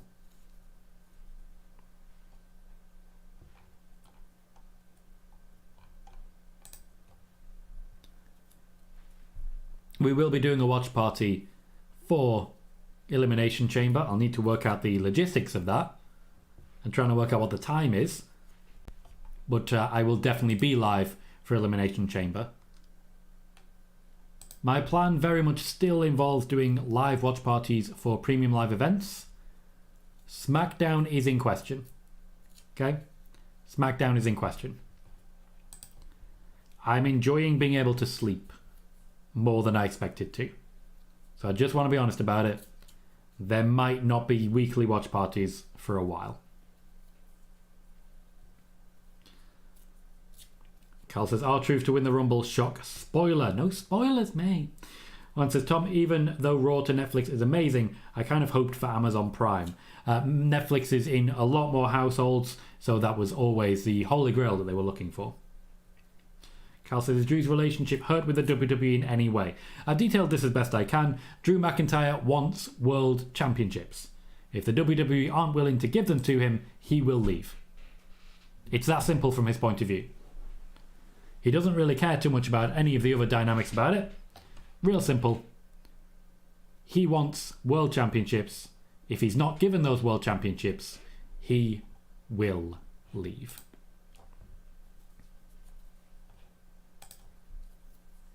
"70 days from WrestleMania. That is round the corner. Quite literally round the corner.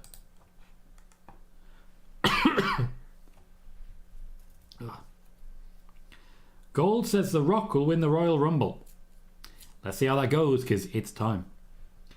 Joey says, do you think you'll have good viewership for the Chamber Watch Along since it's on really early? I have absolutely no idea.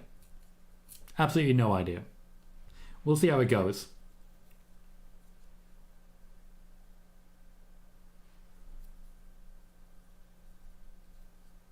New attendance record, 48,044, which is alright.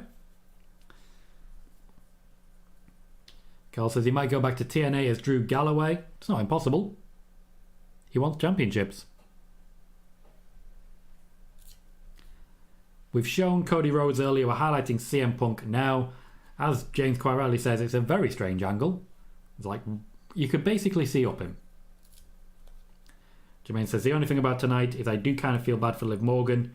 She came out at number 30 spot and everybody was screaming for Sasha Banks. That really kind of crapped on her moment. Absolutely true. Cal also agrees. Strange angle. Thomas says Elimination Chamber at 10 a.m. or 10 p.m. Here in the UK? Don't know. I tend to look a little closer to time and book my my time around it. It's on a Saturday, so I've got all day.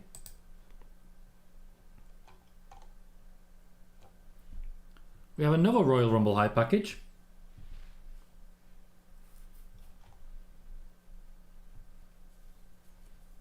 Just a whole load of people. It's the first time I've seen Asuka on it for a while. Ah, it's the by the numbers one. I like a good by the numbers one. Joey says most of the people in America are going to be asleep when the chamber is on. Oh no, they'll need to wake up early. Wow, that must be difficult for them.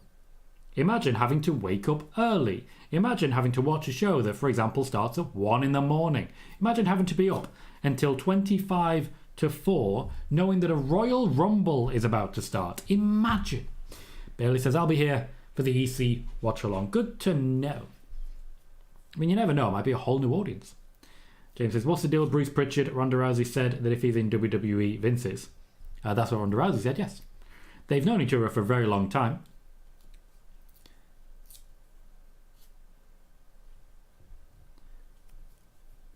So they need to update their own video package there, and I quite like that. They've clearly created it. They're highlighting the record of Rhea Ripley. It's already been broken. Highlighting Gunter's endurance record. I love the by the numbers ones. Bailey says EC is at 5 in the Eastern US, which does mean it's 10 a.m, as Megan rightly says above. 10 a.m. start for EC on my birthday, which is nice. We'll give you a party, mate. Give you a party. 5 a.m. isn't bad. You can go to bed early and wake up at 5 a.m. That's manageable. Yeah, 10 a.m, Cal. 10 a.m.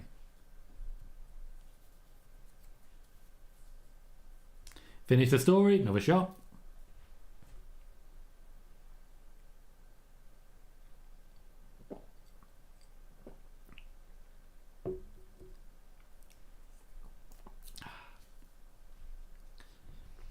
One says the only way people in America will be awake for that pay-per-view is if they're drunk or sleep all morning.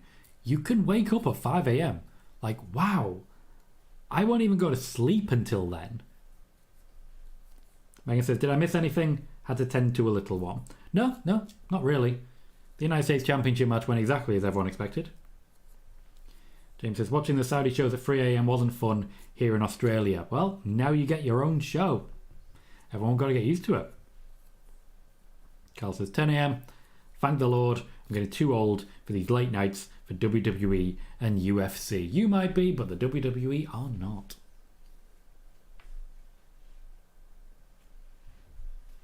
That number's gone down. Only 60% of Rumble winners win the championship. That number's gone down a lot in the last few years.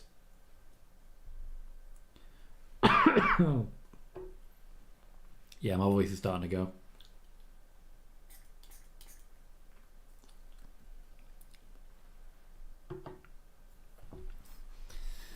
Bailey says the European PLEs will be favourite times for Tom. Yes, they will. I cannot wait.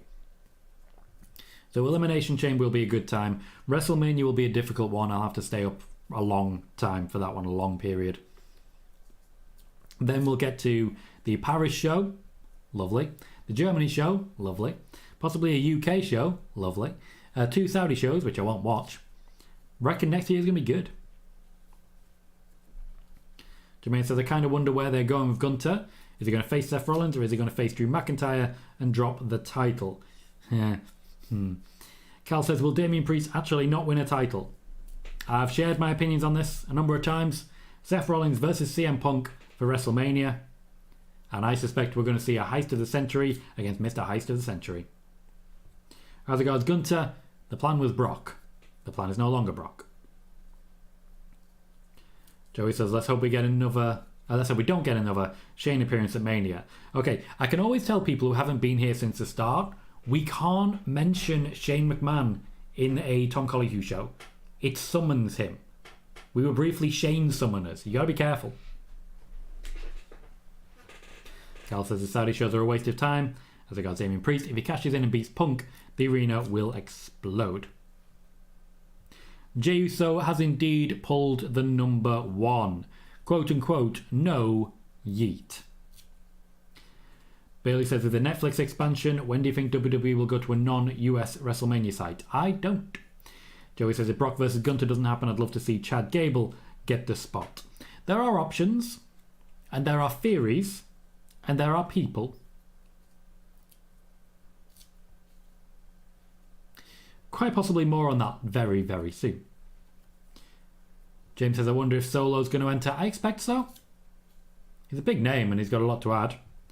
This should be one of the most star-studded Royal Rumbles we've ever seen. Like, genuinely.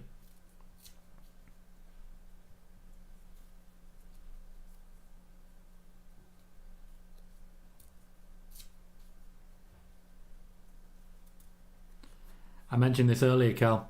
I'm confident we're going to get something of Jay and Jimmy in the Rumble at the same time.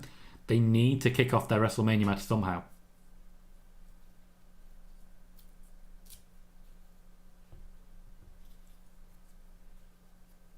Good response to Jey Uso.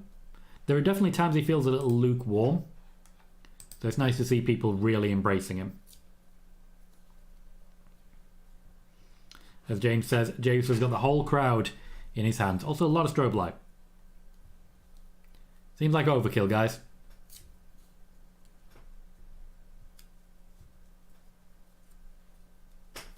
A lot of strobe light. Michael Cole did not say Royal Rumble there.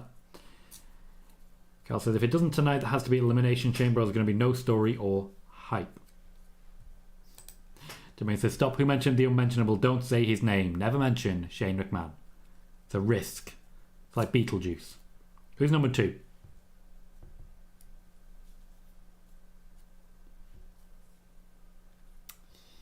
So, I mentioned it earlier on. Oh look, it's Jimmy Uso. Blue says fun opening pair. James says holy shit. That's why I want spoiler warning, guys. I'm good at predicting entrance. So we have a yeet and a no yeet.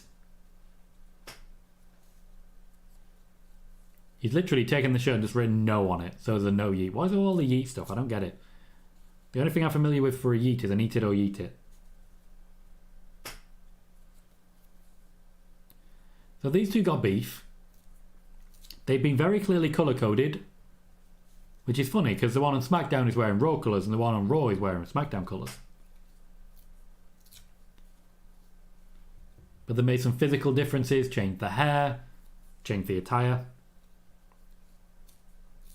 I didn't report this, Carl. I just... Once we knew Jay was going to be early in the match, seems pretty clear where we're going. Megan says the angel and the demon, the good and the bad. Aziraphale and Crowley, live in action.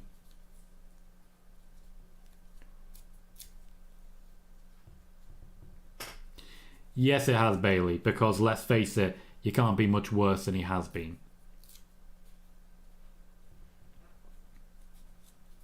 Ah, blue, of course. Jimmy is a Sith. He has to wear red. That makes sense. And eventually, when Jey Uso's ready to beat him, he has to wear green. So he says Solo next in. Wouldn't hate it. Megan says, you just know behind the scenes these two were delighted with this. They're going to mug. They're going to take their time. They're going to avoid fighting as much as possible. Ready for the third player. But they do have to make a point over the course of this match that this is a WrestleMania.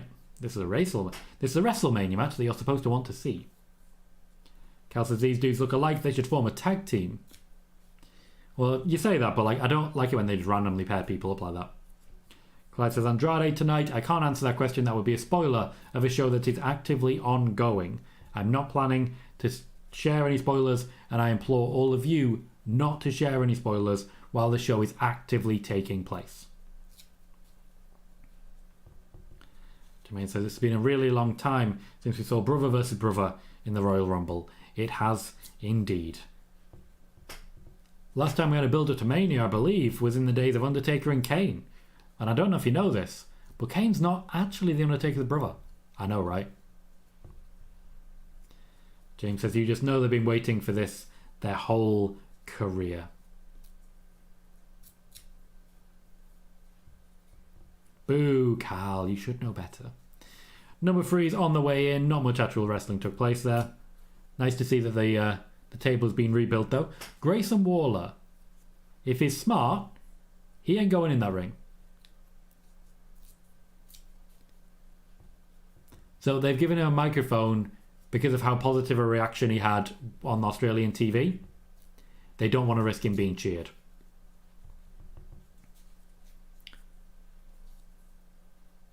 Jimmy was number 2, Vegeta.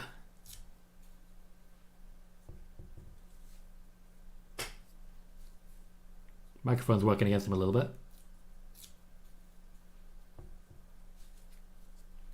Cal says there's a tiny iron, needs an iron going over it. I don't believe you can it. I don't believe you can iron that stuff. So Grayson Waller was only used there to further Jay versus Jimmy. Now we're in the ring. Now we're in action.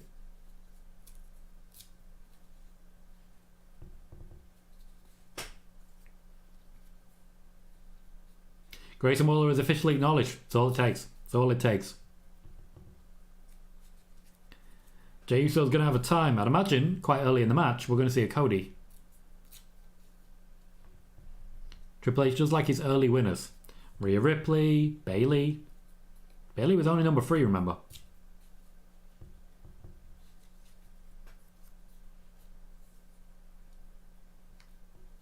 I would be very surprised by that, Corey Graves.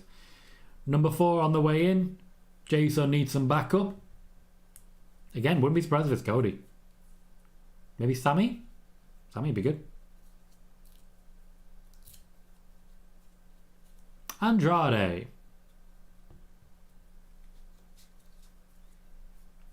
And doesn't he look fancy?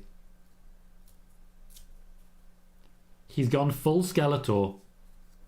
Can only respect it.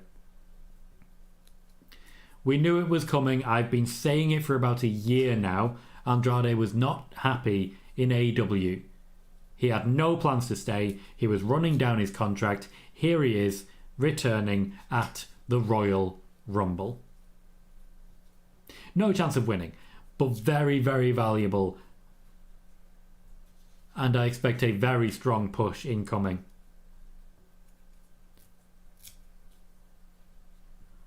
Carlito's already has to work with him, just to be clear.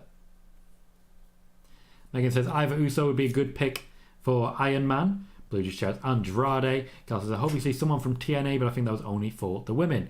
James is surprised that Andrade is in so early. Jermaine says, who is Jade's first opponent after the Royal Rumble, and will that lead to a WrestleMania match? My expectation, as I've said for a while now, is that we'll see Jade Cargill versus Nia Jax at WrestleMania.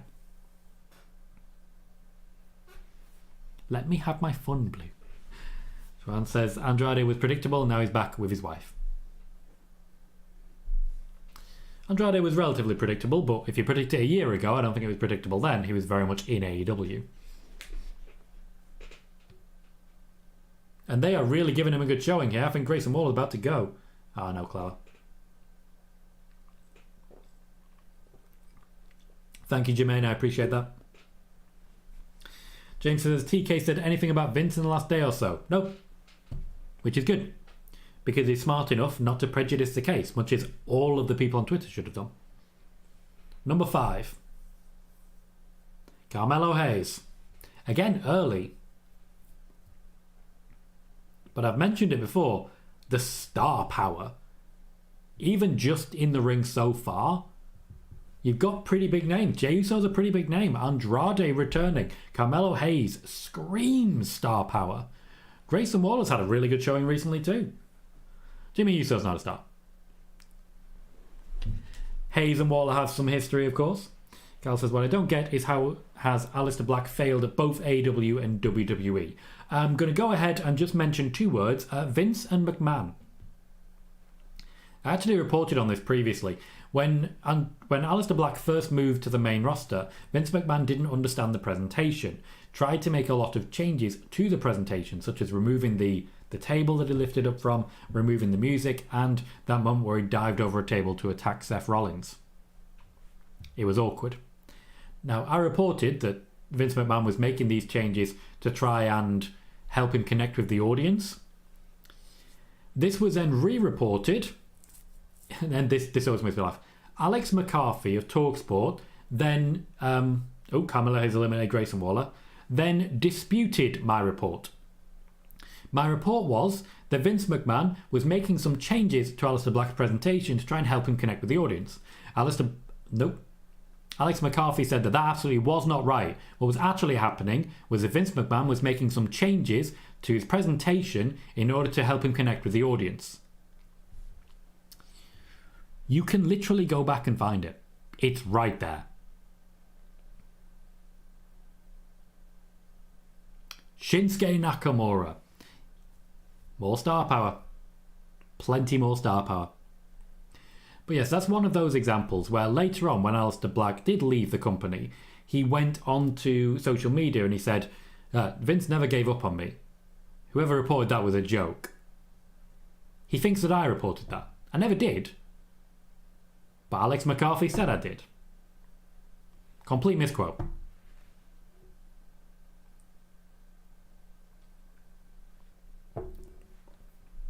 Shinsuke's theme is echoing through the arena. Carmelo Hayes with a wonderful escape there.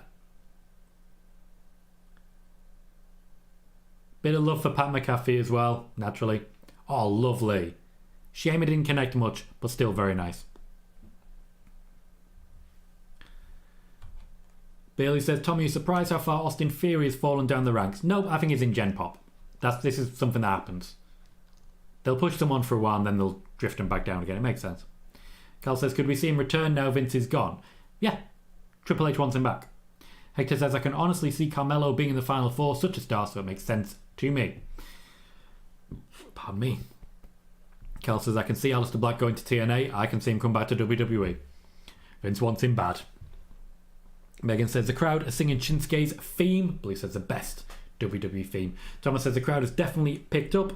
And Sai says, I love that they had to prep McAfee for a spot, on the spot, that Shinsuke's a heel now. Clearly, the man has not been watching. Number 7 is Santos Escobar. Andrade will not be the happiest to see him.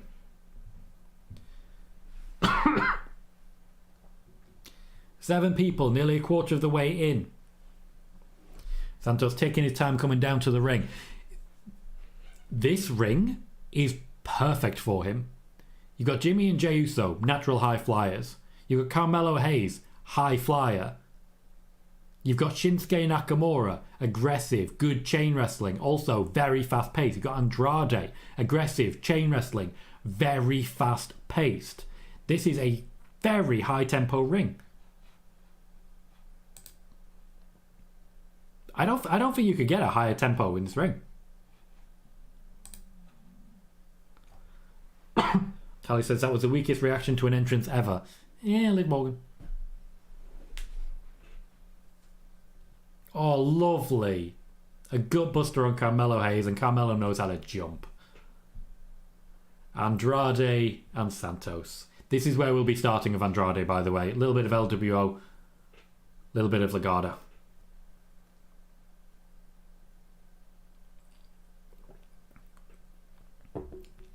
Andrade, by the way, is loyal to Zelina Vega. Just going to point that one out. Megan says, Chuck and Ricochet, we have a real party. Logan Paul wants to say, Tom, do you think TK wants Cody, Punk and Cargill back? Like Triple H wants a lot of his black and gold people back. Yeah. He doesn't want Punk. In no way does he want Punk. Jade Cargill, he'd love to have back. Carl says, I have a feeling Jimmy is going to eliminate Jay. Makes sense, they need the match somehow. And James says, please for the love of God, don't put Andrade in the LWO. It will be a loose affiliation, and in many ways, I suspect it will take Zelina Vega out of the LWO. This could be a good relaunch for her character. Who have we got? Karrion Kross.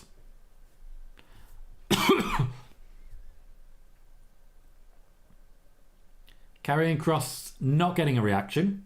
Not a surprise. However, what I will say is that there is a bit of a new steel to him, a bit of a new determination. The recent booking has really helped him. He does have a bit of work still to do. 23 says, why did Cody and Jade leave AEW? Because they weren't happy with their work there. Cody wasn't getting the rub of the green. The fans weren't happy with him there. He chose to leave primarily for that reason, to get out of the way and let AEW thrive without him. Jade Cargill just knew that there were bigger opportunities for her elsewhere, and she took them. I can't blame her. I'm familiar with the name Bram, Cal. Karrion Kross creating a red alliance here. Jimmy Uso keeps trying to shake hands with people and nobody likes him. He's a weed. He's a weed and they're taking advantage. Everyone knows it. That's a lot of crotch in Jay's face. It's like, it's a lot of crotch.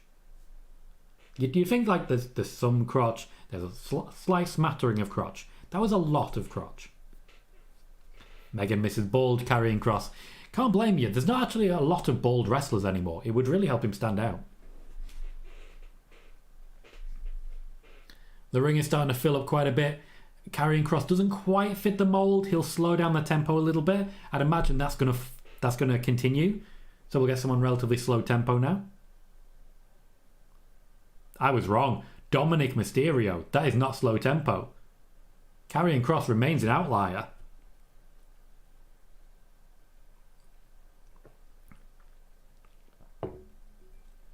To be clear, I'm not going to be upset if Dominic Mysterio wins this Rumble. Just want to be honest there. Judgment Day could dominate this. They have Dominic, they have JD, but they might have JD. I actually don't think they'll have JD. They have Finn Balor, they have Damian Priest. They could dominate in a way that Damage Control simply did not. Blue says, with Jade, she felt more like a star than ever tonight. She made the right choice, like Cody. This is the benefit of having lots of different wrestling promotions. You can just try your luck somewhere else. 23 says, why did Andrade leave AEW? The second that Triple H took over, Andrade didn't want to be there anymore. It's true of a number of people. Aleister Black, I've mentioned. Rusev. The second Triple H took over, he completely changed his mind and didn't want to be there anymore. Vajit says, Jade definitely made the right choice. Karrion Kross with a lovely suplex, not one we've seen a lot of. Mine says, Carmelo kicked Shinsuke, talk about delayed reaction. And Vegeta suggests that Andrade left because he wasn't being used, period. He wasn't being used much, though that is a large part down to him as well. Blue says, Damage Control didn't dominate, but they won. Judgment Day probably isn't winning this one. Good dynamic, fair play. They could well dominate knowing that. I do think we'll get a moment where it's Judgment Day versus Punk and Cody. I think Punk and Cody is going to be a thing that happens. Martin says, I'm expecting Miro, Rusev and Lana back as well. Lana would only come back if Rusev does. But I do expect it. And I do expect a very awkward moment with Bobby Lashley where they look at each other, walk past and then just like, we're just not going to talk about it, guys. I'm going to pretend it never happened. Number 10 is Carlito. He's not been great. Santos Escobar is reacting in the ring, really shocked. Like, wow, Carlito happens. Of course, we also still have Andrade in play, which I'd imagine is going to be a part of this. Escobar's run away. Andrade didn't want to attack Carlito there. He's definitely been told that there's going to be some LWO in his future. Carlito, though, does fit the mold of slower tempo. Slower tempo, more fitting with the Karrion Kross. He does not wrestle quickly. He's also working his junk. He had an apple in his junk. Fair enough.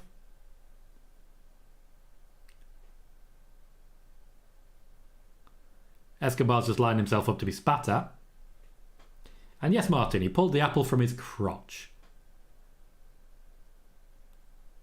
Dominic didn't want to team up.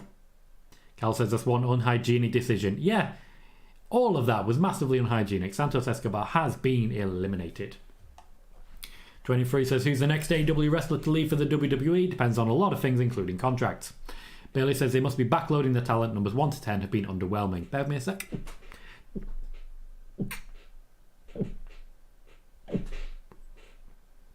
I think you're right, Bailey, and I think that is about to change. Number 11 is Bobby Lashley. At the moment, top names in this are Jey Uso and Bobby Lashley, though I do think Andrade got a good pop. I don't necessarily think he's going to be at the top of the division.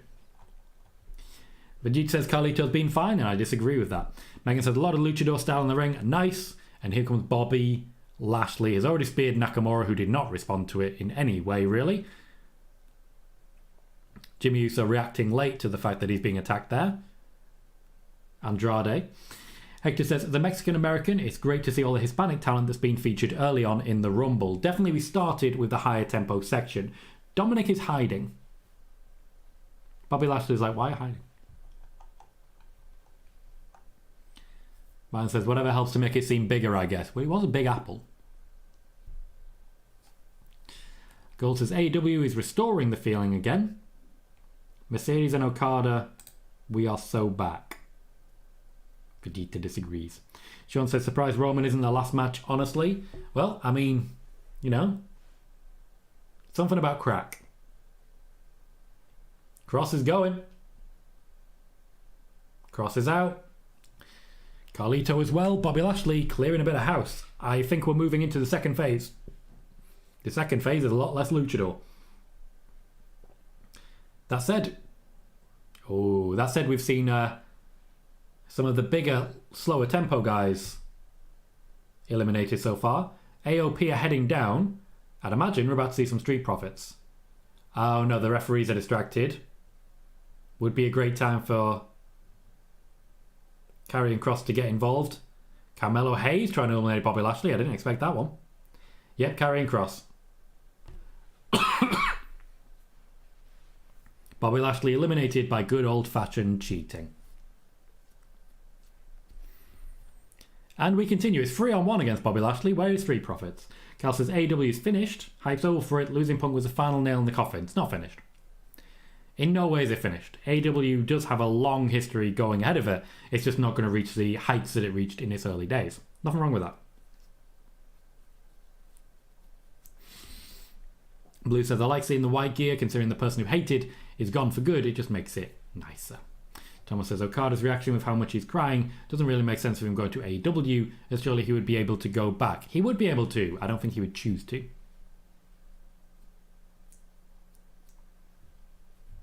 Imperium have arrived. Looks like Marcel, but Ludwig Kaiser is getting involved. Suggests to me that all three members of Imperium might be getting involved. I like he's just working around the fact that everyone's still fighting. I respect this guy. There's a lot of very good character acting happening right now. John says a great debut for Jade Cargill. Vegeta mentioning Will Ospreay went to AEW. And Martin says AEW needs its owner to stay off Twitter, to be honest. Kaiser goes after Carmelo Hayes. Logically, at this point, I'd imagine we're going to get a new day. Yes, we are. Because it's a new day. Yes, it is. Boom. I see The Rock is trending. 139,000 posts. 139,000. Ludwig Kaiser running into Dominic here. There's intensity in his eyes that I'm really quite enjoying.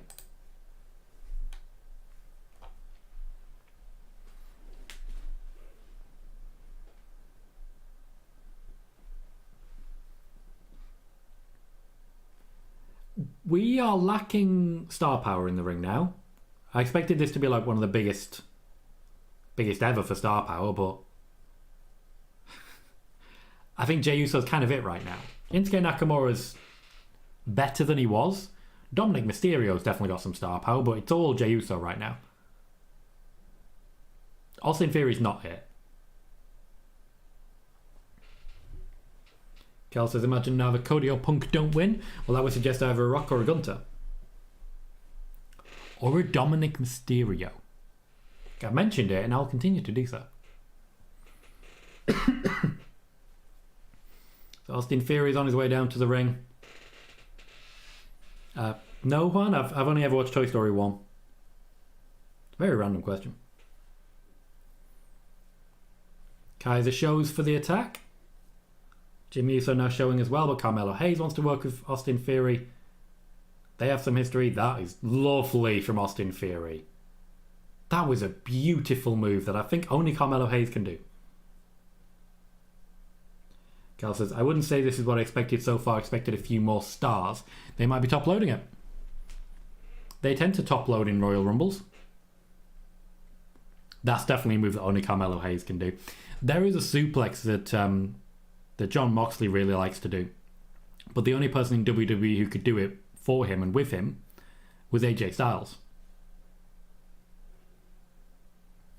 Gold, we don't ever have to give anyone credit for anything. We can choose to give credit. We don't have to give anyone credit for anything. Tony Khan has created a credible alternative, a very strong number 2, and a number 2 will remain. Bailey says, any men's TNA talent that could show up? Unlikely. Finn Balor has arrived. News of his contract situation has, of course, leaked now.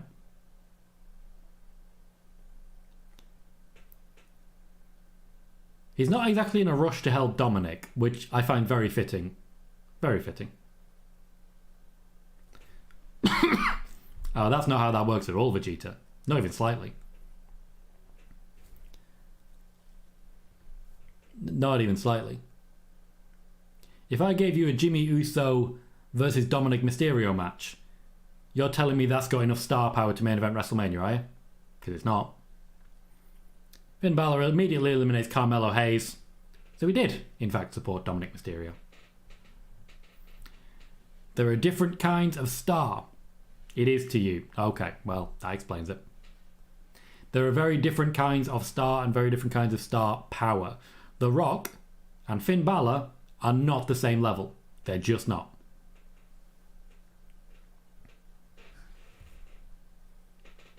Finn Balor trying to eliminate Andrade here.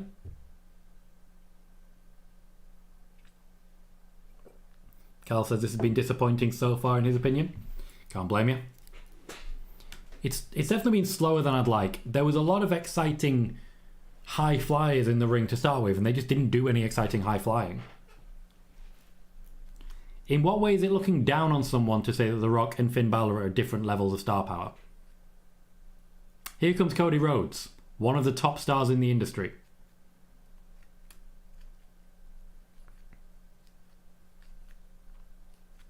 Slap bang in the middle, number 15. We have some here we goes. You know the crowd are going to get behind him for this. Jermaine says, again, somebody's moment is about to get crapped on because when The Rock doesn't show up at 30, that seems to be the theme of this year's Royal Rumble. Vegeta, you've just confirmed my point. There are different levels of star. Whoa, oh. Cal says, adrenaline in my soul. Something, something, Cody Rhodes. I like that. Still wearing his belt. Cody Rhodes looking to go back to back. They're going to keep talking about this one. Blue says Punk could be 30. Punk could be 30. Be nice symmetry to it. Cody coulda. Man says, is it me or does the Rumble always cause debates and disagreements? We're a live show. These happen. I'll expect what I want, thank you, Vegeta. My prediction was CM Punk winning. So far, I'm free for free.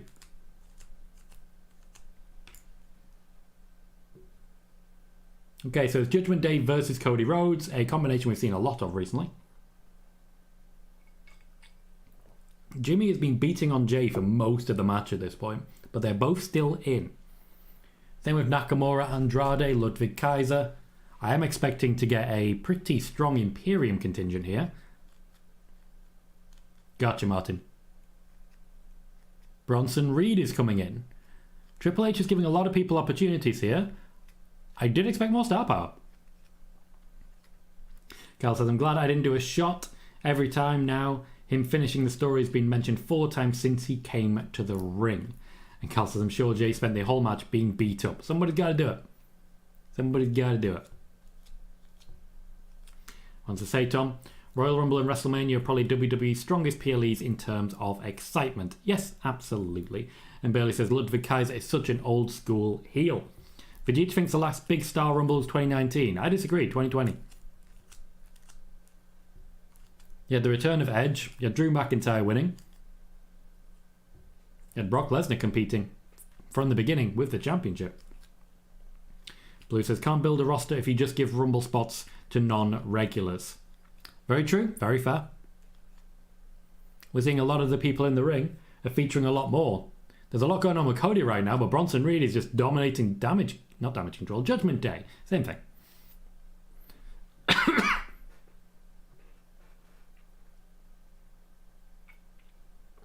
Andrade unfortunately hasn't been able to do too much since getting involved. And now he's gone. Bronson Reed eliminating Andrade.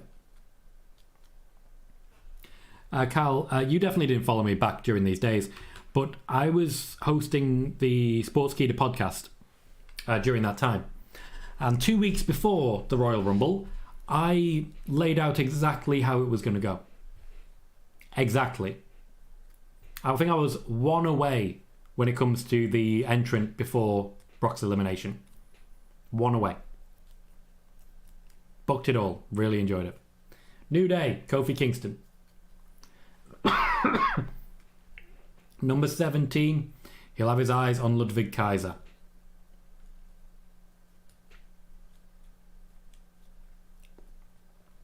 If you don't even know Vegeta, we got issues.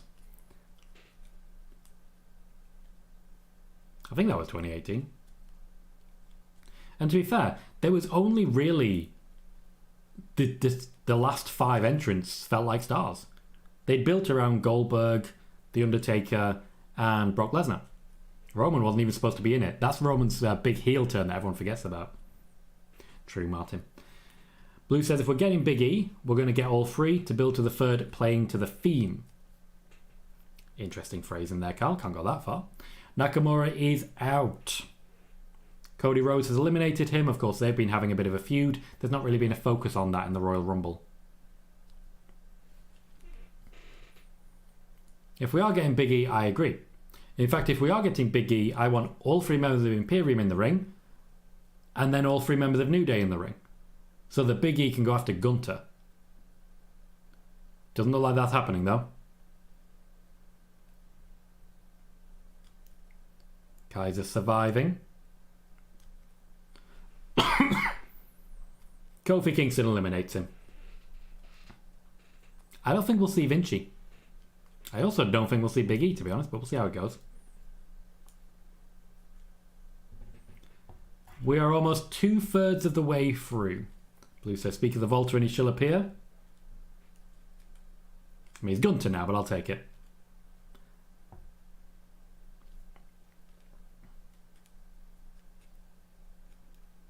Coming into the final part of the Rumble, we seem to be entering the final phase. Ludwig Kaiser is waiting to be acknowledged. I imagine he's about to be chopped.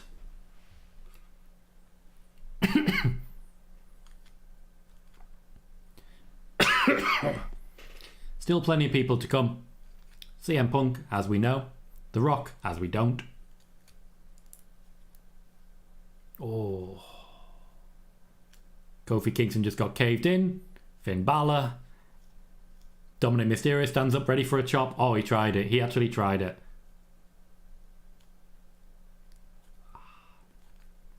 Need the bare chest for it. Jey Uso going for him now. Cal says, it's like I'm still waiting for that big shock entrant. We've been waiting all night, mate. Man says, Kofi Rumble win seems so distant now. Kofi Kingston hasn't won a Royal Rumble. Mark says, here we are, the winner of the Rumble, the Ring General. Megan says, Kaiser getting eliminated right before Gunter comes out. LOL. And Cal says, he's going to kill Dom. Gunter just picking up and throwing Bronson Reed just for fun. Cody Rhodes now jumping into the challenge. And yeah, Cal, pretty much. Jay's just been on the floor. Cody taking the chopper does not go down.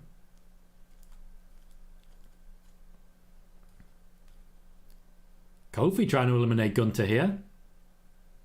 Gunter not having it. Gotcha. Kofi Mania was a fantastic time. Oh. The build to WrestleMania in 2019 was just amazing top to bottom. Kofi Kingston's out. There was no attempt to save himself. There was no tease elimination. Nothing from Naomi either. Nothing from Casey Catanzaro.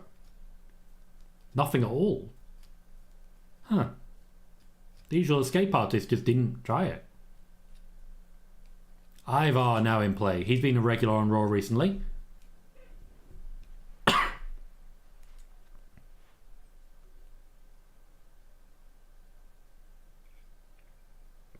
I'm surprised he didn't bring the shield out, considering we know it's there. It was under the table in Gorilla. Oh, lovely hit on Finn Balor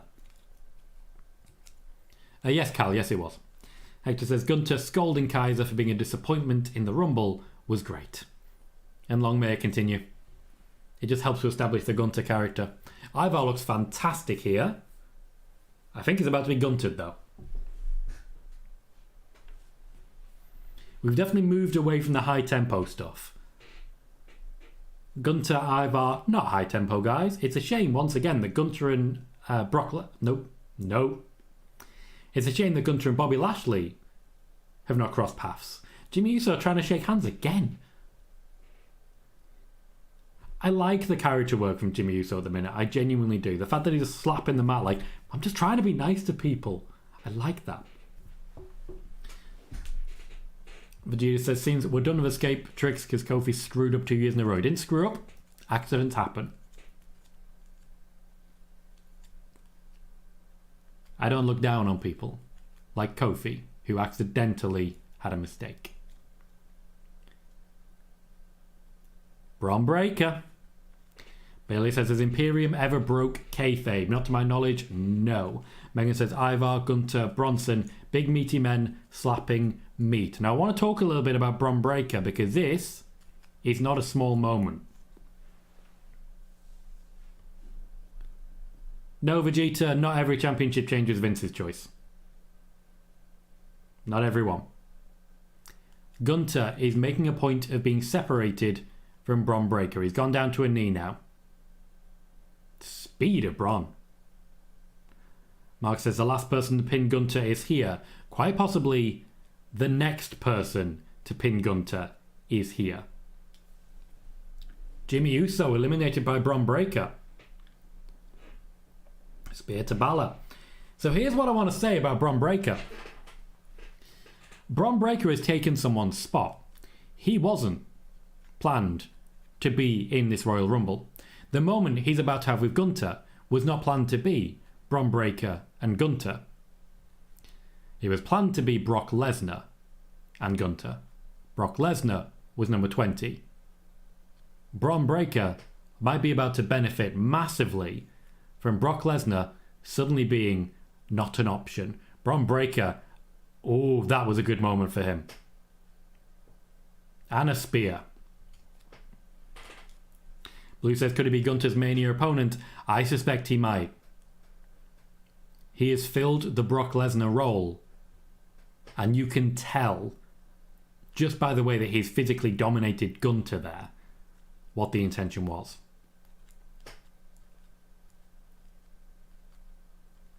Omos is next up. Think about the fact that we would have had Brock Lesnar in there. Gunter, Brock Lesnar, and now Omos coming in. So it would have been Brock Lesnar followed by Omos. Look now at what's going to happen with Braun Breaker instead. He's waiting for Omos.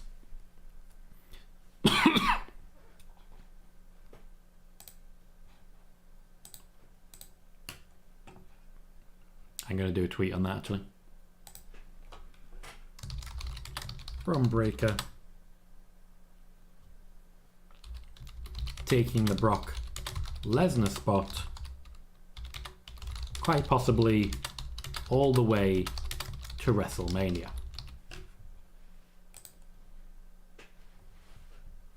I do like how whenever it's Omos they always record from underneath him.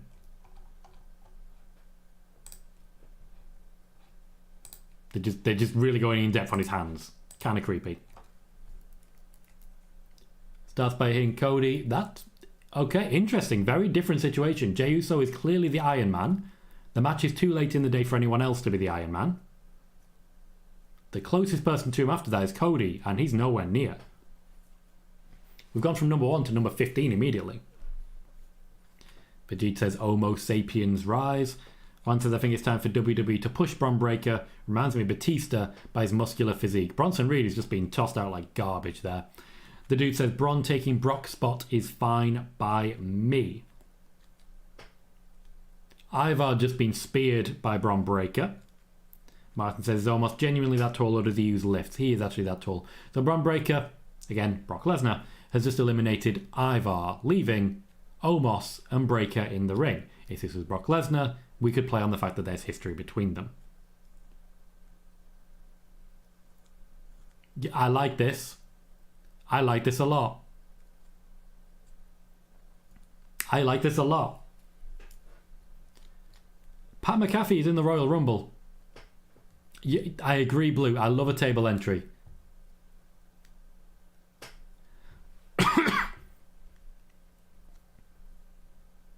You shouldn't get in that ring, Pat. Don't get in the ring. Don't do it. Don't do it. Everything could go wrong. Look who's in that ring. Once again, imagine he just got in the ring with Omos and Brock Lesnar.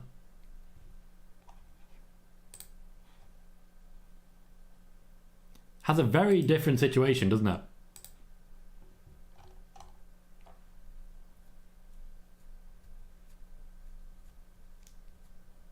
Yeah, he's just leaving.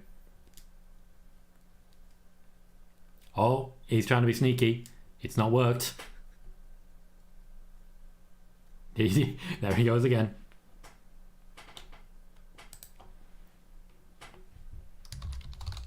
And he's off.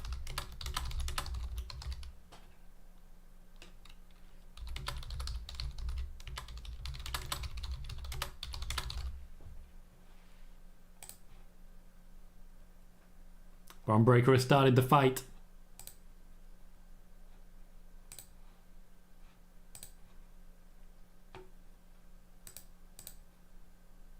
And Bron Breakker has eliminated Omos.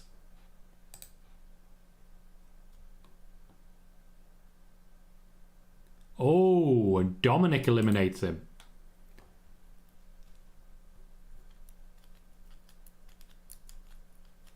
JD McDonough on the way down, a little more damage.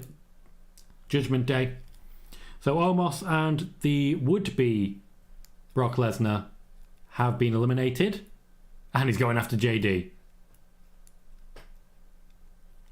Again, all very Brock Lesnar stuff, but no real big interaction.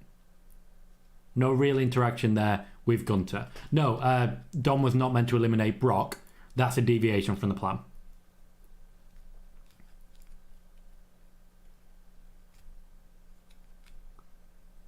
James says that was 100% Brock's spot. And Blue says Bron getting the massive push in this Rumble, and JD is here. Man says Tom said who took Brock's. Yeah, he's accepting it. He's agreeing. And Blue says he dies before he gets to the ring. Fair play. Tyler says JD just got speared into the Shadow Realm. Hector just says JD really can't catch a break. Is that bad luck? Is that bad luck? This does open some options. We haven't really set up the match with Gunter that we were looking for. Though if this is a call-up for Bron Breakker, I certainly could still fit the bill. Plenty of time to make that change. Gunter could still be a winner here.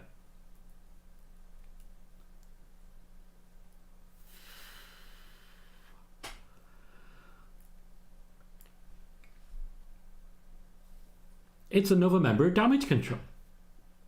Judgment Day.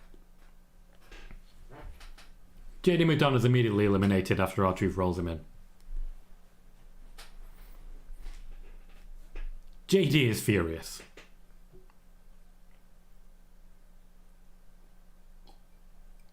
Mistakes were made. Dominic Mysterio has outlived JD and Finn Balor so far. He's still very much in the match. It's not a... Jesus Christ, it's not a tag team match.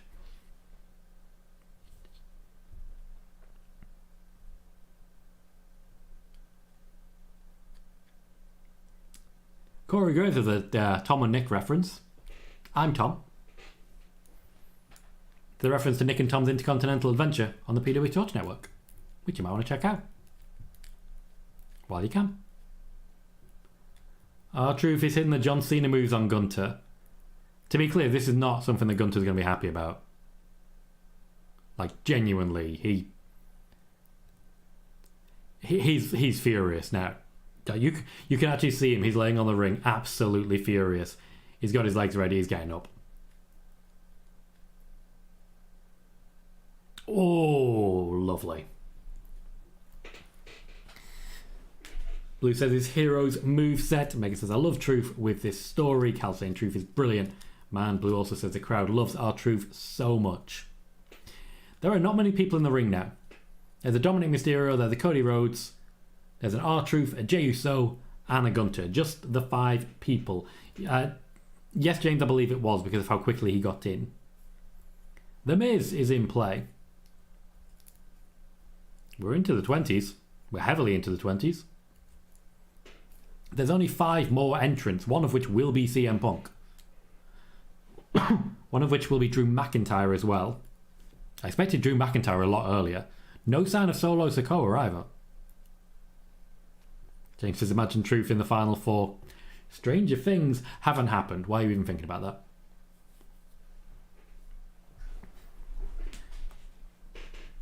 The Miz with a lovely tornado DDT to take down Gunter. Kicks Dominic Mysterio in the face, which I know we've all thought about it. Found himself with R-Truth.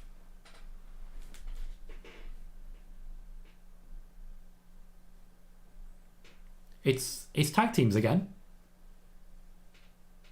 I don't know how far they can go because R-Truth doesn't know whose side he's on. Oh, R-Truth. What are you doing?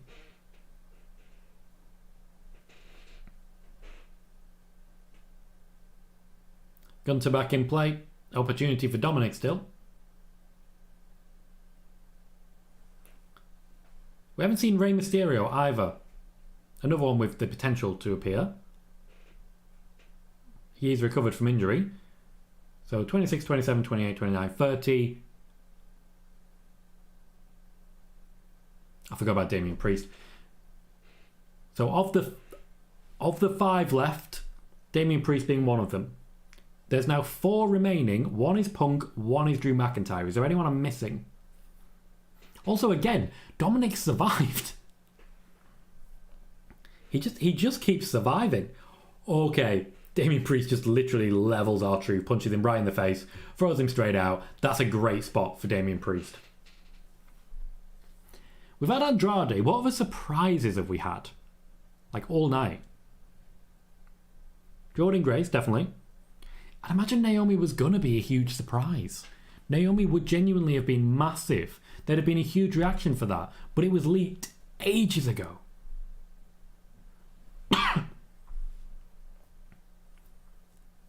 Gunter's waiting for a moment, he and Priest.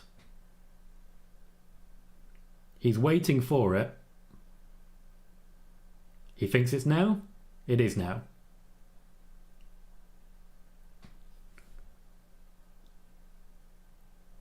Maybe that's the WrestleMania match now. Damian Priest loses an Intercontinental Championship match to Gunter, then cashes in to win the World Heavyweight Championship. I would like that. It's again quite similar to Seth Rollins, just with a belt involved. Seth Rollins, of course, before the heist of the century, lost a match to Randy Orton.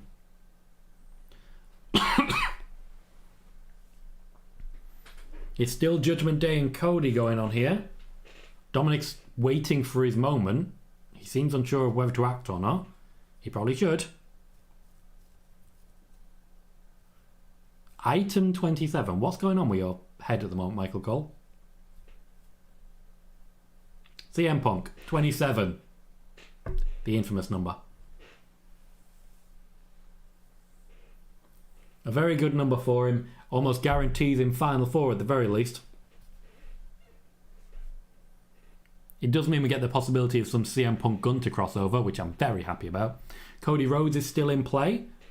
Logically, Cody Rhodes and Punk versus the Judgment Day is still an option.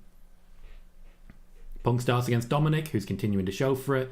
The Miz, who shows for everything. This should up the tempo considerably. Blue says, if Punk isn't 30, I hope he's not Ray. Don't want him booed at 30 again. Fair. Mine says, to be honest, both Rumbles have been underwhelming so far. James says, Santino did come second. Alberto did win one, so you never know. Blue says, Damien wants the twofer. Mine says, Tom, remember in 2014 when people booed Batista because Daniel Bryan didn't show up at the Rumble? That hurt Batista big time. Pretty much ended his career, gotta be honest. Carl says, Punk drew Solo and I don't know who else. Mine suggests Ray. James says, is Jay hurt? Not to my knowledge, but he has getting beaten up a lot. Dominic Mysterio's gone. Chad Gable suggests Gold. Good option. Blue says, Punk's not 30. Please don't be The Rock. James says, something's wrong with Jay's right shoulder. He keeps grabbing it. Maybe it is. Maybe he's being checked out. Maybe that's why he's been on the floor so much. Cal thinks it's going to be The Rock. It's like he never left. Forgot about Ricochet. Gold said Sami Zayn number 30. It's starting to look like Drew McIntyre might be number 30. Sami Zayn number 29. Ricochet on the way down. Megan says Punk and Cody versus Damien and Dom would be a good match for Elimination Chamber. Yes, it would. And we'll get a good selection of people on the card as well. Cal says Sami Zayn would be underwhelming AF. Vegeta saying Sami is very popular. Him at 30 would be great. I think Drew McIntyre makes more sense at 30. Just in case anyone gets booed, you might as well have him be a heel. Ricochet's scream was glorious there.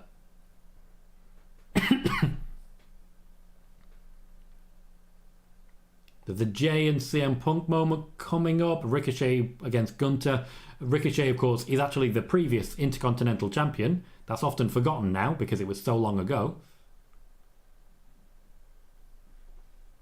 But yeah, the last Intercontinental Champion was Ricochet.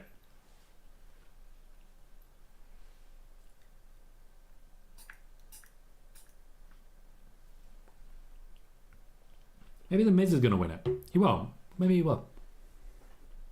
Oh, look, The Miz is gone. Cal says, McCard has been underwhelming and forgot Cody was in the match. It's a rare miss so far for Triple H. It's a Royal Rumble. You got to do better than this. 2 people left, 29. We know Drew's going to be one of them. Here he is. Drew is 29.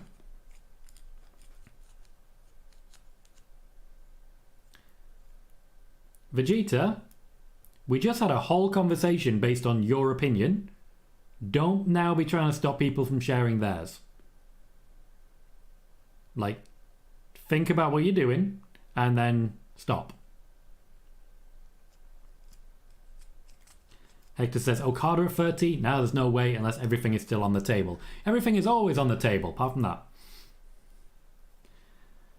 Button says, who's 30 then? I'm literally stuck. Who could it be?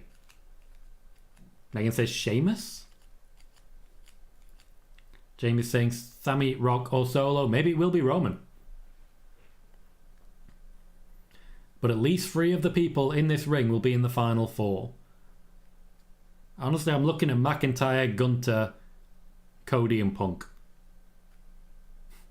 I'd suggest Hulk Hogan just to troll.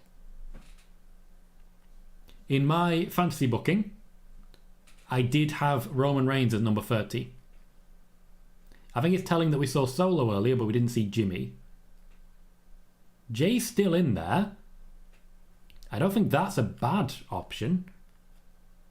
A win for Jey Uso would mean a rematch against Roman Reigns, which I wouldn't hate, but I think Jey Uso is about to be eliminated, probably by Drew McIntyre. He's having too good a moment.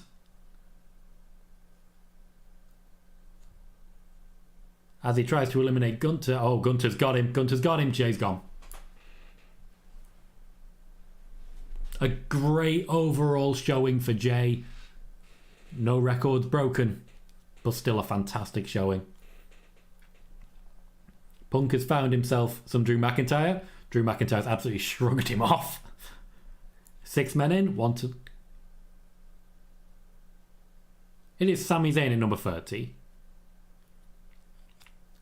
Blue says, Sammy was a bad idea. I love him, but a bad idea.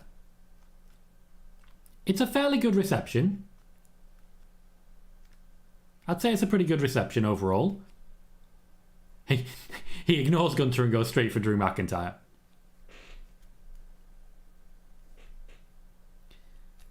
There were a few boos, Cal, but I don't think there's enough. Quite a lot of people are really getting into his theme tune. I don't blame them.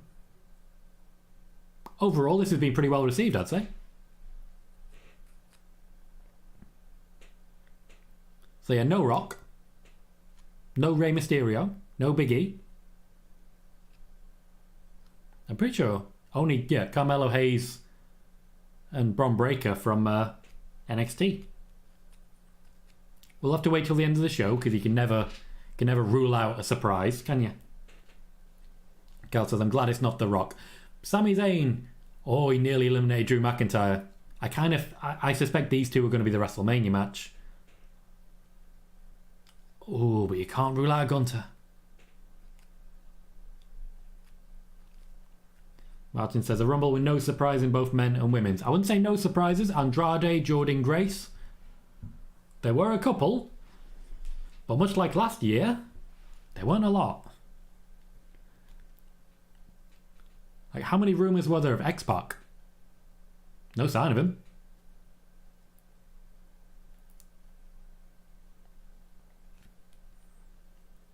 Ricochet looks like he's about to go. Drew McIntyre is going to have a big moment here. So the final four is in here somewhere. Oh, lovely from Ricochet. Absolutely glorious. Vegeta says, no Sheamus is surprising to me. Cal says, no legends appearing at a Rumble is a bit mad. Triple H doesn't seem keen on it. We've seen 2 Triple H Royal Rumbles. Very few surprises in both. James says, I've got to have something planned for the end. This is a bit underwhelming. And Ryan says, it's a lot harder to keep things secret, I guess. Think of how huge a surprise Naomi would have been. That would have been massive. But it got out. So, it's nothing. The reaction was good, but it wasn't as good as it could have been. He did say that, Vegeta. That doesn't change the fact that Peter Insider were reporting that X-Pac was going to be in the Royal Rumble. Possibly, Cal. I don't believe there's any actual plan for The Rock versus Roman Reigns. I've said that for a long time. This exact moment keeps happening. I say with a smile on my face, there ain't going to be no Rock versus Roman. And this moment keeps happening. Now, don't get me wrong. There's still a chance everything is on the table. You know how this works. There is time for things to change. But we'll have to wait and see because people said that about Sasha as well. Where is the crack, Gold? We were promised crack. We promised a lot of things. Megan said this is the first Royal Rumble since 2018 where there hasn't been a Hall of Famer in either match.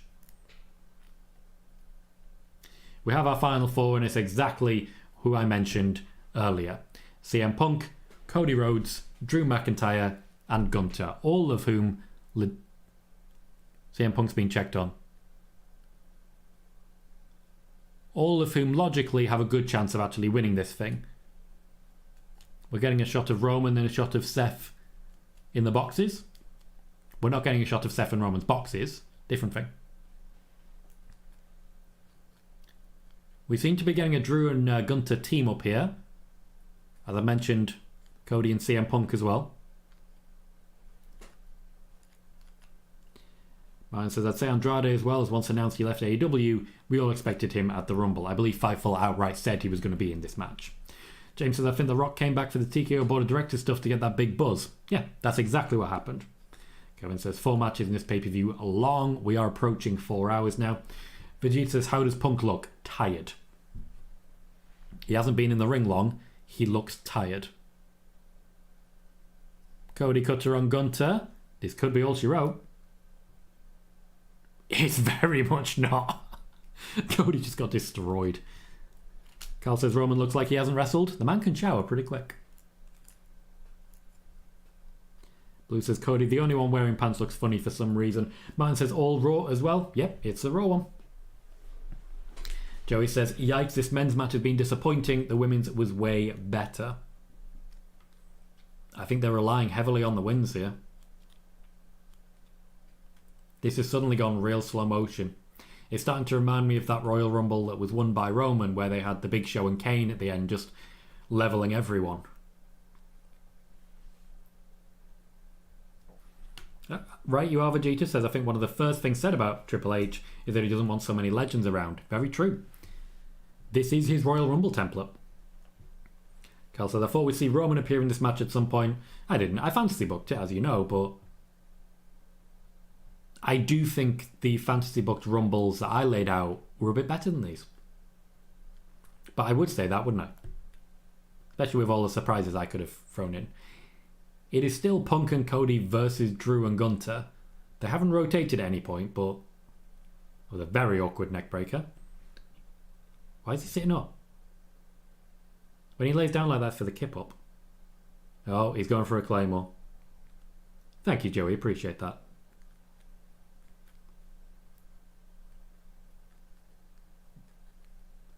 McIntyre logically should be the next one out. He's missed a Claymore. Punk is signaling for the go to sleep.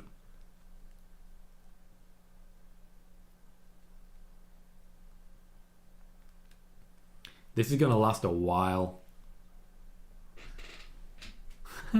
Megan says, angry Europeans versus ex-AEW lads. I respect it.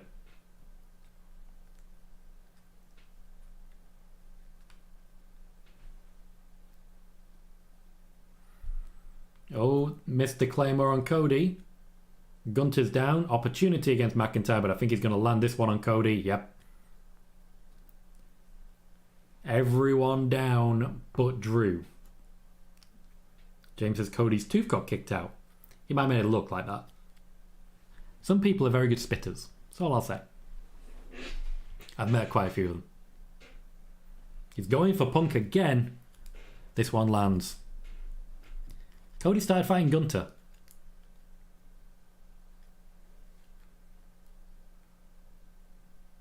McIntyre, I think, is the only one who will actually be aiming for Roman.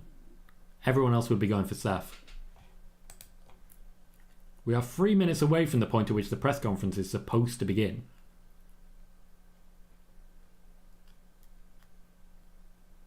There are 2,090 people waiting for the press conference.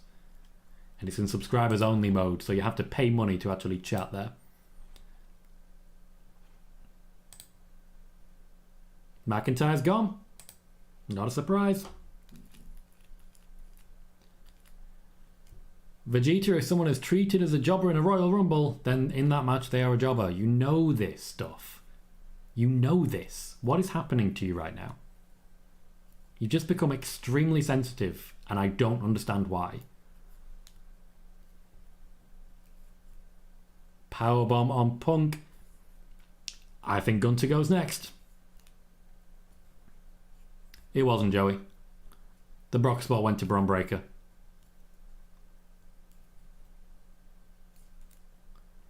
We're going to get a replay of last year. Gunter's gone, leaving us with the two favourites pretty much since the beginning. CM Punk and Cody Rhodes. How many people believe the Sports Illustrated report, guys? Because you shouldn't have.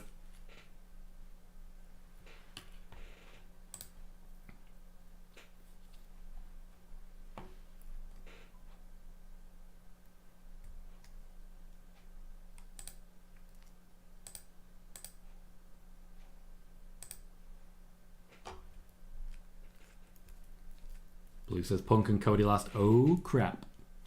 Megan says, there it is, the final two we all saw coming. Cal says, I love that acting from Roman. James says, we haven't even seen a GTS yet. Still time. To be fair, we haven't seen Crossroads. Gold, difficult question to answer. At the moment, we cannot say his employment status, and that will naturally factor into it. It's a goodbye for now. We don't know if it's a goodbye for good. We're just going to get a wrestling match now. Double clothesline, awkwardly taken by Punk. I don't think CM Punk's okay. I genuinely don't know if he's okay. Michael Cole is refusing to sit down. Naturally. Oh, thank you, James. The Shinsuke called a crossroads. Thank you. And Joey says, was very surprised we didn't get Sheamus. Yeah, I was confused by that myself. There's a few people who we could have potentially replaced with Sheamus.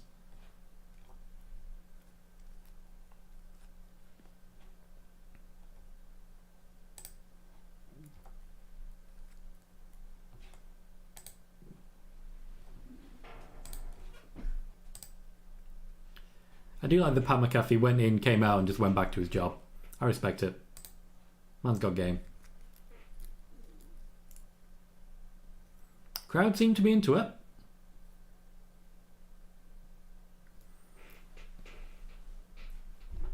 Will Cody finish the story? I can see a sign literally in the entryway that says, Cody, finish the story.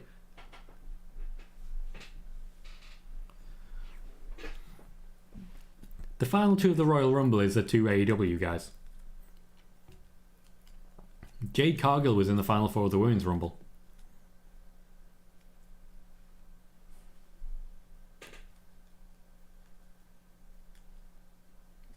Cody going for the cutter? Don't see it. He did not go for the cutter at all. That was a flying nothing. Oh, Punk's going for the name redacted style. Awkward. Hits them all.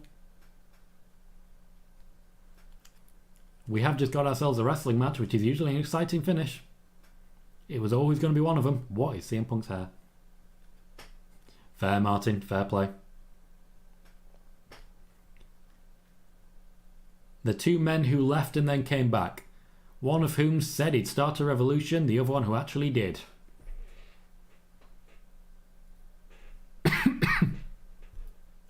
True Blue, good point.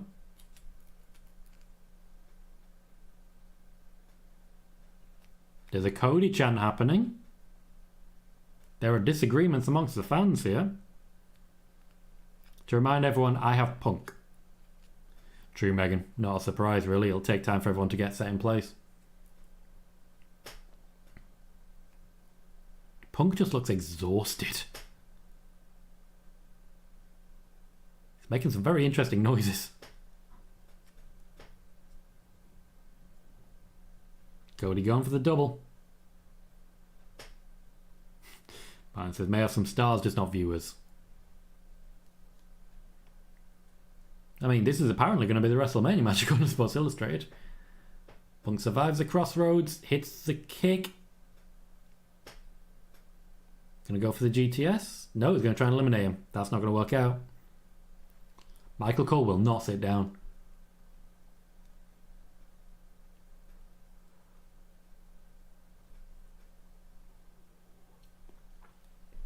Is that a new tattoo above his knee? Oh, that's cute. Blue says Punk locking his age.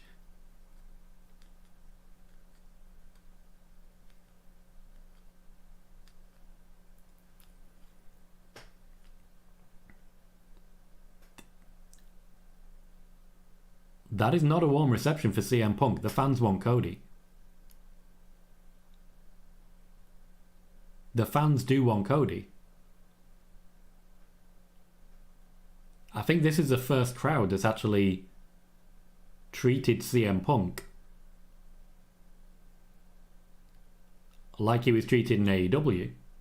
If you remember Wembley, CM Punk was not well received. Not well received at all. There is a really split crowd here, which is massively, massively entertaining.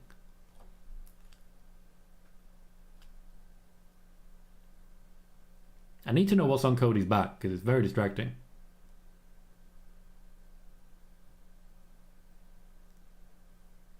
The Cody chants are strong. Not hearing CM Punk at the moment, but I'm sure we will in a minute. As I said, one of these did start the revolution. Ah, Megan says they're in Florida. Like it or not for them, AEW is still the home promotion. Go to sleep. Jermaine says no matter who wins between Cody and Punk, AEW wins. And Martin says I was thinking the same then. Blue says they're doing the HBK Taker 07 Rumble finale. We could also say they're doing the 2023 Cody Rhodes Gunter finale.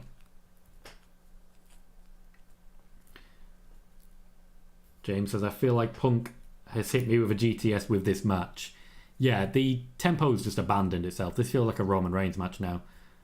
We're going to some really long, slow camera pans. Have you just gone into a rest hold after a GTS? Has Cody Rhodes' pants split in the butt?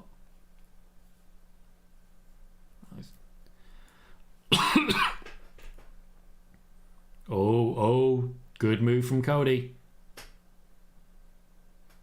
Had potential. They're going to have to do something special. It's a Royal Rumble. You can't just put your opponent down. You have to do something special. They did Vegeta, so did plenty of other people. Most notably, Cody Rhodes and Gunter last year. CM Punk going for a pedigree and hits it. Cody Rhodes hit one of them himself earlier.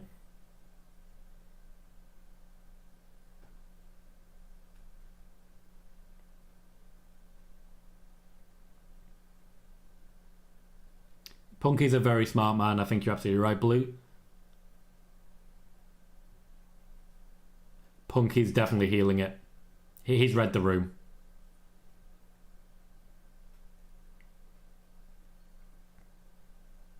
Suggests it might be Cody. I don't know how this is going to go. It genuinely could be either of them because the other one has already got a way in. That was never going to land.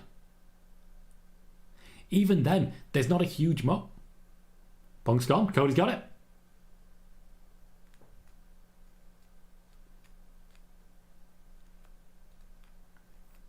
The giveaway there was Punk essentially just playing up the heel. Again, a very smart man. He knows how to make sure the crowd are going to pop. It was always down to one of them. Either Cody or Punk. And we got there.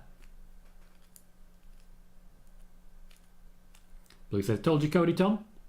Always love a gloater. Mine says, oh wow. James says, Cody. And Vegeta says, back to back. What I will say is that Cody is going to be a lot better choice in that press conference than CM Punk is. Mark says, wow. Tyler says, I don't know where they go with this now. Straight to WrestleMania. Cody Rhodes will main event. CM Punk is going to have to be in an elimination chamber. Blue says, happy Cody because he gets a Sunday main event. James saying, no way Cody will lose twice. Joey was not expecting it. Sai gives the match an 8.5 out of 10 for a really good main event and 4 out of 4 for my picks. 3 out of 4 for picks for me. The main event I'll give a 7.5. It was good. It got real slow real fast. Mine says, imagine he doesn't finish the story now. We always knew that that was going to be our main event. CM Punk versus Seth Rollins. We knew since Survivor Series. Cody Rhodes versus Roman Reigns. There's no Rock. The Rock's not coming. Even if The Rock does come, he won't main event. Blue says, they mentioned the women having a main event. I do wonder if night one isn't Punk Seth in the main event. We'll see how that goes. Becky versus Rhea was supposed to main event night one. Man says, does this mean Seth is doubtful, just thinking in case cover themselves? I'm not entirely sure, but that's good. I want to see what happens. Jason says, I didn't expect that, and that's why it was great. And Megan says, Punk's winning the chamber then. Yeah, pretty much. And imagine logically then, Punk will win the chamber in the first match. Becky will win the chamber in the second match so they can end with Rhea Ripley.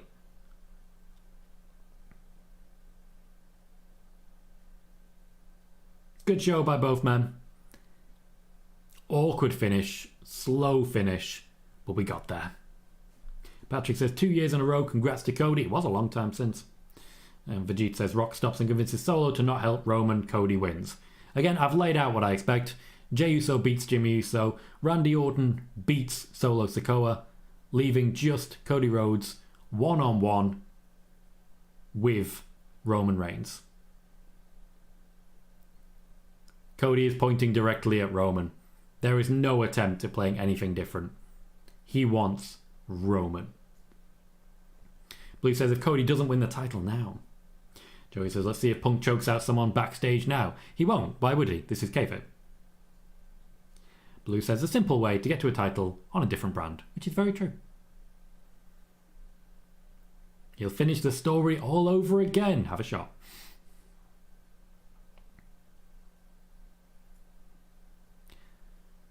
So Bayley has won the Women's Royal Rumble.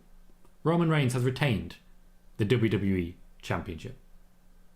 Logan Paul has retained the United States Championship. And Cody Rhodes has won his second Royal Rumble in a row.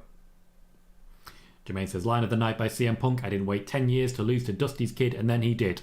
As I said, very smart man. CM Punk, very smart man. Hector says, Cody becomes the fourth to win back-to-back Rumbles, joining Hulk Hogan, Shawn Michaels, and Stone Cold. 15 was a good number for him. So I'm going to switch over ever so slightly. Make sure that's turned off. And see if they're doing anything with this press conference.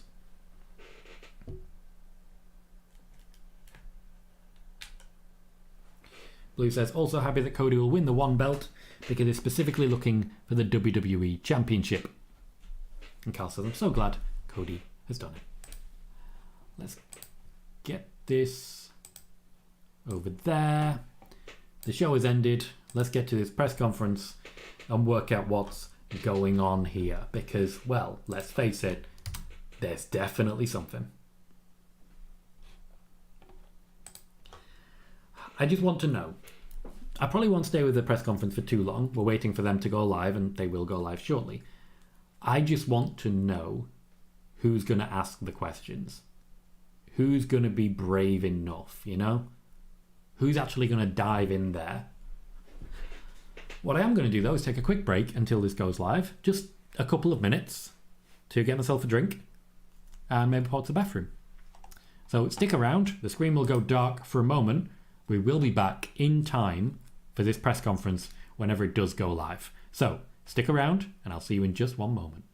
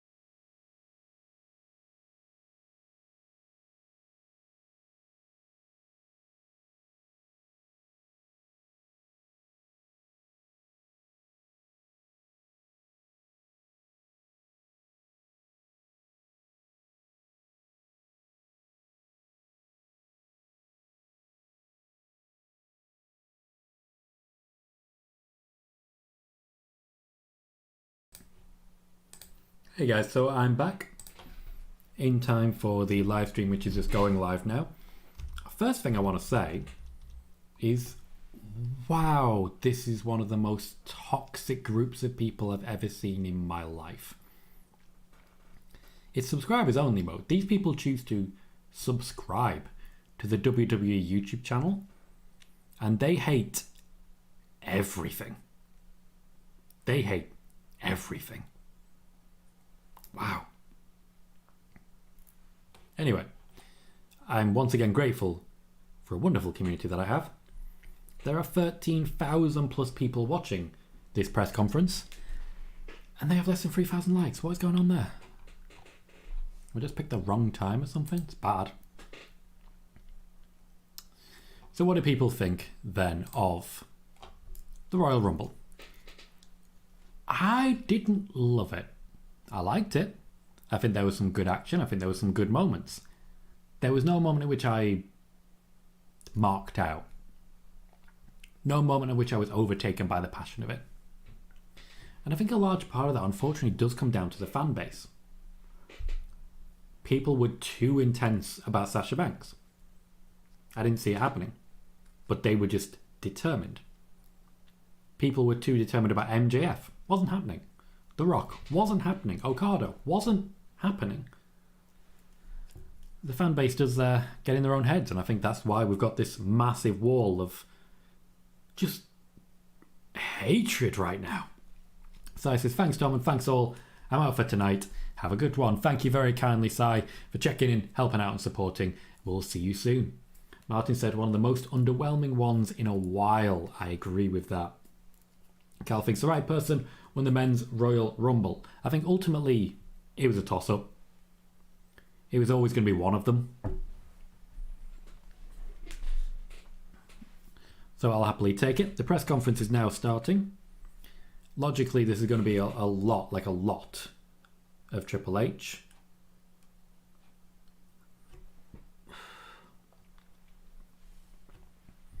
As well as that, I'd imagine Cody Rhodes will be speaking, Bayley will be speaking,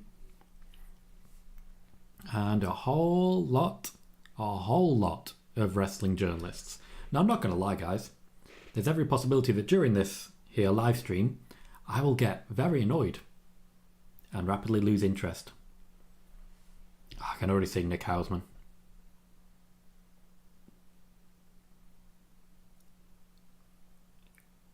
I know quite a few of these people.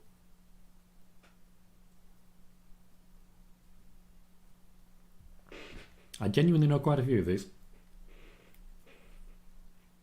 You can just see Adam Bernard who drops into these chats every now and then.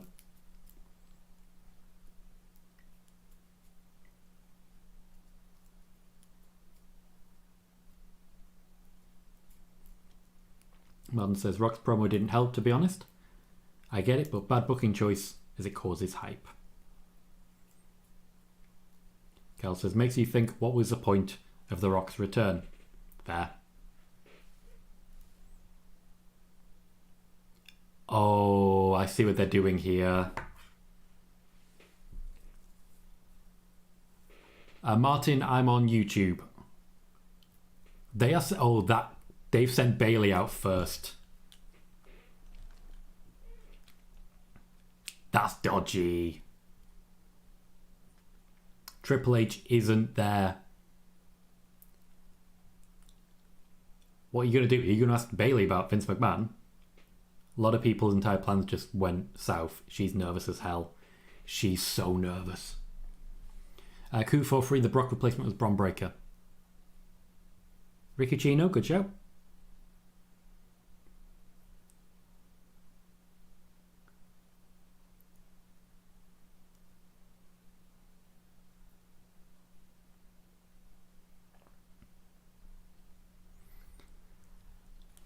I know Rick Ucchino. He's a very good man.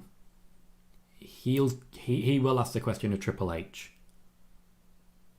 This isn't the time. They've been very clever there. Gomar says, I guess no Rock versus Roman at Mania unless they do that at SummerSlam or something. At no point has there been a match planned between The Rock and Roman Reigns. At no point. Carl says, is there any possibility of Roman beating Cody? Always a chance. There's always a chance. And Blue says, I think the men's was lacking a spark, but I enjoyed the show overall. Better than 2022, that's for sure.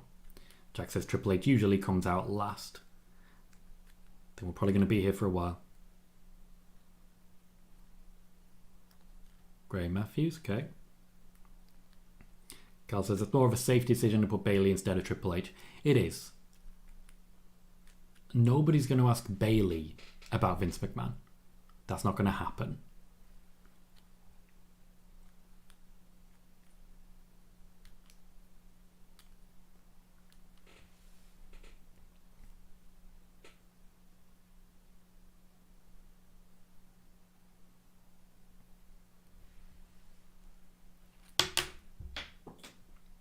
So Bayley's talking about her time in the Royal Rumble.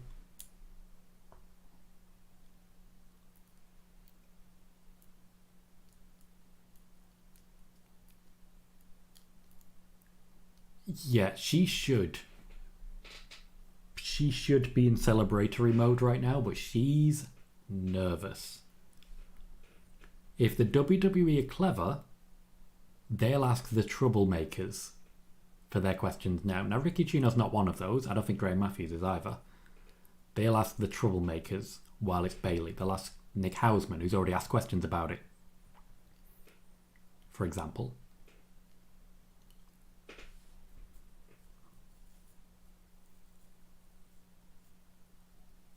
There we go. Bayley's just said it. There's no legends coming in. She's opened a door there she's not quite ready for.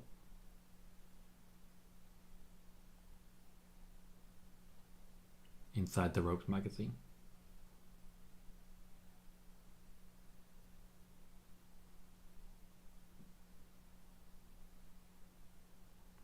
He's asking about a face turn.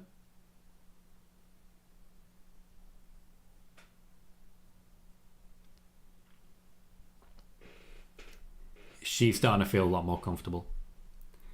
I don't believe it's on Peacock. No, Bayley, you can find it on YouTube. Cal says, well, like a political situation where it says Hunter can't come out due to time constraints, thank you for your time. It's not impossible. I don't think he'll do that. Triple H isn't that guy. I go Marty, it was not. It was not Pat's spot. Braun Breaker replaced Brock Lesnar.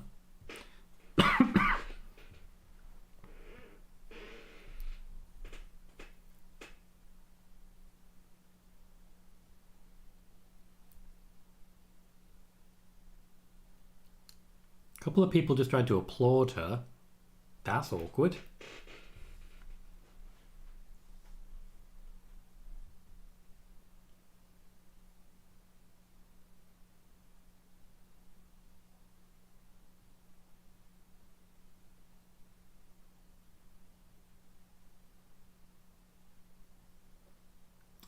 Denise Salcedo, she has an independent outlet. I don't know if she has the insurance required to ask tough questions. That's exactly what she does, and that's absolutely fair.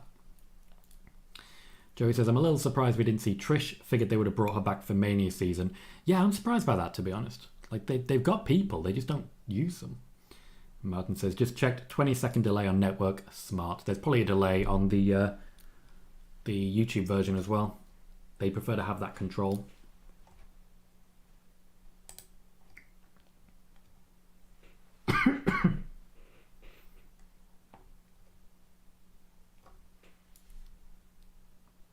A lot of respect being shown for Jordan Grace. I can't blame her. It's the right shout. Kel says, I wonder why Ray didn't come in. Not sure. I think it's more likely that Pat McAfee was his replacement. Maybe he felt something in the warm-up or something like that. Joey says, I felt like WWE wasted a lot of spots in the men's match.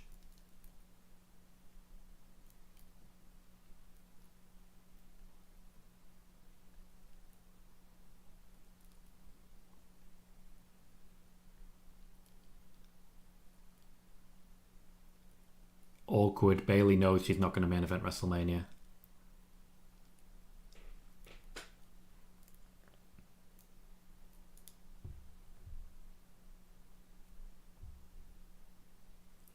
She knows she's not going to. Yeah, Martin, you're right. Bayley did confirm no legends anymore, which confirms the Triple H stuff. As I was talking about a little bit earlier, Triple H has a preference to avoid those legends and those returns. Reports of X-Pac were clearly wide of the mark. Cal says, I like how they didn't have the Judgment Day together for large parts of the match, sort of foreshadowing what's to come. It was very cleverly done, I will say. Joey expected Sheamus and Ray back. They must be dealing with bigger injuries as unreported, quite possibly. At freeshows.com.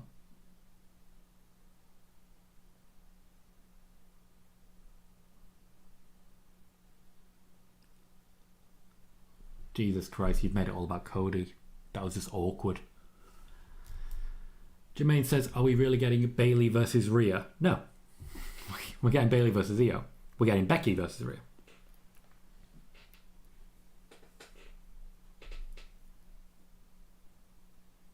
Yeah, Martin, I think she's just nervous. Someone in that chat just said, Bayley do Playboy.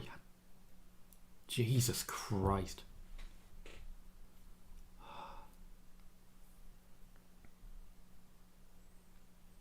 Everyone who comes out for this press conference is going to be really nervous. Oh, Joey, you're absolutely right. Wait for Triple H. They know we're all waiting for Triple H. They know they've got us. They'll just rake in the money.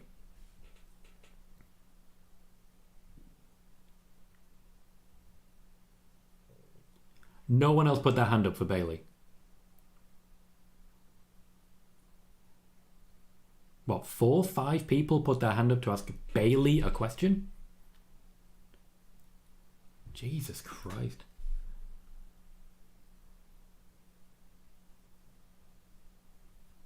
Next up is Cody. They were always going to put Cody in front of the camera. Carl says, I think Bayley will definitely have been told if they mention Vince, just come off. She'll fudge it. Same with Cody. He'll talk about how it's not really important to what he's looking to do. Finish the story? Sure. Joey says the journalists that are there always ask the most predictable and corporate questions. So, essentially, is that DDP? Is that next to Chris Van Vliet? I swear that was DDP. No, it's Cody, Cal. So they're going to ask headline generators. You get used to this. A lot of them, their outlets will have told them what to ask.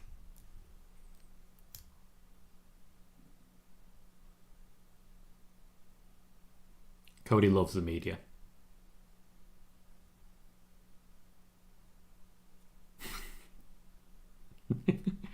I love Cody.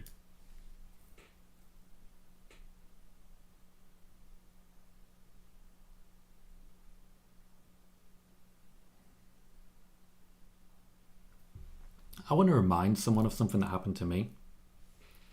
I want to remind everyone of this. At some point, I was on the Wrestling Travel podcast. They were interviewing Al Snow. He was telling a story about Cody Rhodes. So I took the quote, I put it out there, and I got a response on Twitter from Cody. About an hour later, Cody deleted the tweet. My immediate suspicion was that he had been told to do so. I have my suspicions as to who might have done it. It might rhyme with Sean Ross Sapp. Bayley says, gotta go. Thanks for a great effort and we'll see you Monday. See you Monday, Bayley. Have a good night. Martin says, Cody is the new Cena. Said it ages ago. Joey says, I doubt Triple H will give a clear answer on Vince. He's most likely going to say there's an investigation, etc. Yeah, in no way am I expecting a clear answer. I just want to know if people are brave enough to ask the question. Carl says, got a fair play to Jey Uso, got twatted for like 38 minutes plus tonight.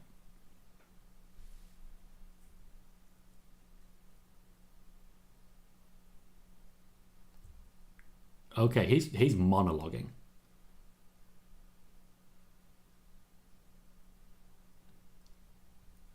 He's killing time.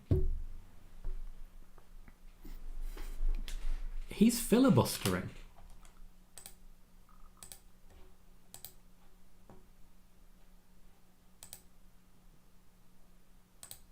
He's in every way filibustering.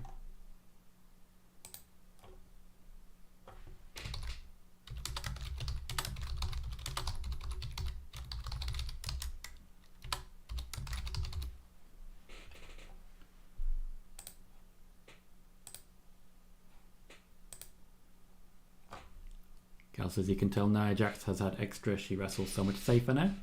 I imagine that was meant to say training. I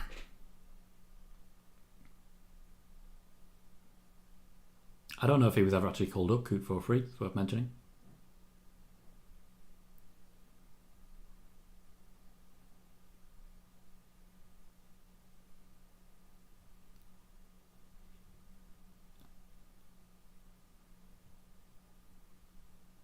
Man says, I'm saying it. One thing everyone has forgot is that Triple H's father-in-law, wife's father, and his children's granddad, he will be cut as well. Not sure what you're meaning.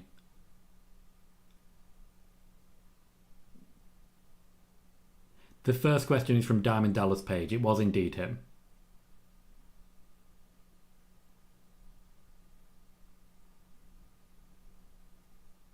They're filibustering this.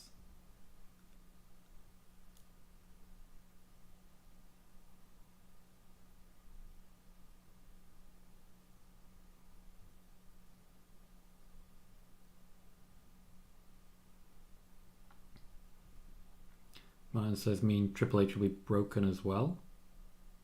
I still don't understand mine.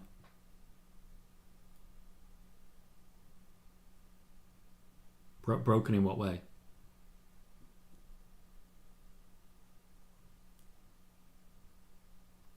The softest of softballs. Are you happy you won? Joey, he literally did just ask something.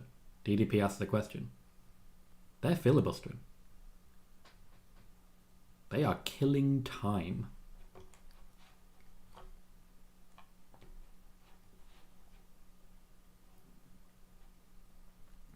We all know that, Carl. We all know that. I'm interested in who asks. That's what I'm interested in. I know we're not going to get any clear answers. I don't know if we're going to get decent questions.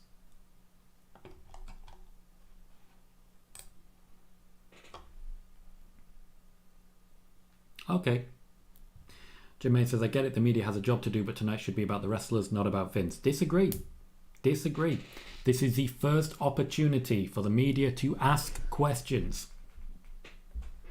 To try and find out, for the public interest, what has actually happened. That's vital. Vital. If you're not willing to ask what's happening, why are you a journalist? Why are you in the media? What are you doing? Okay, come on, give us something. It won't be Cody. They'll wait for Houseman.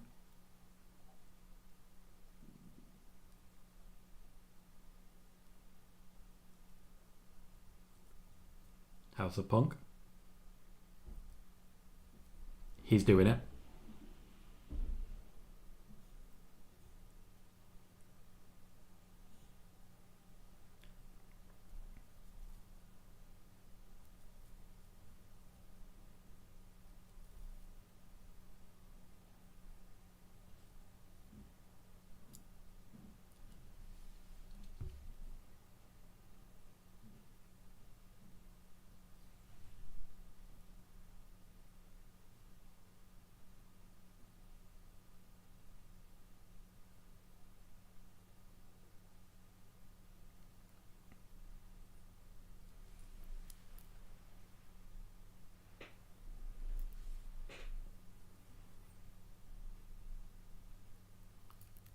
Joey, I've not seen him.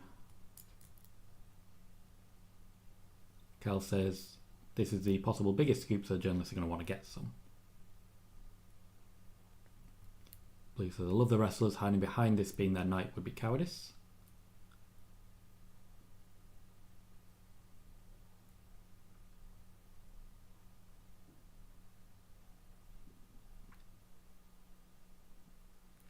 I don't like the use of the word family there.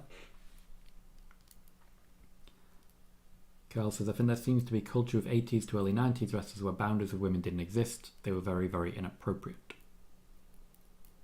And yeah, Joey, Nick Houseman was always going to ask the question. He's got the insurance.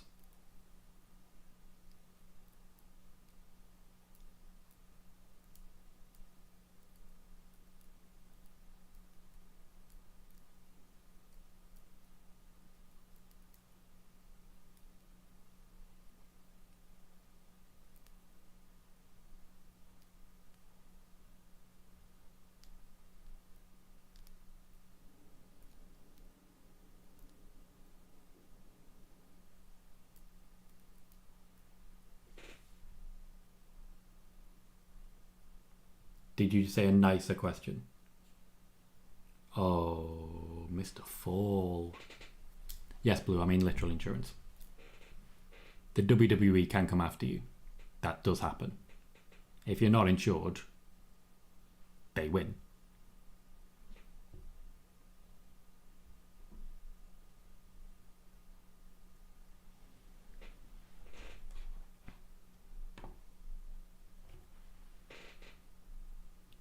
Question about Roman.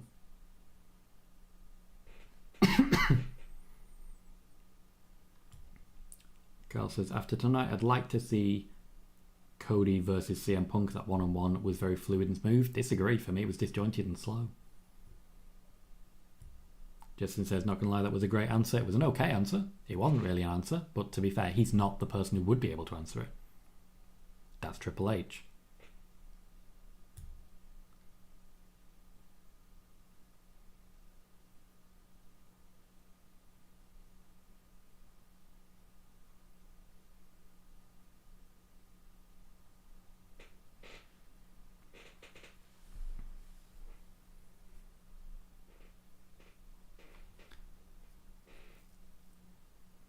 Joey says, hopefully someone asks Triple H about Brock.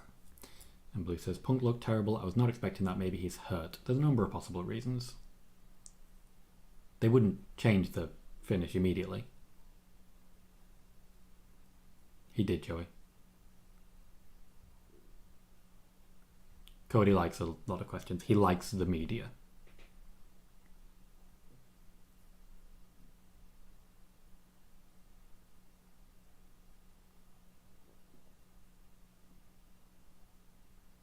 ESPN, okay, mainstream.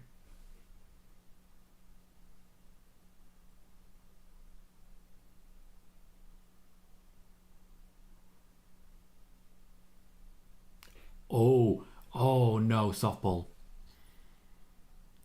You were in a different organisation. How good is it to be back where you deserve to be? Freudian slip, got you.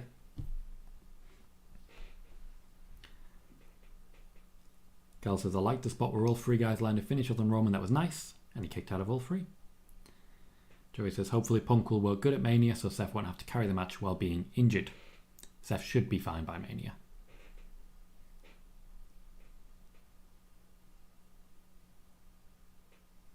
Alright, attack on Wade Keller.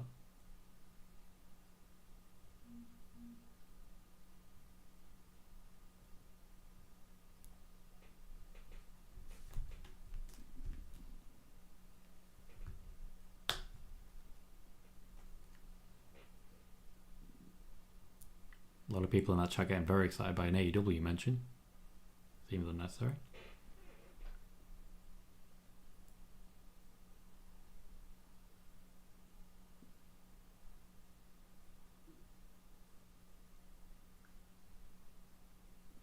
Yes, Cal. There will be watch-alongs for WrestleMania and Elimination Chamber. Blue says, I love watching you, Tom. Not only are you a joy to talk to, I feel like I learn a lot. Thank you. I appreciate that, Blue. It's very nice of you to say. Go doing another question. He's filibustering.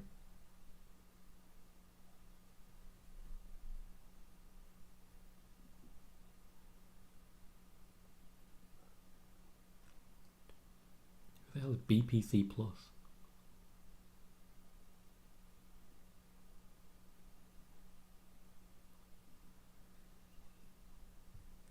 Standard softball.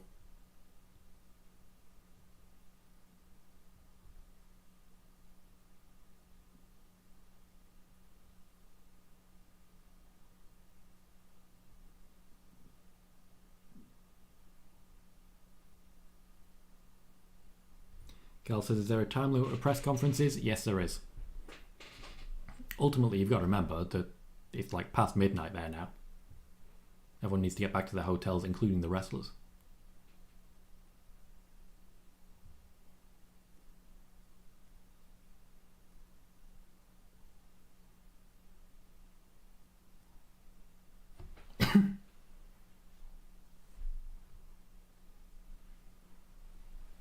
Not entirely sure what he was trying to say there. He does, Cal. He's filibustering.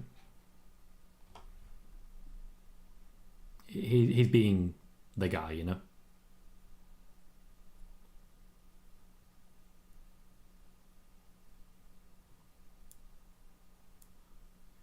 He's killing time.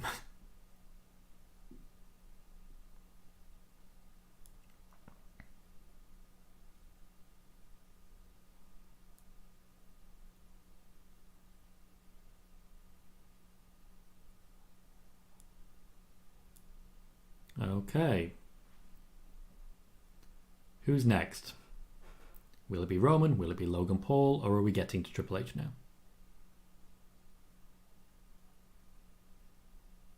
He's doing a bit now.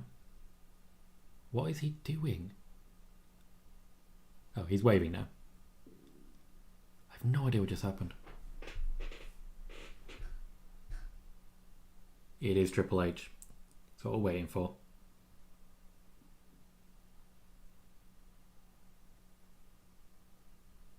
Polite applause. He's got his briefing notes.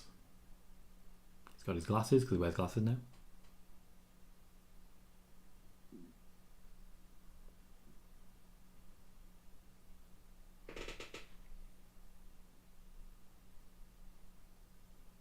I'm interested if he starts off with a statement, gets ahead of it.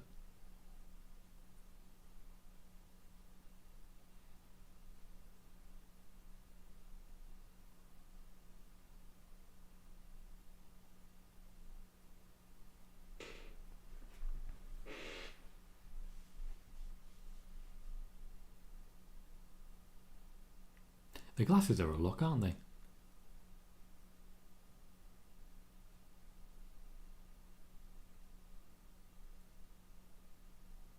Typically, Triple H's tactic is to go on the offense.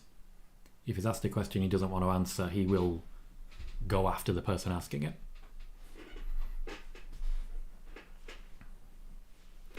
I'm very interested to see who Byron Saxton goes to first.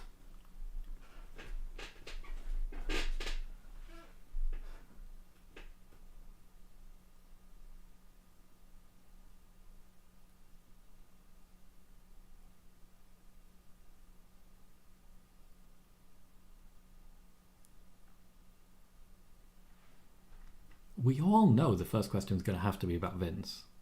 If you don't get ahead of it, they're going to get onto you.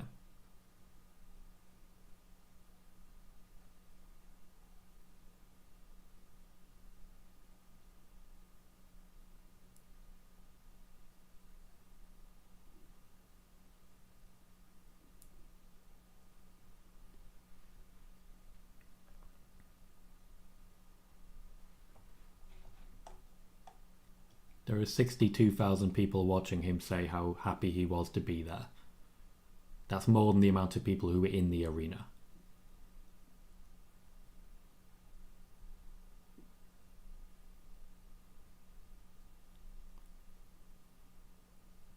So they've really limited the amount of time. This was supposed to start 45 minutes ago. It started a little bit later. At most, you're going to get 15 minutes of Triple H. He'll take his time with the questions. You're going to get 3, maybe 4 at most. And he's just filibustering as well.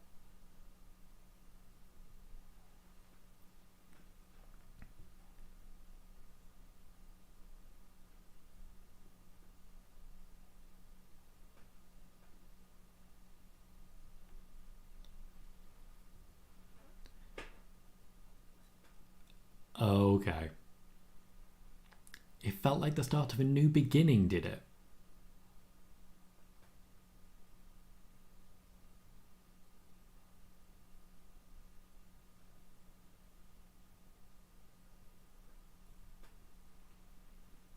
He knows what he's doing. Tonight felt like the launch of something new, did it?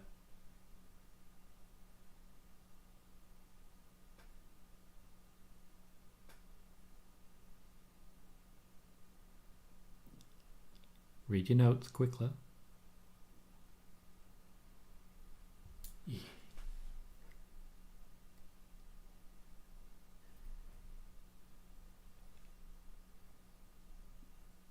So we could be answering questions. Instead, we're talking about how long the building's been there.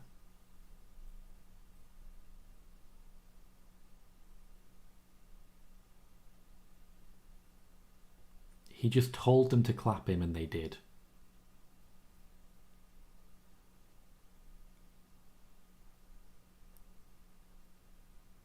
Jesus Christ.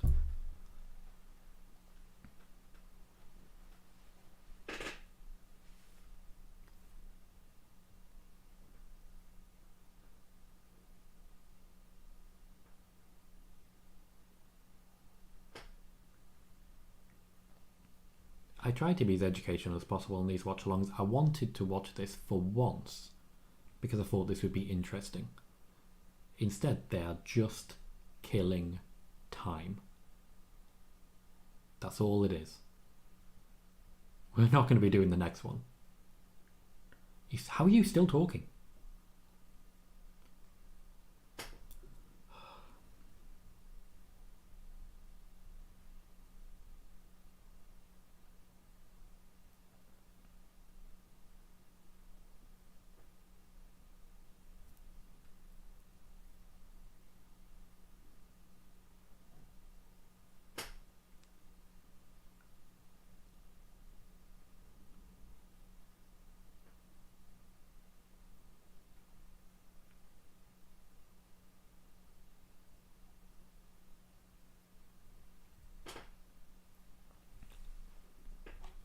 I can't imagine there's a great response to this.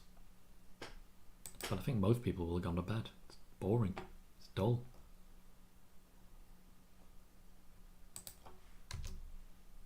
Let's see what we've got. Spending a couple of minutes just talking about Bayley now. She's already been out.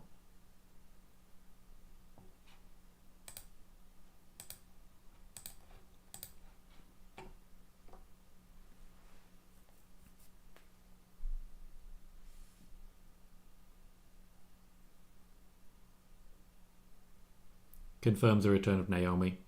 New deal.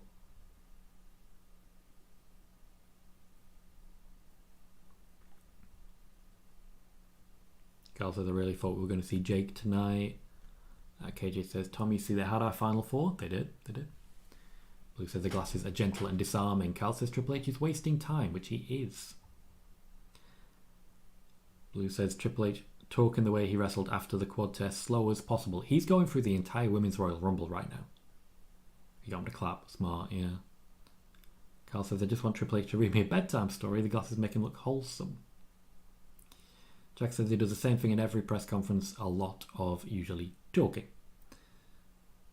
And Blue says it sounds like Naomi is actually back. It certainly sounds so, yes.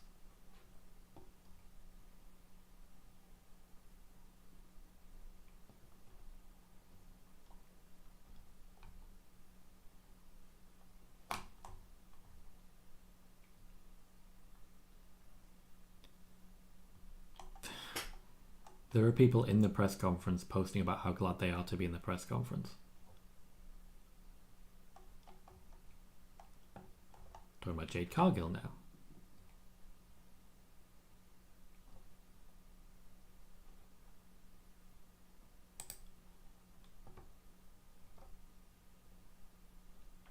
Oh. The guy who said he was moving on to a nicer question is the guy who asked about Taylor Swift.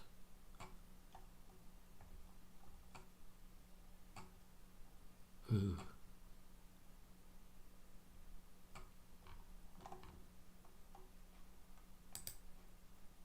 Also, it sounds like Sean Ross Sapp isn't in the room tonight.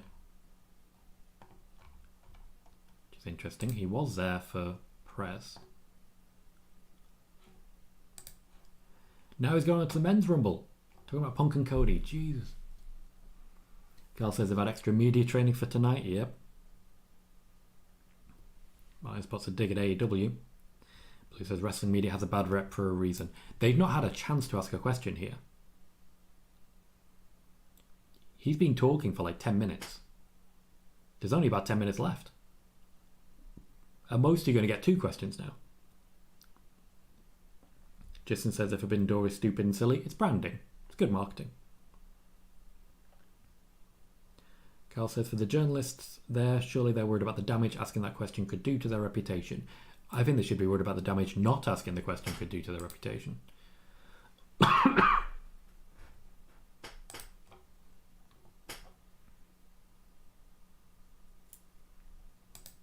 One last thing. How are you still talking? Oh, David Bixenstand clapping fucking seals. Fucking pathetic. He's not happy.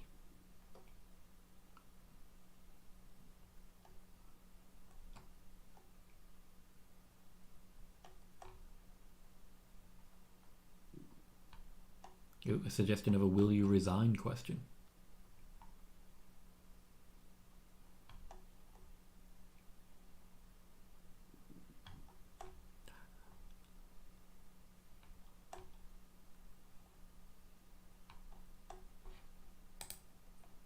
I realise I'm not the most active speaker here.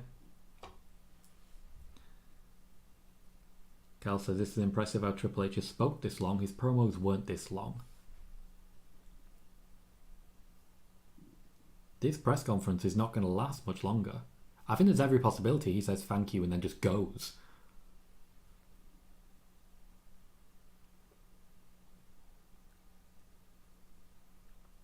I'm seeing the word filibuster popping up.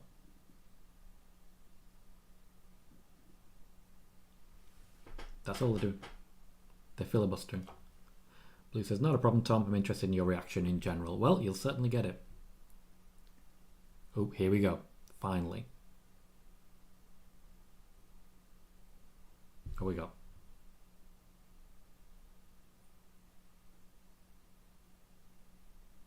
Don't say Netflix. Fuck's sake. You want to know why I left Sportskeeda? That's why I left Sportskeeda. She's been fed that line.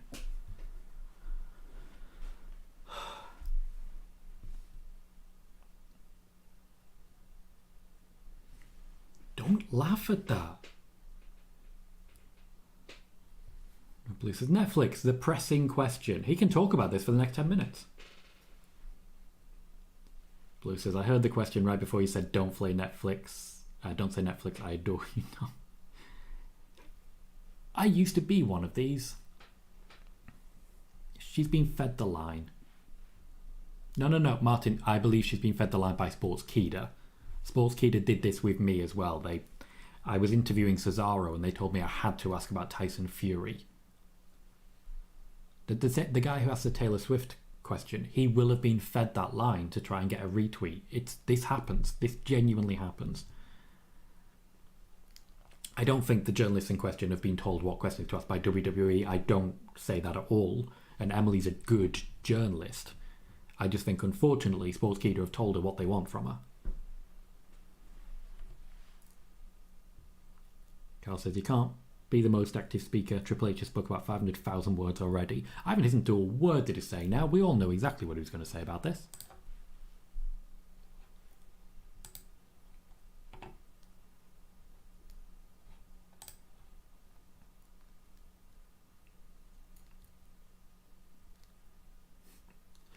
I'm watching the live tweets.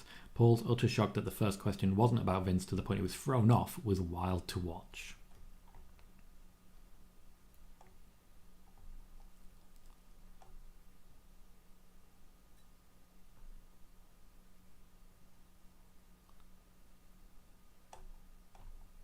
Just give me something, guys. It's hard not to be excited about Netflix. That's what we're actually talking about.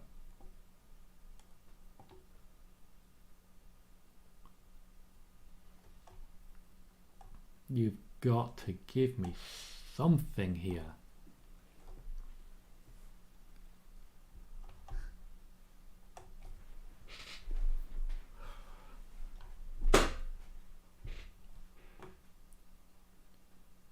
You've just given him an absolute platform to just continue to filibuster.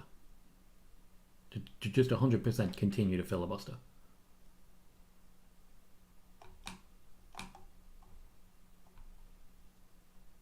Ooh.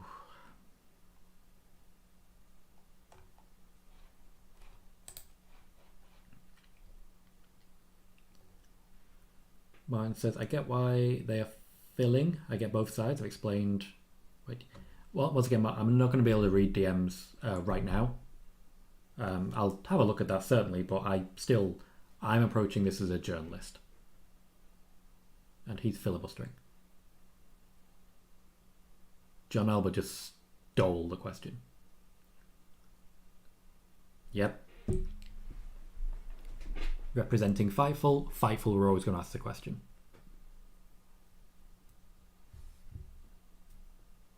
It's the right question.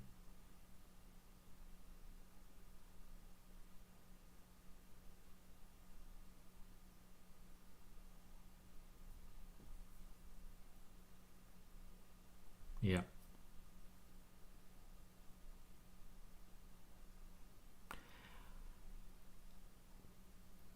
Ooh.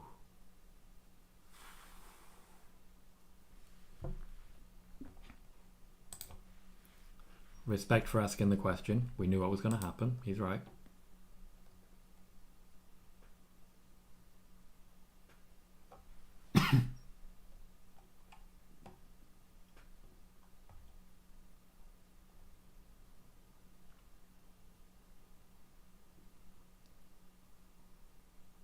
From the ringer.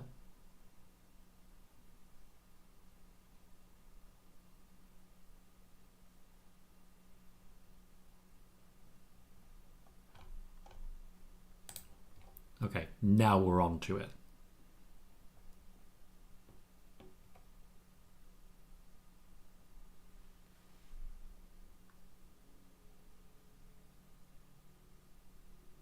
Are you...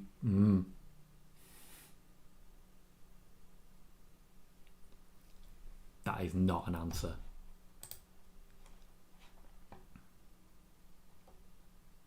Final question. See, they've scrapped through most of it. Oh, Brandon.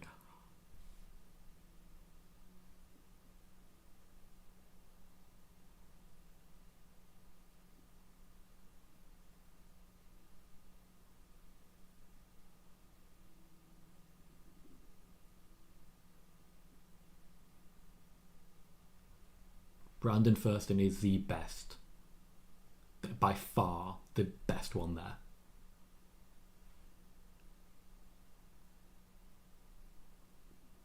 There is no chance you haven't read it.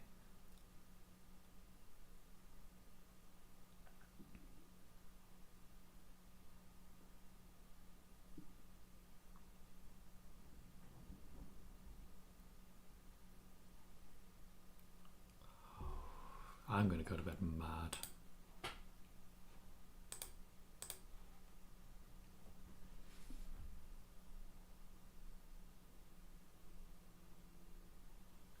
It's one of those things. It's always going to wind me up. And it's the last question, so I'm going to call it.